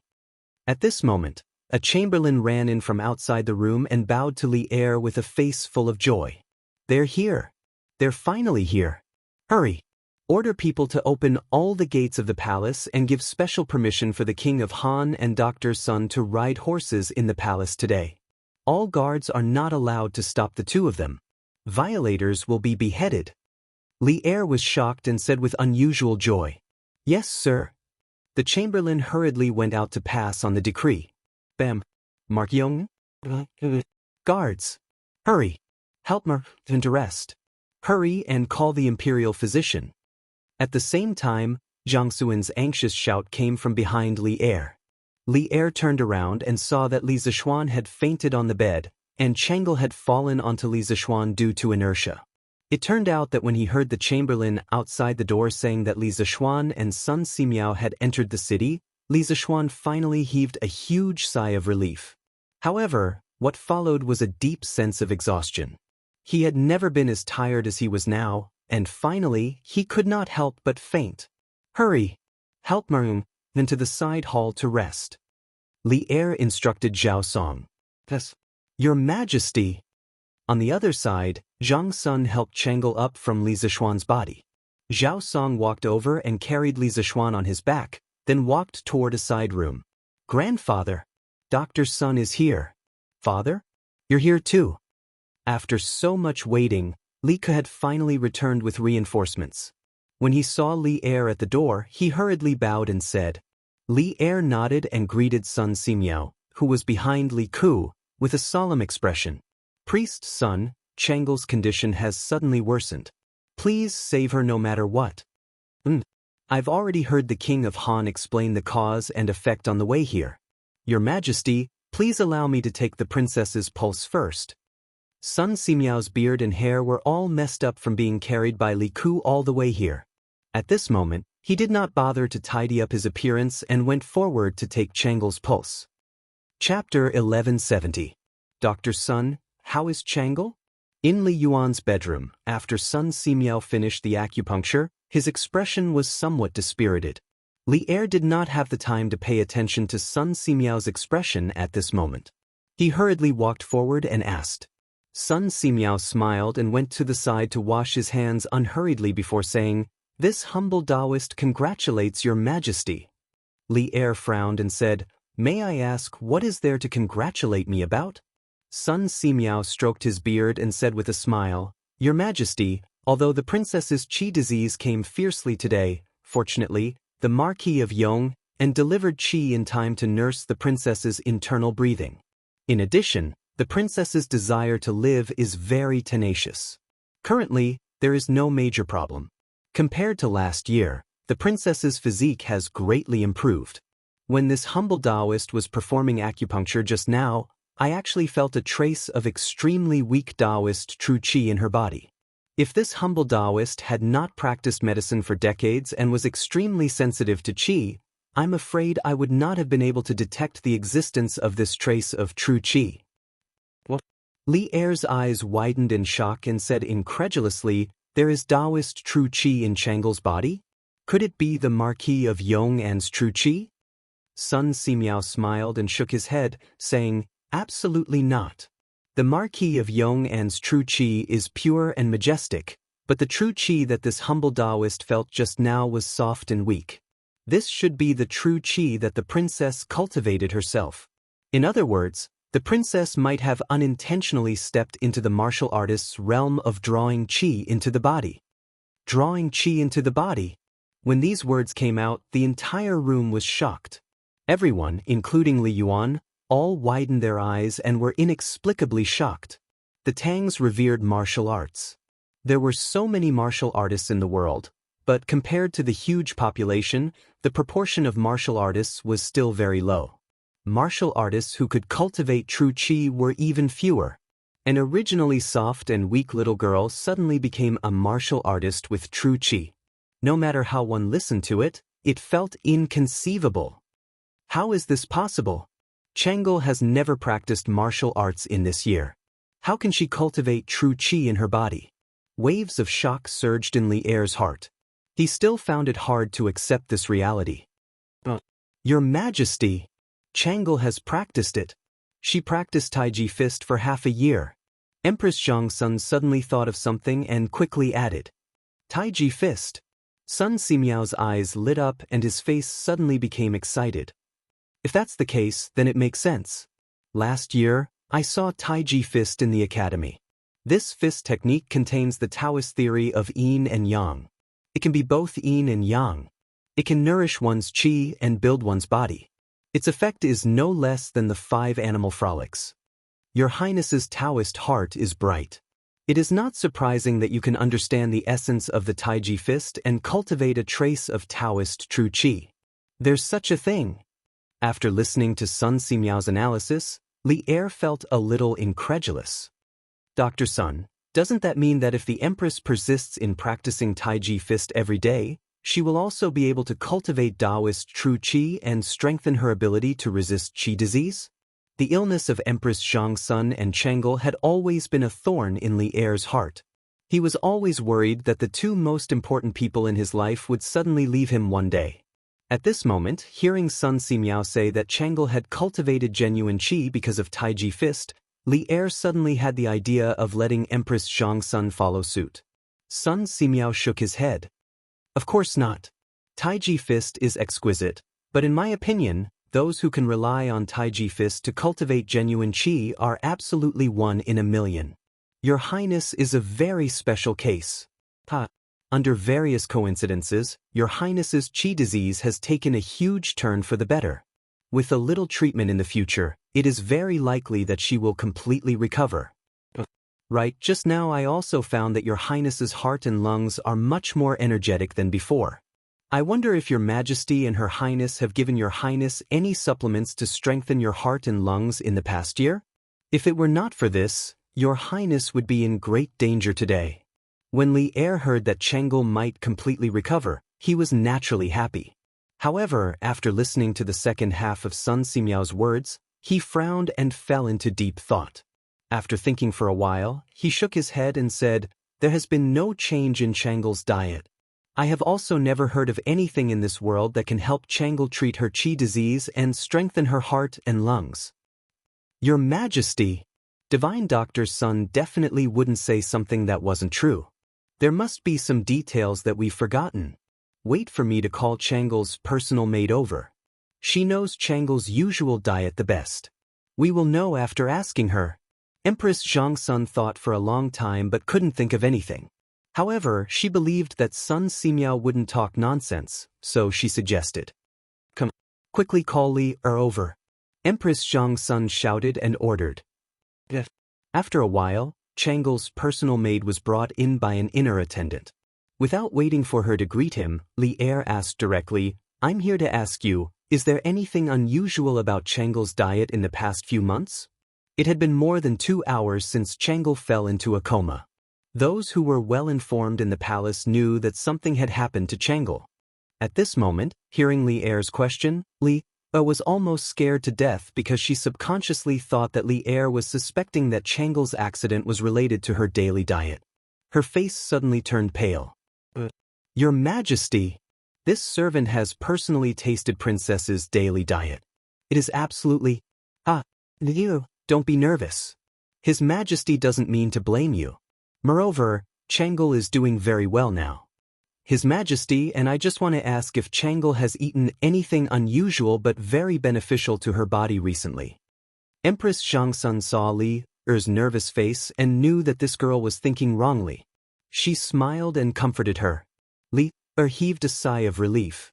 She blinked her eyes and thought seriously. Suddenly she said, "Your Majesty, Your Majesty. This servant remembers.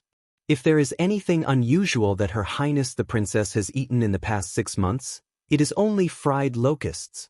Last autumn, ever since Mark Yong advised Her Highness to eat more fried locusts, Her Highness the Princess has to eat 1 serving every day."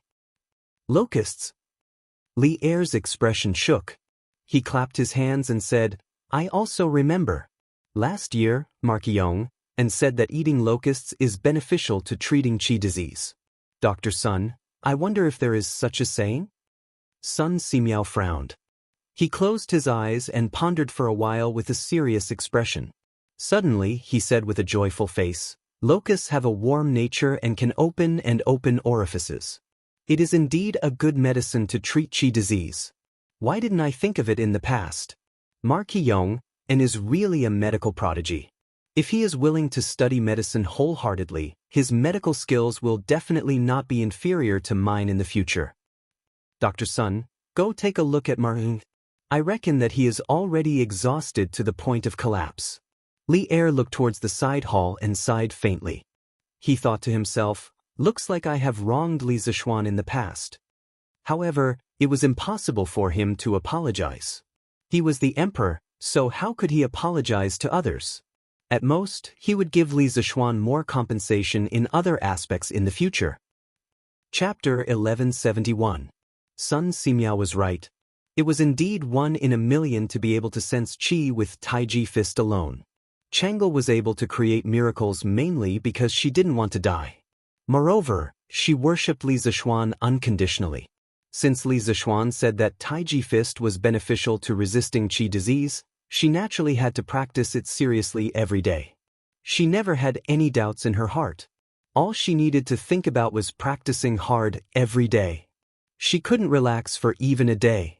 Perhaps it was because of this pure worship and persistent pursuit that she could become the lucky 1 in a million, and also give her the opportunity to completely get rid of qi disease. Even in the 21st century, with the advanced medical conditions, she was considered a miracle in the medical field. Why hasn't my husband come back yet? Did something happen in the palace? I heard that my husband injured King of Lu's guard. This time, the retired emperor suddenly summoned my husband. Is he deliberately making things difficult for my husband to vent his anger for King of Lu? In the Yunshan residence, it was almost noon. Han Yushi still hadn't seen Li Zishuan return. She became more and more worried. Thinking of the conflict between Li Zishuan and Li Yuansheng, Han Yushi's heart gradually sank. Yushi, what did Xian go to Chang'an for? Why hasn't he come back yet? Mrs. Li felt that Han Yushi's expression was a little abnormal, so she asked, Mother, my husband just went to Chang and to explain some things to the members of the Chamber of Commerce. He should be back in the afternoon. Let's eat first. It won't be good if it gets cold. Han Yushi said hurriedly. This was also what Li Zishuan told her before he left. The purpose was to not let the family worry. Oh, in that case, let's eat first. Mrs. Li replied suspiciously. Yi Guizhong's eyes flashed. He said thoughtfully, Xiao Xian is now grounded. How could he leave Yunshan? Yushi, tell me honestly, did something happen to Xiao Xian? Tell us and we can help him together. Indeed, the older the ginger, the spicier it was. Yi Guizhong instantly noticed the loophole in Han Yushi's words.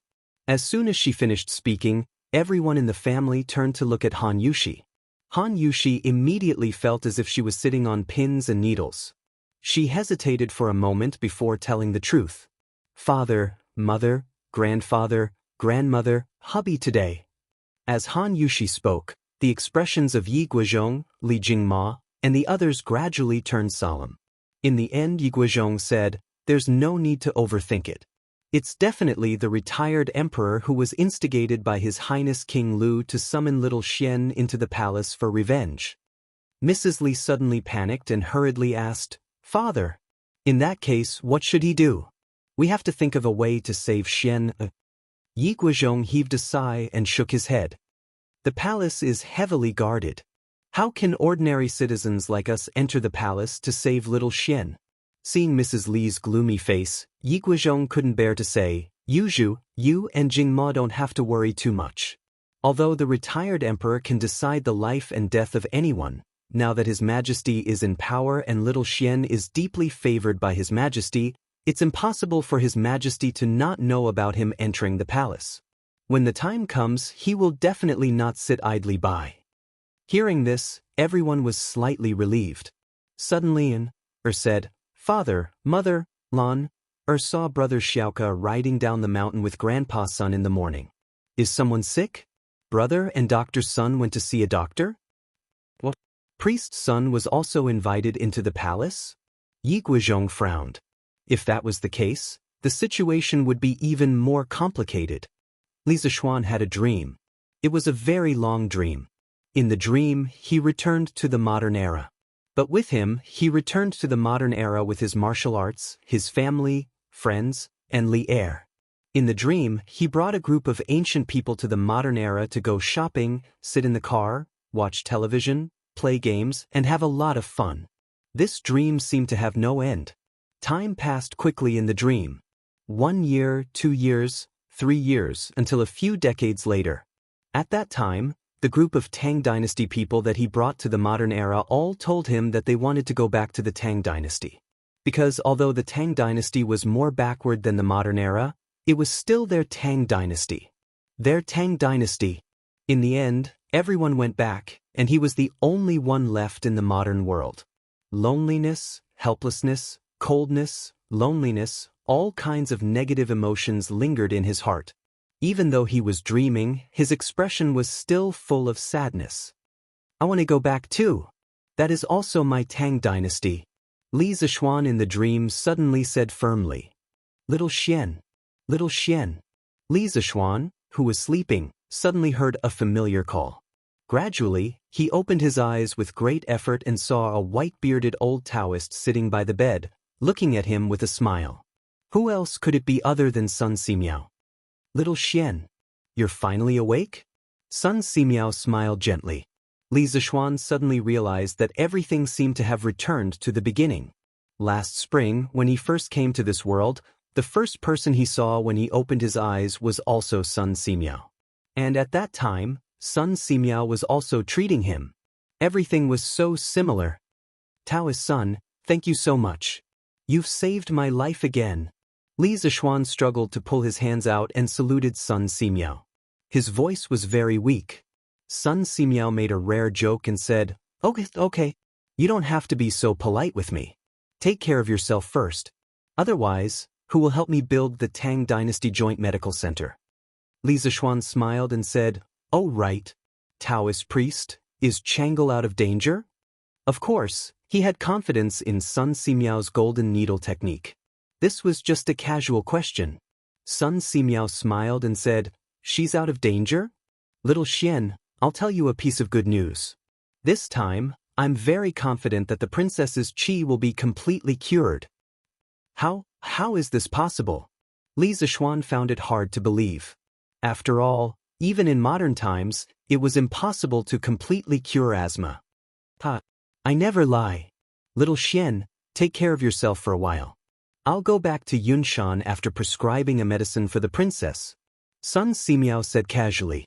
Not long after, Old Man Sun left, but Li Yuan came. He walked straight to the side of Li Zixuan's bed and laughed loudly. Yo, you're awake.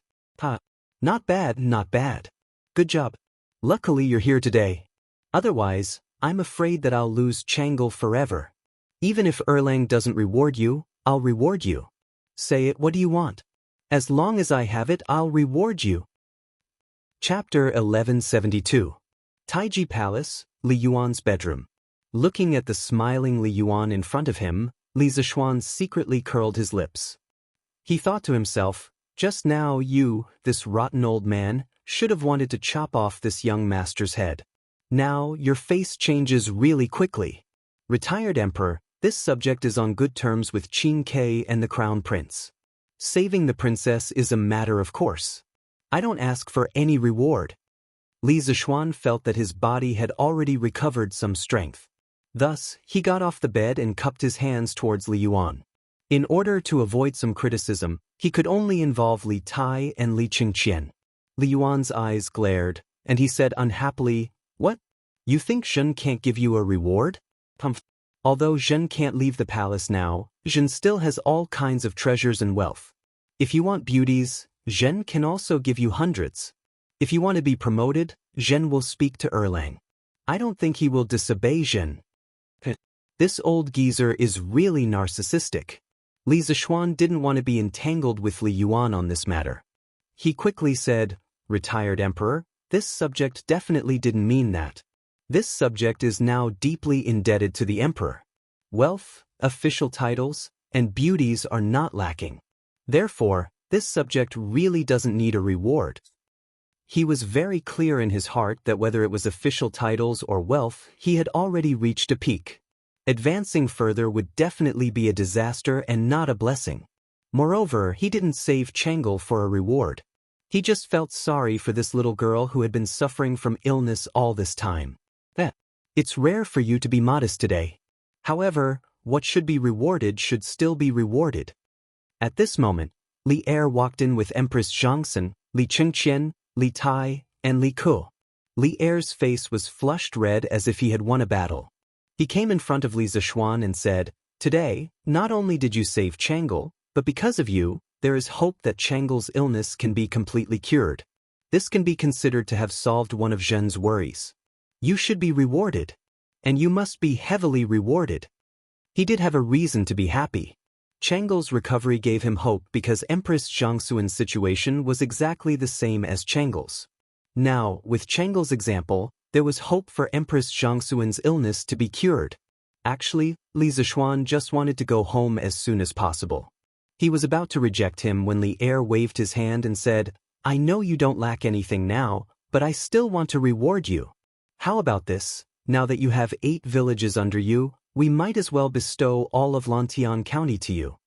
As soon as he finished speaking, everyone, including Li Zishuan, was stunned. There was no other reason. This reward was simply too shocking. How big was Lantian County? This wasn't easy to measure at the moment, but the most direct measurement was population. Lantian County was considered a large county, and there were at least 50 to 60,000 people in the county. If converted into households, there were at least 10,000 households. Although Li Zishuan's current title was only that of a marquis, he could live in 10,000 households. This was a treatment that even ordinary princes couldn't enjoy. Furthermore, Lantian County was close to Chang, and its geographical location was rather important. Yet, Li Er gave it to Li Zishuan as his fief. This kind of generosity was not small. It could be said that just based on this reward, Li Er treated Li Zishuan better than his own son. As such, Li Zishuan could be said to have become the second largest landlord in Great Tang. Cough cough, the first was of course Li Er. In terms of land, no one could compare to him. After all, he had a vast territory. "Your Majesty, please retract your order. This subject dares not accept such a heavy reward." Li Zishuan's heart trembled. After a moment, he hurriedly cupped his hands and said, "The bigger the bowl, the bigger the rice." Li Zishuan knew very well that the current him definitely couldn't enjoy such a large fief. Even if he agreed to Li Er's reward today, in the future, the court would definitely not agree to it. This reward was too big, to the point that no one could accept it. Our words carry enormous weight. Since it's given to you, you should accept it. As for the rest, if they have any objections, tell them to look for us. Others might think that this reward was too heavy, but Li Er didn't think it was heavy at all. After all, Li Zishuan had saved the 2 most important people in his life. A few years ago, when Chang'e and Changsun were suffering from illness, he even thought that as long as someone could completely cure their illness, he would be willing to give half of the country. Now, this was just Lantian County. Even if the court officials had objections, he would still insist on such a reward. Everyone had their own selfish motives, and Li Er was no exception. For the sake of his loved ones, he would definitely not regret being selfish for once. "Your Majesty," Li Zishuan wanted to say more, but Li Er waved his hand and said, "Enough, there's no need to say any more. Giving you Lantian County, other than because you cured Chang'e's illness, another reason is that us heard that you're very good at governing a place. Right now, Plum Village, Han Family Manor, and the rest of your fiefs have all become rich lands that everyone in the vicinity of Chang and is envious of. We have bestowed the entire Lantian County to you in hopes that you can continue to work hard and help us manage this county well. You've exhausted yourself today, us won't keep you any longer. Go back and rest early." Then, this official will take his leave. At this point, Li Zishuan knew that no matter how he tried to persuade Li Er wouldn't change his mind. In fact, he also secretly hoped that his fief could be bigger, but he couldn't tell the exact reason. Perhaps this was the special plot that Chinese people had towards land. He just hoped that in the later court meetings, when the civil and military officials quarreled with Li Er over this matter, they wouldn't drag him into it. After cupping his hands towards Li Er, Empress Xianxia, and Li Yuan, Li Zishuan walked out of the room. Li Chengqian, Li Tai, and Li Ku followed closely behind. "Little Xian, it's all thanks to you today.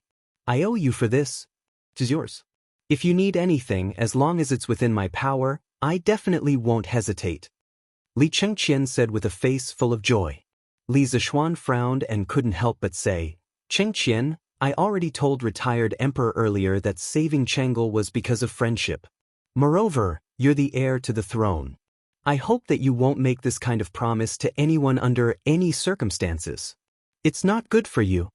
Li Chengqian was a bit too excited just now. He also knew that Li Zishuan's words made sense. Hearing this, he said embarrassedly, Little Xian, you're right. Then I'll prepare a table of good wine some other day to thank you for saving Chang'e today. How about it? Li Zishuan laughed loudly and said, drinking wine is fine. Just don't make me pay the bill when the time comes. Li Chengqian laughed in spite of himself and said, Little Xian, you're joking. Even if it was a year ago, I could still afford to treat you to a drink. Li Zishuan smiled but didn't say anything. Then he looked towards Li Tai and Li Ku. His gaze was slightly heavy as he asked, How did Chang'e know that I was here? Was it you who reported the news? She ran all the way from Chang'e Palace to here. Why didn't you stop her? Don't you know that she has an illness and can't stand the cold wind? Chapter 1173. On the arched bridge in front of Taiji Palace. Li Tai and Li Ku, the two grand princes, were trembling in fear in front of Li Zishuan, a mark. If this scene was seen by others, their jaws would drop to the ground. Mountain Elder, it was Chang'e who told Xiao Ku and me before that if little royal uncle were to find trouble with you, we should call her over to plead with royal grandfather. The situation was urgent at that time, and we didn't expect Chang'e's qi to suddenly act up. Li Tai's face was full of self-blame. He rubbed his hands and said guiltily. Li Zishuan snorted coldly. Then do you know that your carelessness almost killed Chang'e?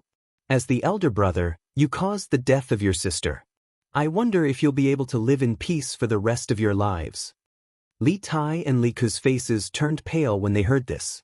Li Chengqian quickly mediated. All right, Xiaoxian, since it has already happened, there's no point in saying anything more. Fortunately, Chang'e now has a blessing in disguise. She has a chance to completely cure her qi. Priest Sun said before that there can be no construction without destruction. No one expected her qi to flare up this time, but the end result is still good. Seeing that Li Chengqian took the initiative to speak up for Li Tai and Li Ku, Li Zishuan was secretly relieved. These brothers were finally acting like brothers, and no longer schemed against each other all the time. When Dr. Sun said that Chang'e used Taiji Fist to cultivate true qi, I was shocked.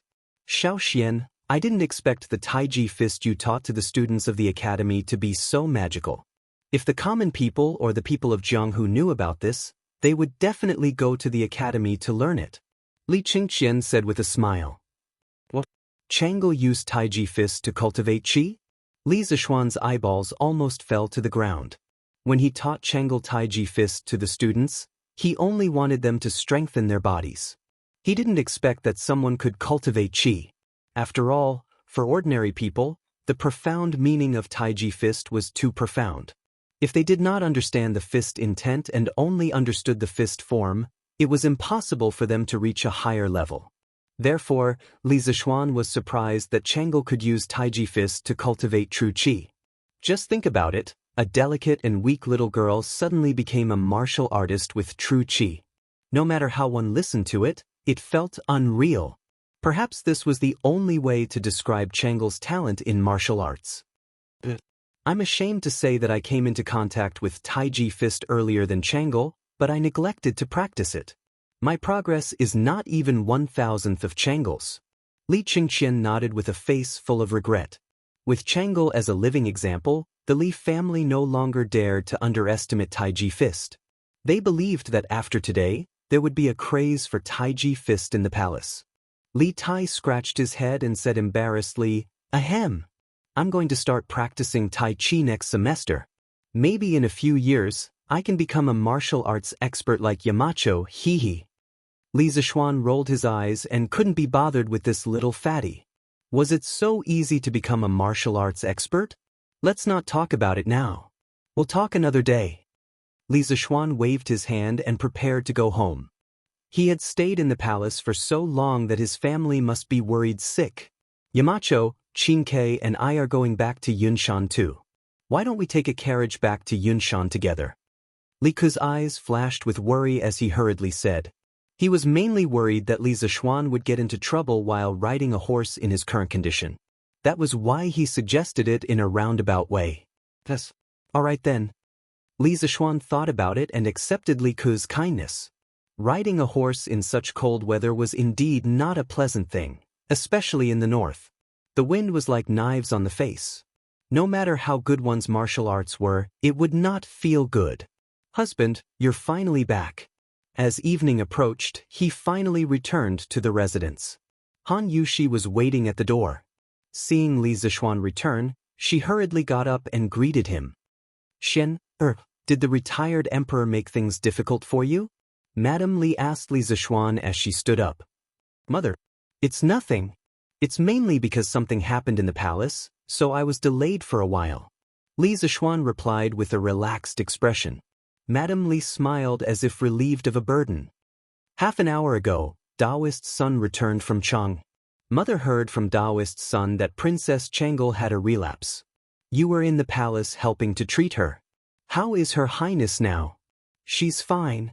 According to Divine Doctor's son, it's very likely that she'll recover in the future. Li Zishuan avoided the topic. Naturally, he could not tell his family that he had fainted because he had transferred qi to Changel in the palace. That's great. Her Highness is cute and kind. To be safe and healthy is truly a blessing to my great Tang. Madame Li sighed with joy. She had seen Changel when she came to the Li household. Moreover, she liked this little girl from the bottom of her heart. Now that she heard that the little girl's illness that had troubled her for several years could be cured, she naturally felt happy. Father, mother, grandfather, grandmother, please continue chatting. I'm a bit tired. I'll go in and rest for a while. Li Zishuan's body couldn't help but sway. He hurriedly regained his footing and said a few words to the elders in the room before heading to his bedroom. This time, his body had truly been hollowed out.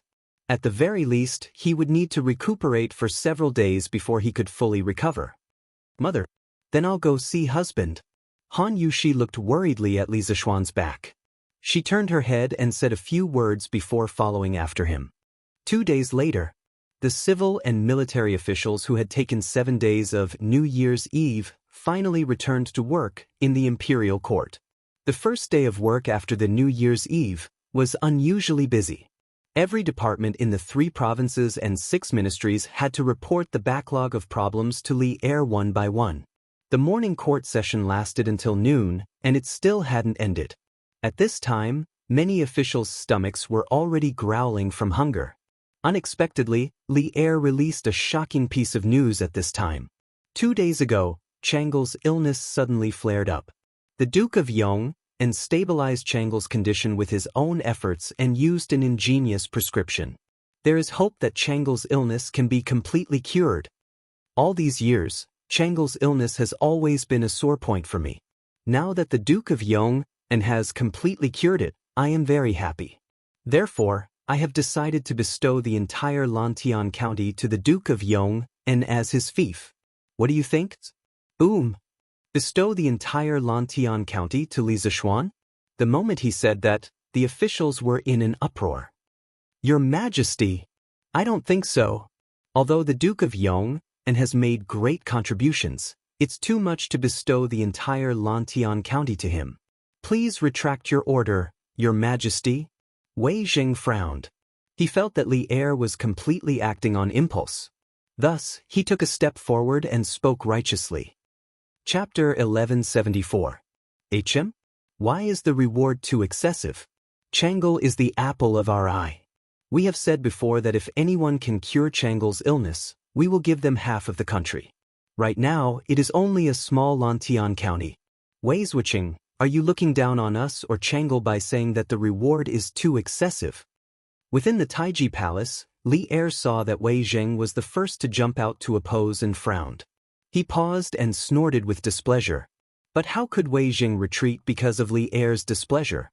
This fellow was the most typical thorn in the imperial court during the Jingguan era. Opposing Li Er had already become a common occurrence for him. Your Majesty, this old subject is not looking down on anyone, But if all the citizens of Lantian County are in theft to Marquillon, and how is that different from Western Zhou's enfeoffment system? Could it be that your majesty wants to restore the Zhou system? Enfeoffment system. Hearing this sensitive word, the faces of all the officials in the palace turned serious. In the history of ancient China, ever since the Qin dynasty unified the 6 states, the biggest problem that the founding emperors of each dynasty faced was which system to adopt to manage the country and ensure that the country would always remain in the hands of their own people. Regarding this, the Qin first emperor thought of a way to abolish the enfeoffment system and change it to a county system. As for the county magistrates, they were personally appointed by the emperor to govern the region. However, the Qin dynasty only existed for 15 years before disappearing. Later on, many founding emperors used the Qin dynasty's disappearance as a lesson and implemented the enfeoffment system. During the implementation of the enfeoffment system, because the emperor's relatives were watching over the country, they had a very close relationship. Thus, the citizens lived very well and there were very few disturbances. However, this could only be done when the founding emperor was on the throne. Once the founding emperor died, there would be another catastrophe. Many vassals would start to fight for the throne and start to rebel. For example, the Western Han's rebellion of the state of Qi, and the Western Jin's rebellion of the 8 princes. However, during the Tang dynasty, although there were painful lessons from the Han and Jin dynasties, Li Er still wanted to use the enfeoffment system to reward his son and the officials who helped him obtain the throne. According to historical records, in the 7th month of the first year of Zhenguan, Li Er sought out Xiao Yu to discuss the enfeoffment system. Xiao Yu was a person who greatly respected the Zhou rites and could be said to be the most enthusiastic proponent of the enfeoffment system. At that time, he said, "Based on my observation of the previous dynasty, I believe that the enfeoffment system will last for a long time." The Qin dynasty had 6 states, but the second generation died. The Han dynasty had the world, and the commanderies participated in the construction, but it took more than 400 years. The Wei and Jin dynasties were abolished and could not last forever. Li Er was overjoyed that he had finally found a like-minded person. He was about to issue a decree to reward the officials who had rendered meritorious service. But at the crucial moment, Li Er's idea was vehemently opposed by the officials led by Fang Xianling, Du Ruhui, Wei Zheng, Li Baiyao, and Yan Shirgu. In their view, the enfeoffment system was the root of the country's troubles. Once this loophole was opened, the Tang Empire would inevitably be plunged into a chaotic state of war. Thus, at that time, the imperial court was divided into the anti-enfeoffment system and the enfeoffment system. But after Li Er's consideration, he finally decided not to enfeoffment system. The anti-enfeoffment system faction obtained a temporary victory. Now that the old matter was brought up again, Fang Xianling, Du Ruhui, and the others could not sit still. Bastard! How could Li Er, who was sitting at the head of the table, not know what was at stake? His expression changed as he slammed the table and stood up. He pointed at Wei Zheng and said angrily, "Wei Xuanqing, don't confuse the public. I am only giving Lantian County to the Marquis of Yong, and as a fief. What does this have to do with the enfeoffment system?" Seeing Li Er so angry, the officials in the imperial court immediately dispelled the idea of joining in the fun. Now that Li Er had ascended the throne for a long time, he had accumulated more and more power. Many officials were still afraid of him getting angry. Fang Xianling and Du Ruhui looked at each other. Finally, the two of them looked at Zhang Sun Wuji at the same time. But the latter actually closed his eyes and crossed his arms, standing on the spot as if he was asleep. What a joke! Chang'e was Zhang Sun Wuji's niece. Now that Li Zixuan had saved Chang'e, no matter what, Zhang Sun Wuji, as her uncle, had to accept this favor. On this matter, even if he did not support it, he could not oppose it. Besides, in his heart, he also felt that Wei Zheng was making a big fuss over a minor issue. It was just a county in Lantian County. Although it was a little out of bounds compared to Li Zixuan's title, forcefully connecting it to the feudal system was a little too far-fetched. After reading Zhang Sun Wuji's attitude, Fang Xianling and Du Ruhui looked at each other and shook their heads. In the end, they did not go out to stand up for Wei Zheng.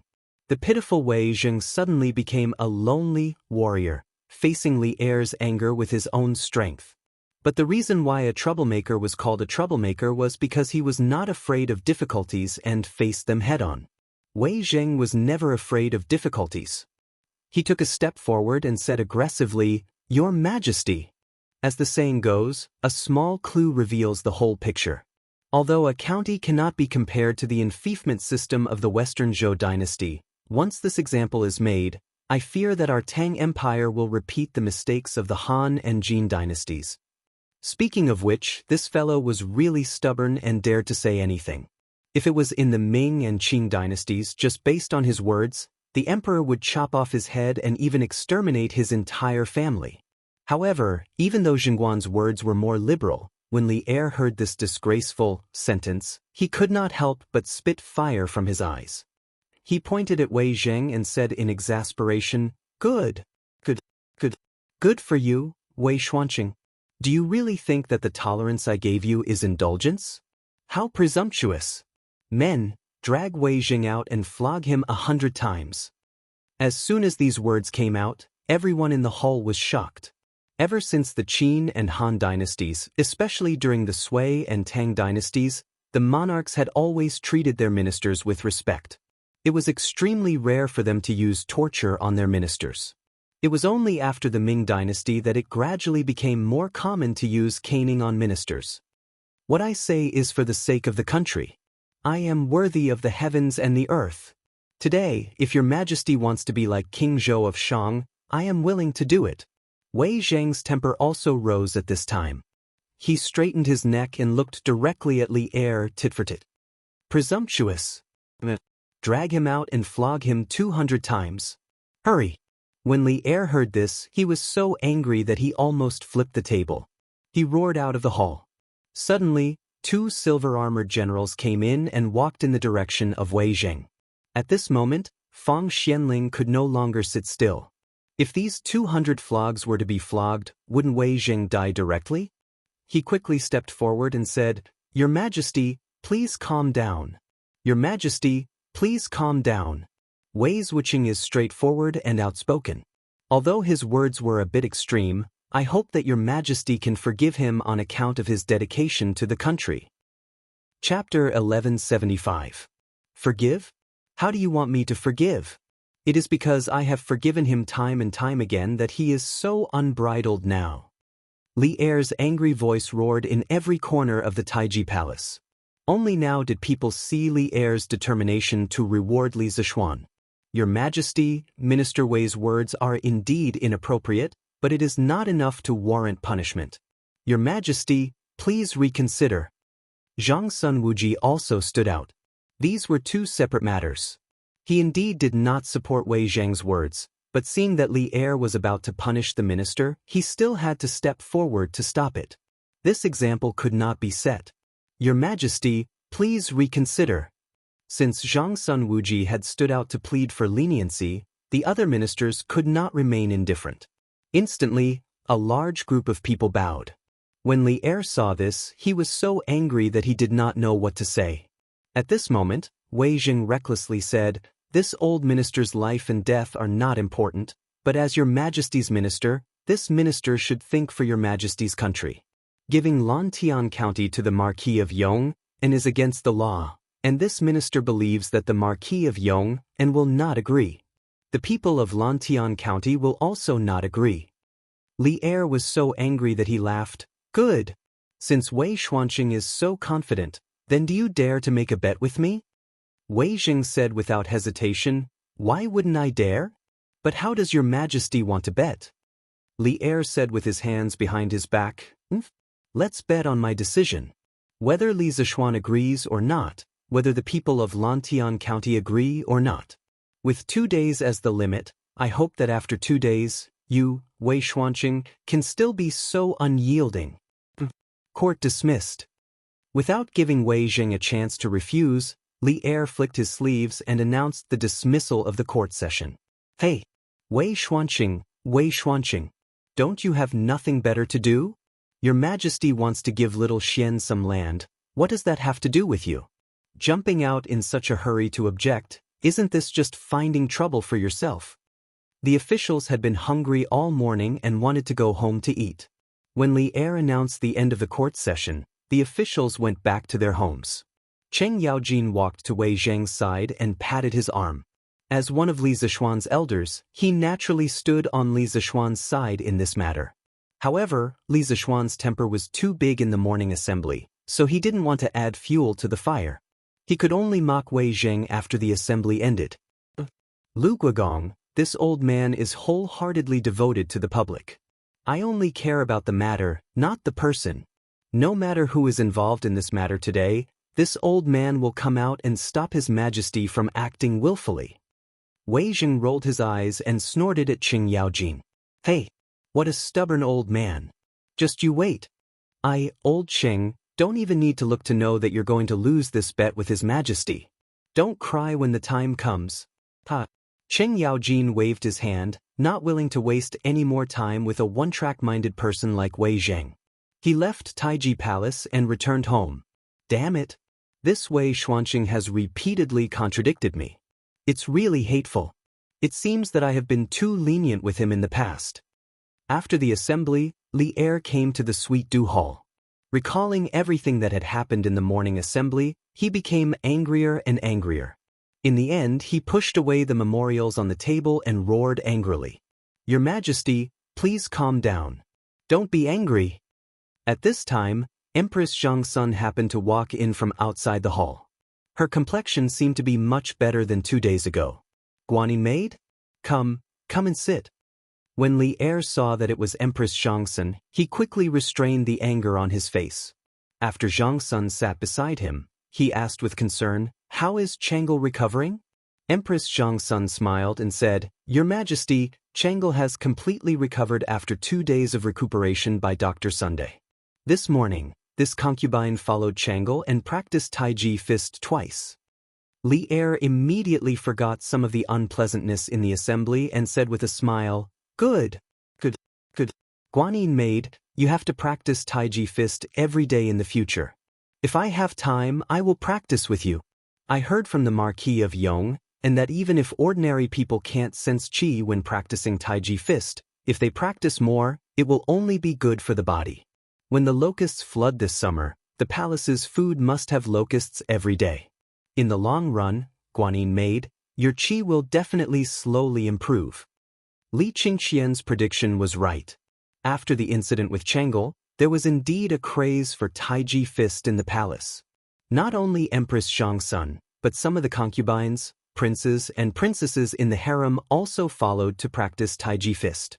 Now, Li Er could be considered to have performed a real-life version of delicious. Last year, when the Academy used locusts to make the delicacy soaring to heaven, Li Er wanted to find trouble with Li Zishuan after learning the truth. Unexpectedly, he was now looking forward to eating locusts in the palace again. Yes, delicious. The changes in the world could be said to be wonderful.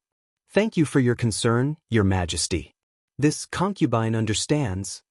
If there was a chance to live longer, she believed that no one would be willing to die early. Why wouldn't Empress Xianxia want to live a healthy life with Li Er?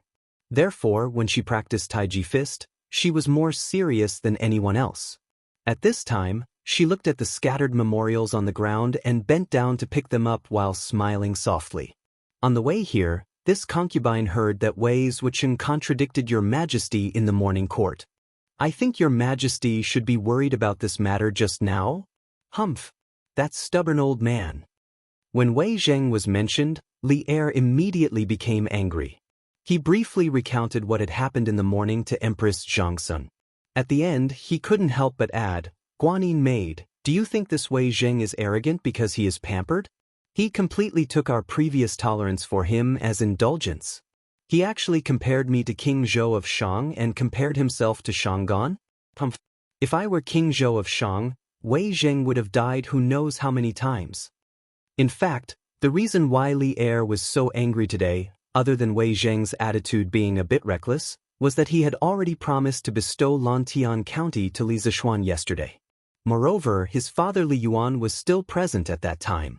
In this way, if he really couldn't fulfill his promise because of Wei Zheng, Not only would he lose his prestige, he would also become a joke in Li Yuan's eyes. This was absolutely not allowed to happen. Li Er had a very deep obsession in his heart, and that was to be an emperor for all eternity. No matter how bad it was, he had to be better than Li Yuan. He wanted to prove to his father that no one was more suitable to sit on the throne than him. Your Majesty, please calm down. That last bet of yours has caused Wei Wuxing to suffer miserably this time. I don't know if someone will throw stones at Wei Wuxing's house in the next 2 days. Empress Xianxia softly comforted, then thought of something and couldn't help but cover her mouth and laugh. Chapter 1176. It was almost evening in the Yunshan residence. Li Zixuan looked at the golden silk in his hand and helplessly revealed a trace of a bitter smile. He could only hear himself muttering to himself, Wei Zheng, this time it's not me who wants to make things difficult for you. It's His Majesty and the people. After that, he picked up the pen and paper on the table and scribbled a few lines of words. Then he put it in an envelope and left the study. He called Pang Feiji and said, Feiji, quickly send this letter to the workshop and give it to Ma Zhou. It was already the 7th day of the Lunar New Year, and the workshop had already resumed production. Correspondingly, the editorial department of Datong Daily had already started work 2 days ago. Therefore, some of the people in Chang and who had been away for work all year round had taken advantage of these 2 days to enjoy the freshly baked Datong Daily, which was still emitting the fragrance of ink. Pang Feiji bowed and accepted the order. Mr. Ma, Margie asked me to give this to you. In the new workshop, in the editorial department of Datong Daily. After Song Xiaoxi's report, Pang Feiji met Ma Zhou and handed over the letter from Li Zixuan. At this moment, Ma Zhou was writing the application materials for the evaluation of professors. After the Lantern Festival this year, the teachers of the academy would start school early. The first thing in the new semester would be the evaluation of teachers' titles. A few days ago, Li Zixuan had asked Ma Zhou to start preparing. At this time, he took the letter and opened it. He was stunned. If not for the fact that the handwriting on the letter was exactly the same as Li Zixuan's, he would have suspected that Pang Feiji was faking Li Zixuan's handwriting. But please tell Marquis that there is no problem on my side. After putting away the letter, Ma Zhou's expression was strange. He then said to Pang Feiji in a muffled voice, Okay, then I'll take my leave. Pang Feiji was confused. However, he knew that some things could be asked and some things could not be asked. Therefore, he just nodded and left. Sigh. I really don't understand what Marquis is trying to do. After Pang Feiji left, Ma Zhou smiled and sighed.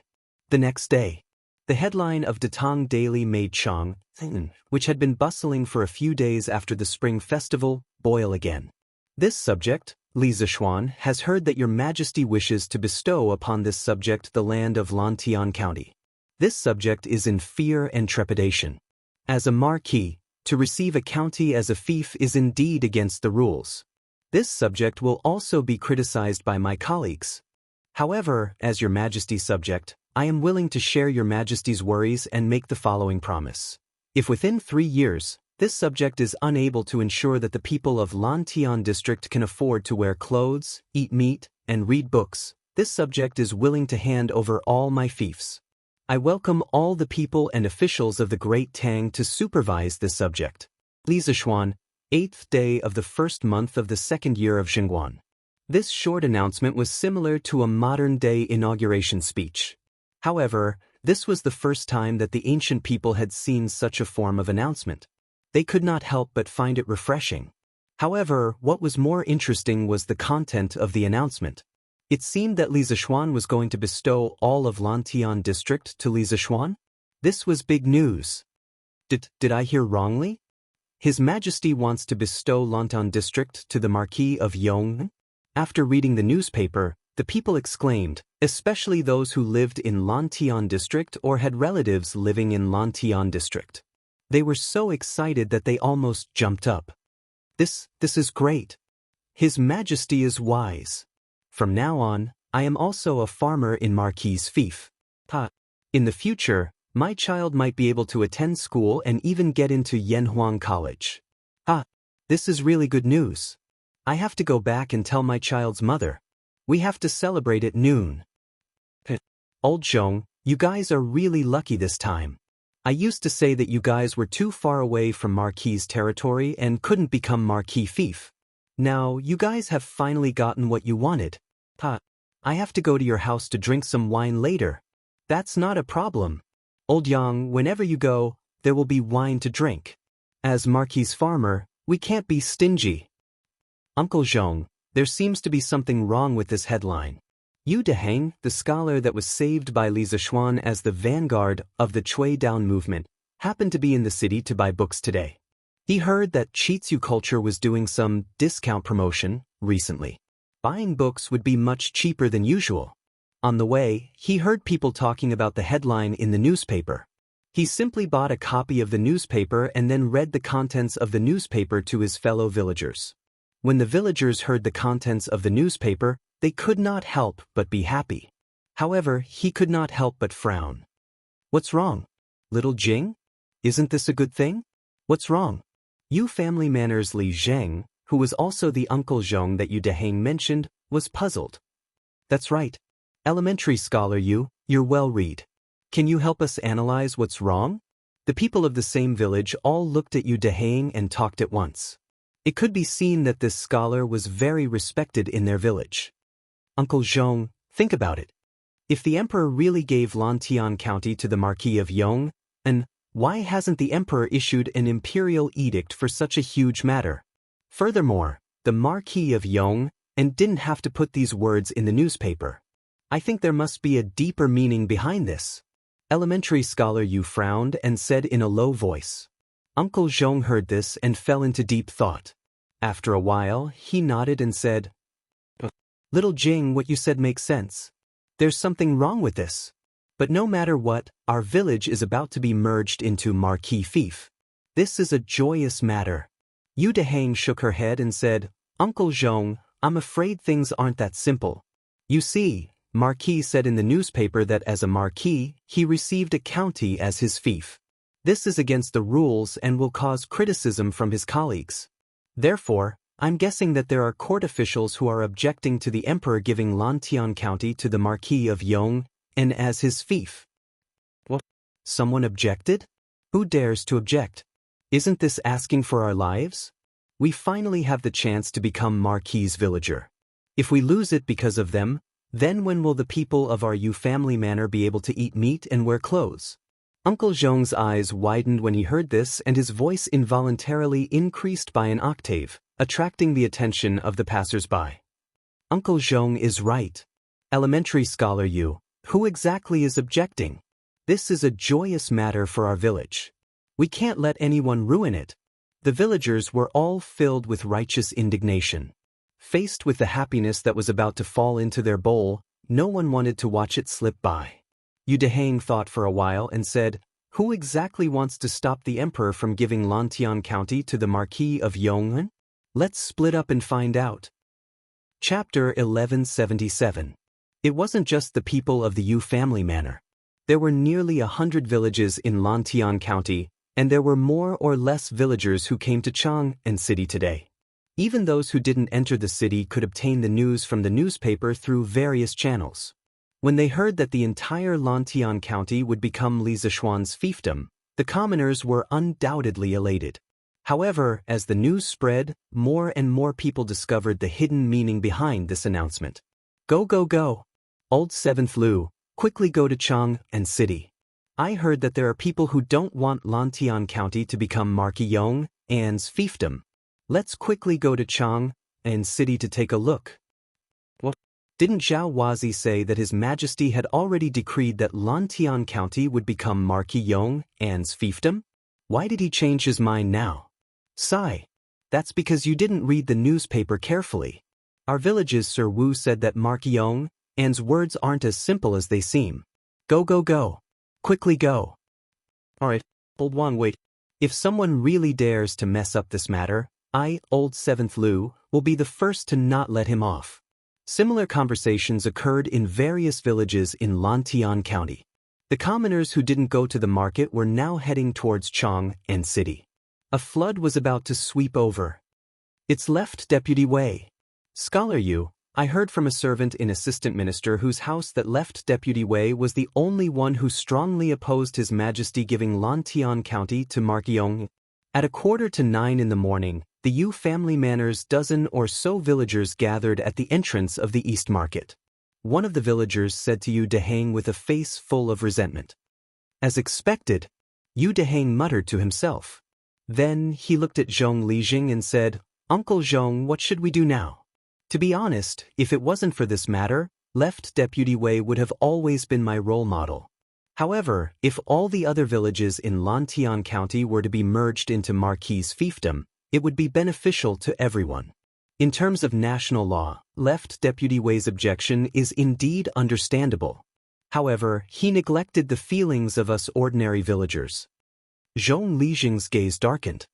He looked at the surrounding villagers, who were all agitated and eager to fight, and slowly opened his mouth to speak. Wei Wuxia is indeed a good official who cares about the people, but he can't just focus on the law and ignore the interests of the people of Lantian County. Let's go to Wei Wuxia's house and ask him for an explanation. Good. To demand an explanation. Let's go and demand an explanation. As soon as Zhong Lijing finished speaking, he immediately received unanimous approval from the villagers. In the past, their Yu family manor wasn't Li Zishuan's fief, but they still managed to get by. However, humans were creatures. Once they were given hope and then disappointed, most people wouldn't be able to accept it. The villagers of the Yu family manor were now in such a situation. They saw that they had the hope of leading their families to a good life, but it was all ruined by Wei Zheng alone. How could they tolerate this? In addition, after learning that Wei Zheng was the instigator behind this, the people of the other villages all rushed to Wei Zheng's house in Yongxing Lane. There were more and more people, and they gradually formed a mighty torrent. They came from different villages, but at this moment, they all had the same goal, and that was to make Wei Zheng yield and stop interfering with Li Zishuan's reward. Madam! Madam! Not good. There are many people gathered outside the residence. The old gatekeeper of the Wei estate was the first to discover the abnormality and quickly reported it to the maidservants in the residence. The maidservants then ran to the rear courtyard to inform the mistress of the house, Madame Pei. When Madame Pei heard this, she said in surprise, "There are many people gathered outside the residence. Master has always been an honest official, so why would these people come to our house to cause trouble? Could it be that they were instigated by some vile peoples?"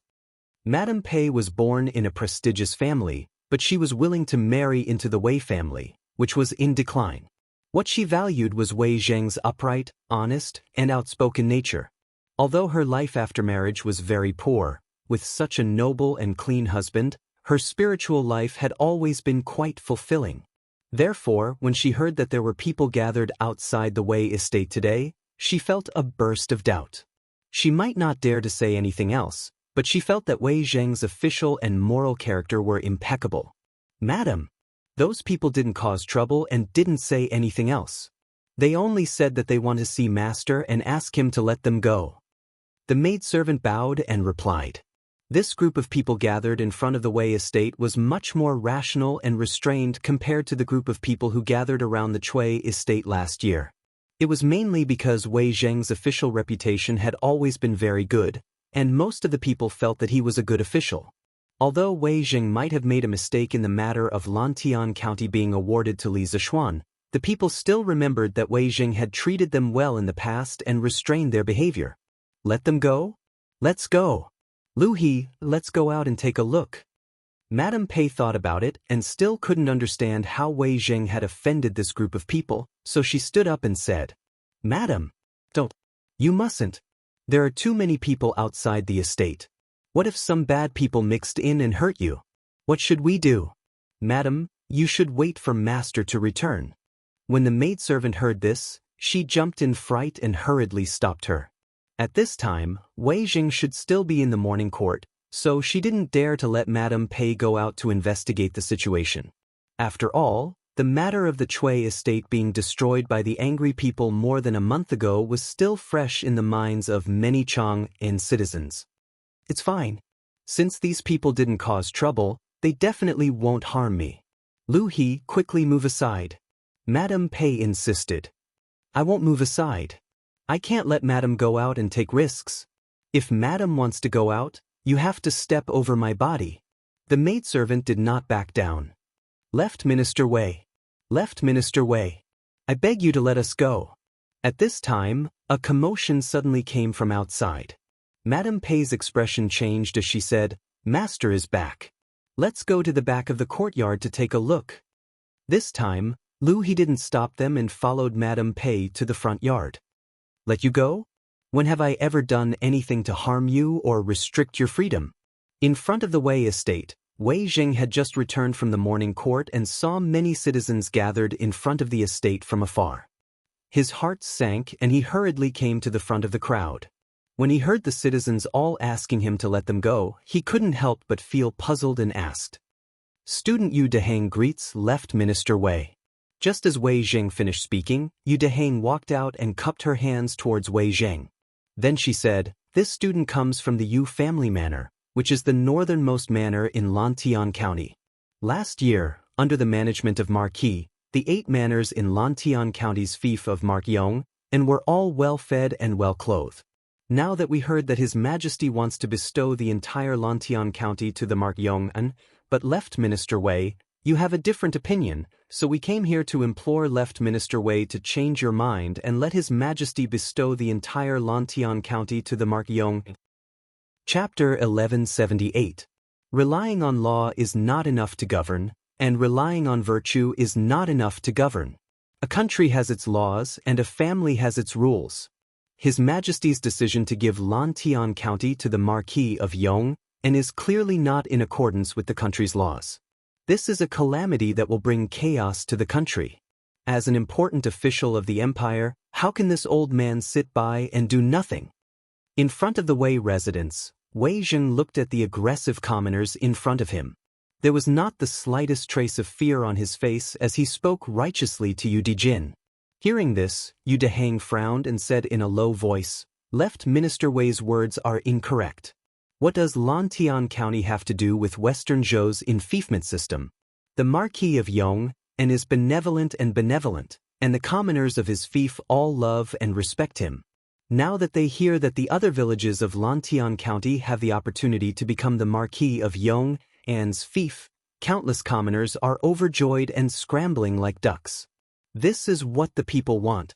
Left Minister Wei, you keep saying that you are doing this for the sake of the country's laws and dignity, but you have disregarded the people's will and harmed the tens of thousands of commoners of Lantian County. Being spoken to like this by a late student, Wei Zheng's old face was somewhat embarrassed. Brushing his sleeves, he angrily said, Foolish brat. Since the founding of the Great Tang, there have been many restrictions on the enfeoffment of the nobles. This old man has never heard of anyone being able to obtain the fief of tens of thousands of households as a marquis. With this example, I'm afraid that in the future, there will be many vassals in the Great Tang. The rebellion of Prince Qi, of the Western Han, and the rebellion of the 8 princes of the Western Jin are not far off. This old man will definitely not agree to this kind of politics that brings chaos to the country. His worries were not without reason.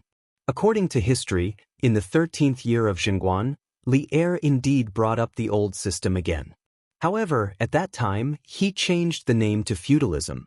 The so-called feudalism was like the Western Zhou's enfeoffment of vassals, allowing the various princes and meritorious officials to hold a permanent position in a place that could be inherited by their descendants.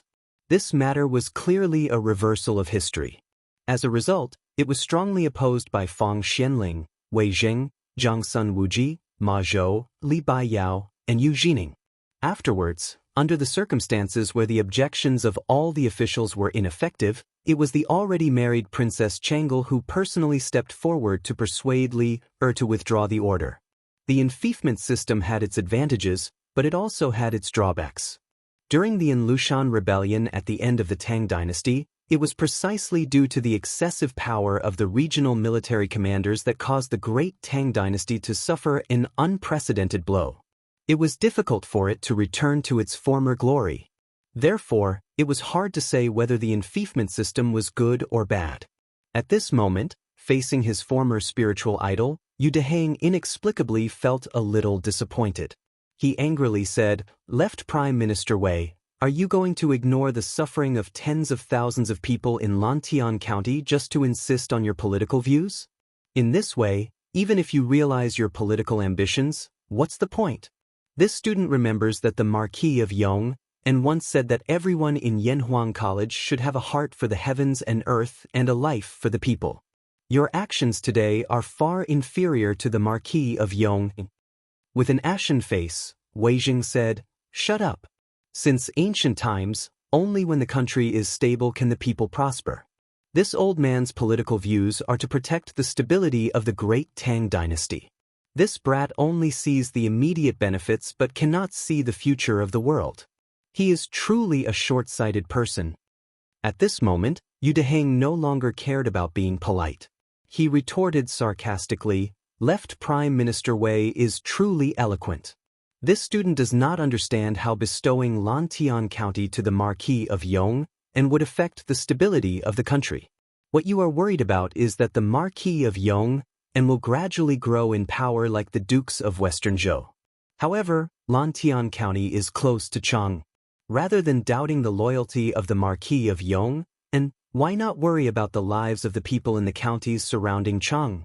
Furthermore, the Marquis of Yong and had once said that if the people of Lantian County could not afford to eat meat, wear clothes, and study within 3 years, then he would automatically relinquish all of his lands. From this, it can be seen that the Marquis of Yong and only wants to let the people live a good life and not for the sake of fighting for power and profit. As for us villagers, we only want to live a good life under the rule of the Marquis of Yong. Firstly, we do not violate the laws of the country. Secondly, we do not harm our personal morals. Why must left Prime Minister Wei force us?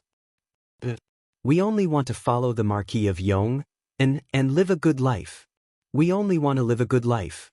We beg left Prime Minister Wei to grant us this wish. Yu Dehang's last sentence could be considered to have spoken the hearts of all the villagers. Immediately, the several hundred villagers in front of the Wei residence all began to talk at once. Humph!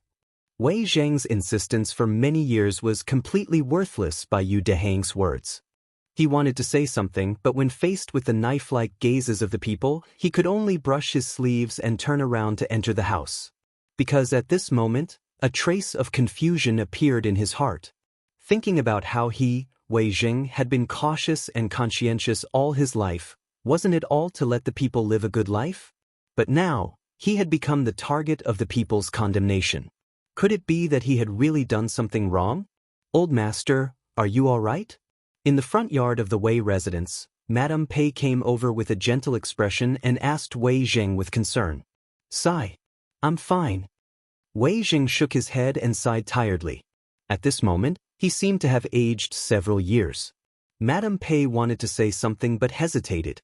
Seeing this, Wei Jing smiled bitterly and said, "Madame also wants to persuade this old man to give up?"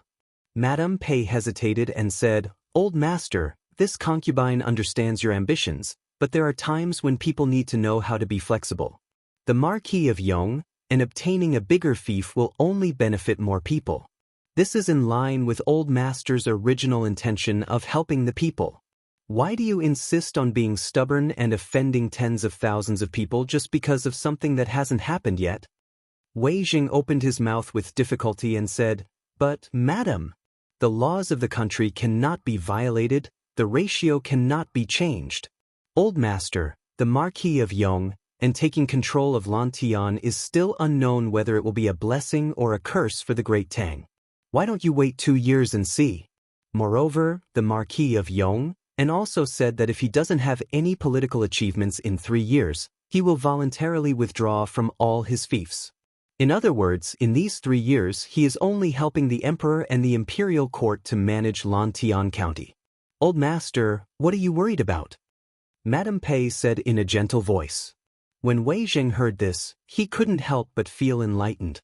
Because according to this, in these 3 years, Li Zishuan was only helping the imperial court to manage Lantian County.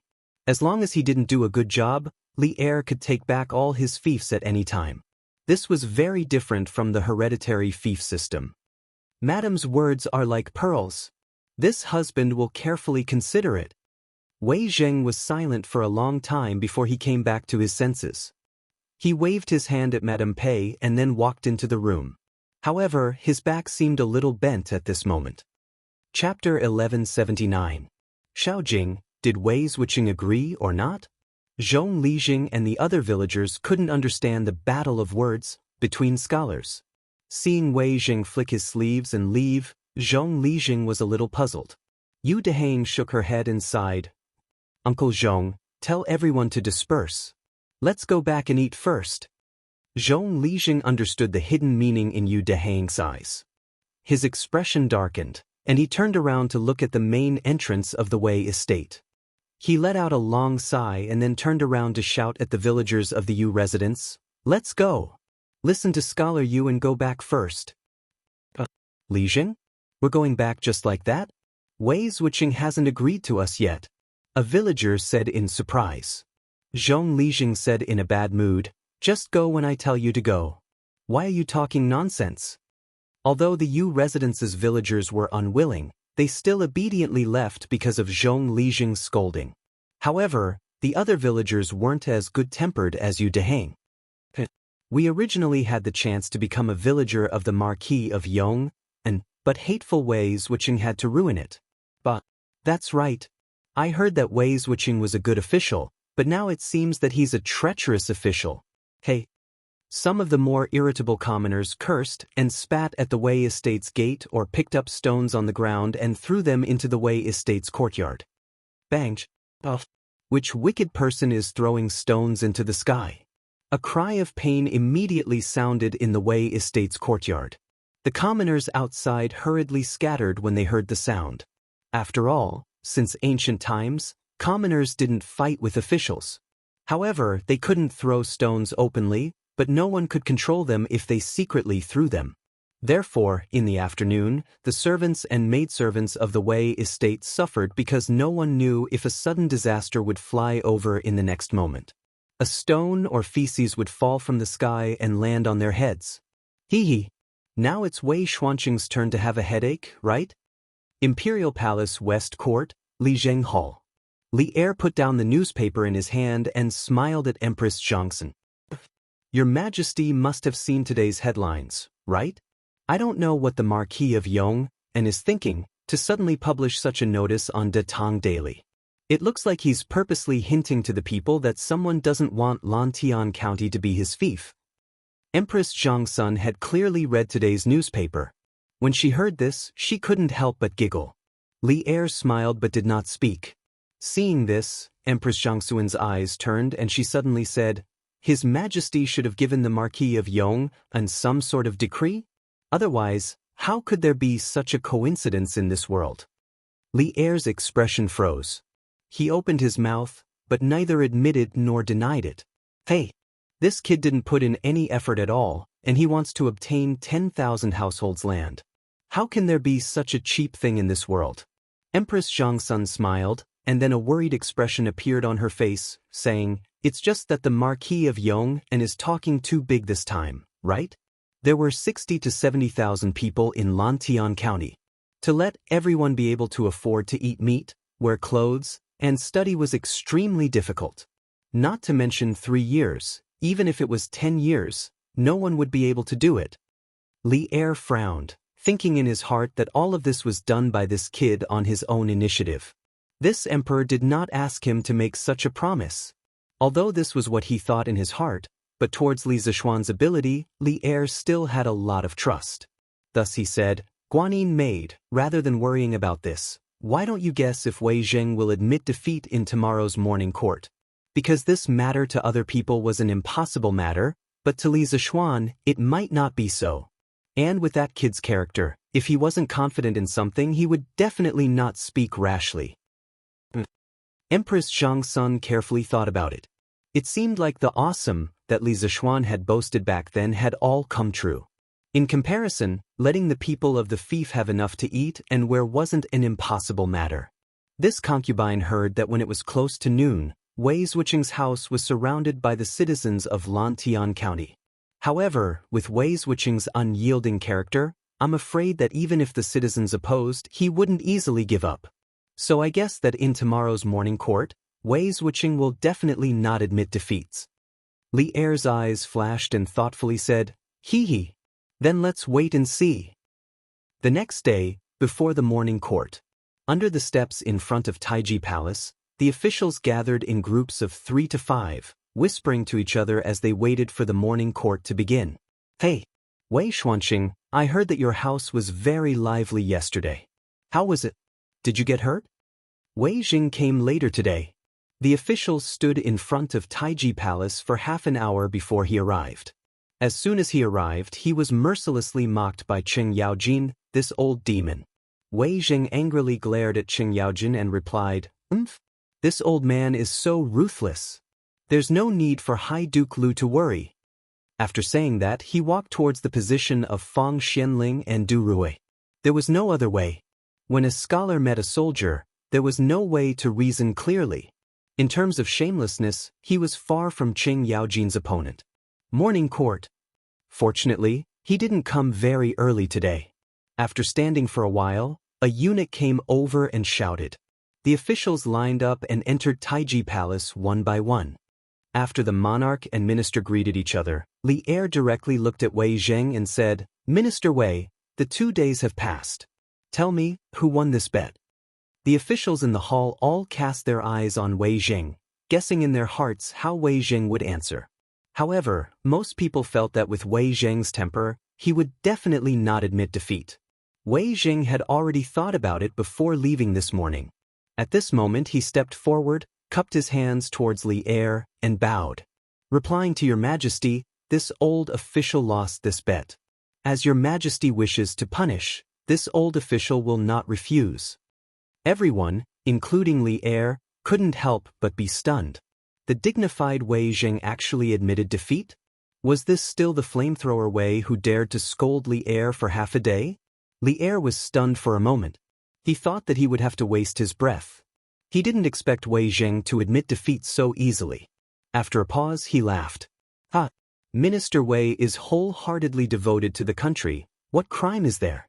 Back then, I only said that it was a bet, but I didn't say what the stakes were. Now that Minister Wei has admitted defeat, does anyone have any objections to the matter of Lantian County being awarded to Li Zishuan?" This was called the demeanor of a victor. Between the monarch and his minister, timely tolerance was very necessary. Wei Jing naturally cupped his hands and said, "This old official has no objections." The reason why he admitted defeat today was not because the people threw stones and feces at his house, but because he was deeply affected by his wife's words yesterday. Since Wei Jing did not object, what reason did the other officials have to object? Thus, they all cupped their hands and said, "This official has no objections." Good. In that case, from today onwards, I will bestow Lantian County to the Duke of Yong. Chapter 1180. Your Majesty, today is already the 9th day of the Lunar New Year. I plan to leave tomorrow and bring the Cui family to Zhengzhou. In the Taiji Palace, after Li Er announced that Lantian County was officially under Li Zishuan's control, Wei Jing cupped his hands and continued. Li Er was overjoyed. No, his expression turned solemn. He pulled a taut face and said seriously, "I'll have to trouble you with the Cui family's matters. In order to prevent any accidents, I will send a team of imperial guards to escort you along the way. When we reach Zhengzhou, I will have all the officials in Hunan listen to your orders." Wei Zheng would escort Cui Junchuo to Zhengzhou and thoroughly investigate the corruption of the officials of Hunan province. This was originally decided before the new year. Now that Wei Zheng had taken the initiative to leave for Zhengzhou before the Lantern Festival, Li Er naturally had no reason to disagree. He even had some faint expectations in his heart, because his ears could finally be quiet for a while. Cough cough. Although he thought so in his heart, Li Er still looked serious on the surface. The image of a harmonious ruler and his subjects was reflected in the minds of all the officials. "Your Majesty, Your Majesty." Wei Jing bowed and said.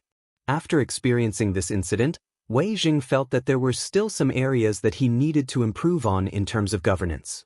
He could use the excuse of going to Zhengzhou to reflect on it. Li Er nodded and announced that the morning assembly would continue. At noon, as the morning assembly ended, Zhao Song rushed out of the palace on a fast horse with an imperial edict in his hand, heading straight for the east city gate of Cheng. Some of the quick-witted citizens saw the direction Zhao Song was heading in and roughly guessed what was going on. Someone from the palace came out to deliver the imperial edict. It's heading towards the east of the city. Could it be that the bestowment of Lantian County has been decided? If that's the case, that's great. The people of our manor have been looking forward to merging into the Marquis of Yong'an's fief for the past 2 days. Although it was only a guess, the tens of thousands of people in Lantian County hoped that this guess would come true. In a moment, all eyes were focused on Cloud Mountain. There lived a young man who was like an immortal. His chest was deep and he was talented. In the Cloud Mountain area, he could make clouds and rain with a flip of his hand. Sometimes, a single word from him could bring endless wealth to the people. In the eyes of the merchants, he was the god of wealth. In the eyes of the people, he was the Yamacho of Yanhuang College. He was the Marquis of Young Master. Head Steward Zhao was here. The imperial edict is here. In the imperial court, Li Zishuan and Wei Jing had a battle of wits and courage. It was very lively. On Yunshan Mountain, Li Zishuan had just finished his lunch and was sitting in the small courtyard, watching the flowers bloom and wilt in front of the courtyard, watching the clouds roll and disperse in the sky, quite leisurely. At this moment, Xiao He hurriedly ran over, shouting as she ran. "Oh, I'm coming." Li Zishuan nodded and stood up. It had been 4 days since the incident in the palace. His body had more or less recovered. Not only did his strength not decline, but it had also improved slightly. However, it was only a slight improvement. If he wanted to break through, he would have to wait a few years under normal circumstances. However, Li Zishuan was not in a hurry. After all, he was still young. Moreover, with his talent and understanding, it was still very possible for him to enter the great Grandmaster realm in his lifetime. Head Steward Zhao, long time no see. Long time no see. After a while, Li Zishuan walked out of the house and saw Zhao Song in the front courtyard. The two old acquaintances naturally had to exchange a few pleasantries. After going through the ceremony to receive the imperial edict, they finally got to the main topic. Zhao Song opened the imperial edict and read, "The Emperor of the Tang Empire decrees, all great doctors must calm their nerves and resolve their illnesses. They must have no desires, and must first show great compassion to others. Today, there is the Marquis of Yong'an, who has superb medical skills and miraculous hands, who saved my beloved daughter Changle from danger. I am very happy and specially grant him Lantian County. In addition to his previous fief, he will have a total of 13,527 households to live in.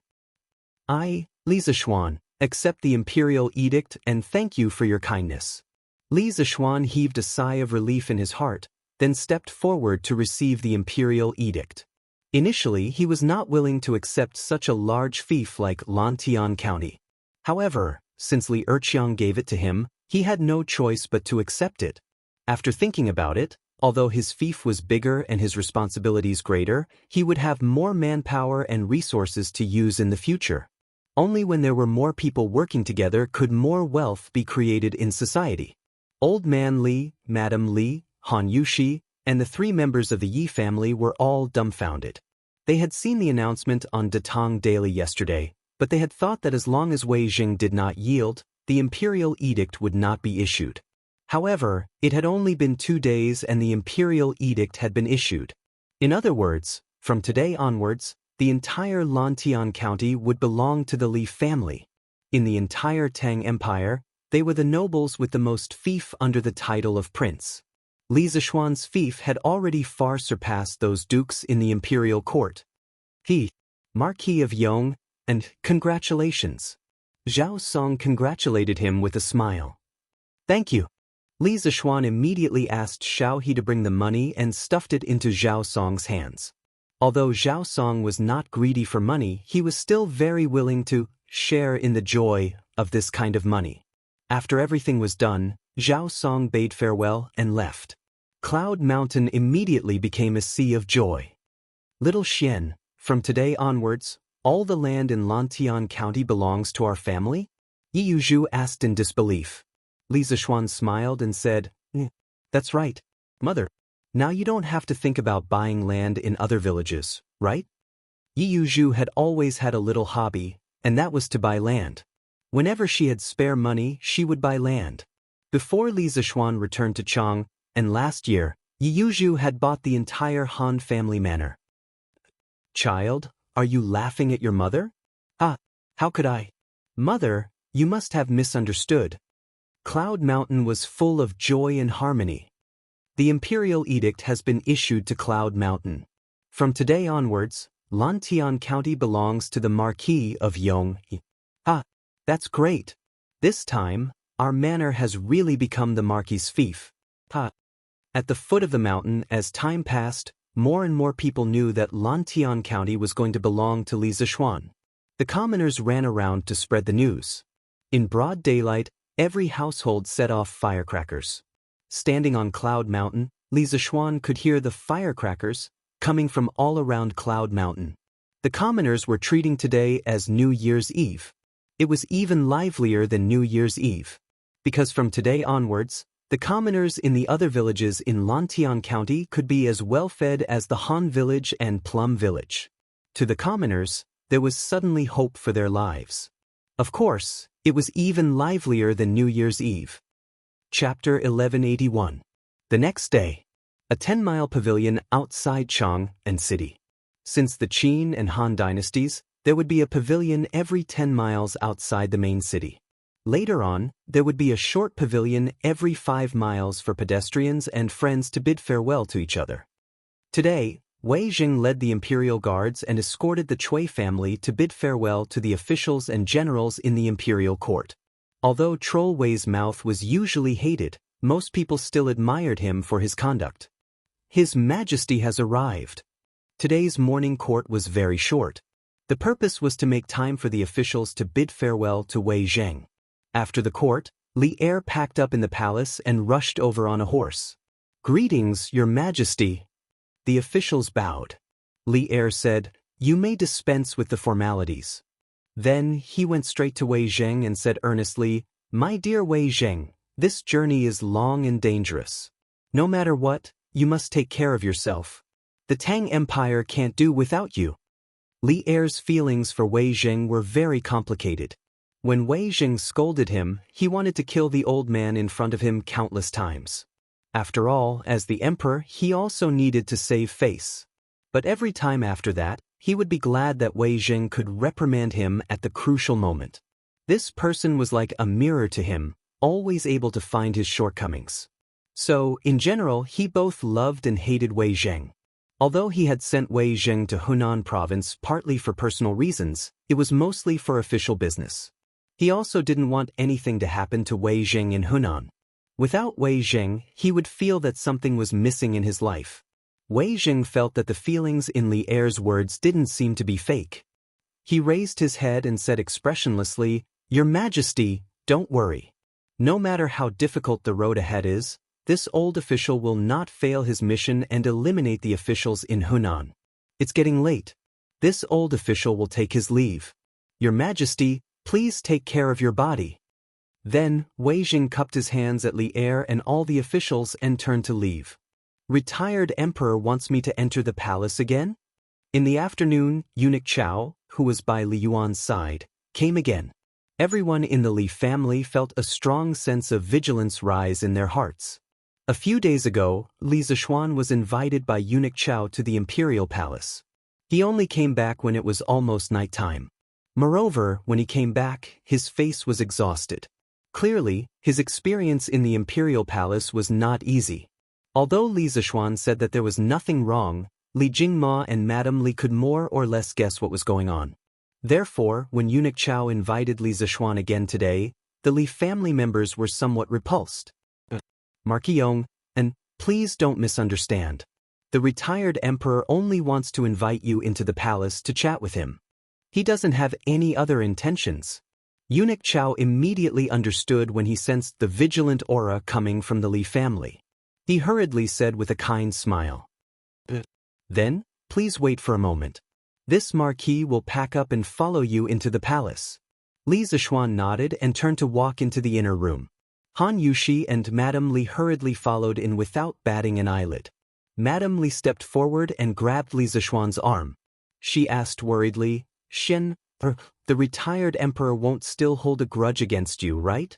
Li Zishuan smiled slightly and said, Mother, don't worry. The retired emperor already buried the hatchet with me last time. This time, he probably really just wants to chat with me. You and father shouldn't think too much. After experiencing the incident with Chengel last time, Li Zishuan believed that Li Yuan would not harm him again. Although this old man was sometimes a bit overbearing, he could still distinguish between good and bad. If that's really the case, then mother can rest assured. Madame Li heard this and let out a long sigh of relief. Then, husband, this concubine will help you change your clothes. Han Yushi happily stepped forward and said, Putting on his court attire, Li Zishuan rode with Chao Cixi to Chang'an City. Actually, if Li Yuan had no ill intentions towards him, he would rather like this old man summoning him into the palace from time to time. Because this way, he could ignore the confinement order and legitimately descend Cloud Mountain. You're here? No need to be so courteous. Sit. Passing through Taiji Palace and arriving at Li Yuan's courtyard, unlike the cold words last time, Li Zishuan received Li Yuan's warm reception this time. And Li Yuan Chang, that little thing, was actually also there. The father and son sat around a table. There was even a wooden card on the table.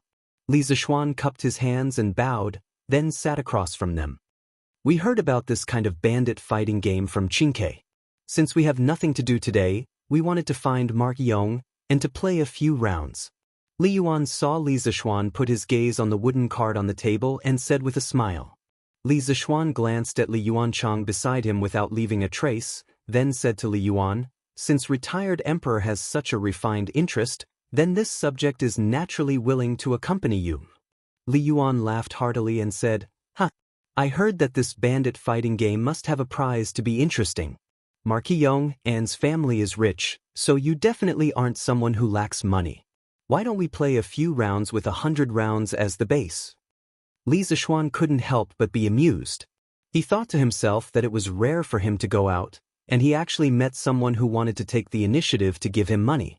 If he didn't agree to this kind of thing, then there was really something wrong with his brain. This subject has no objection. As long as retired emperor has fun. It should be as long as he loses happily, Li Zishuan silently added in his heart. Although he didn't know how Li Yuan's card skills were, he, as the founder of Landlord, Bandit Fighting, was confident that his grasp of the rules and skills would definitely win against the two people on the field. Besides, with his powerful mental strength, his brain was simply a natural card holder. Facing him, this human cheat, what could Li Yuan and Li Yuanchang use to fight with him? Imperial Grandfather, Changel has come to pay respects to you. Brother Xiaoxian is also here? At this moment, Changel walked in from the outside, wrapped up tightly. When she saw Li Zishuan sitting in the courtyard, a trace of surprise appeared on her face at just the right moment. What kind of person was Li Yuan? How could he not see through the little scheme in her heart? However, his face still revealed a trace of benevolence. Changel has come? Come in quickly. It's cold outside, don't catch a cold. It just so happens that your imperial grandfather wants to play 2 rounds of bandit fighting with the Marquis Yong. You can learn from the side. After you learn, come and play with imperial grandfather often. Then Changel will learn well from imperial grandfather. Changel responded crisply, then turned her head to glance at Li Zishuan. A complicated emotion flashed through her eyes and disappeared. Brother Xiaoxian, thank you for saving me that day. Otherwise, Changel,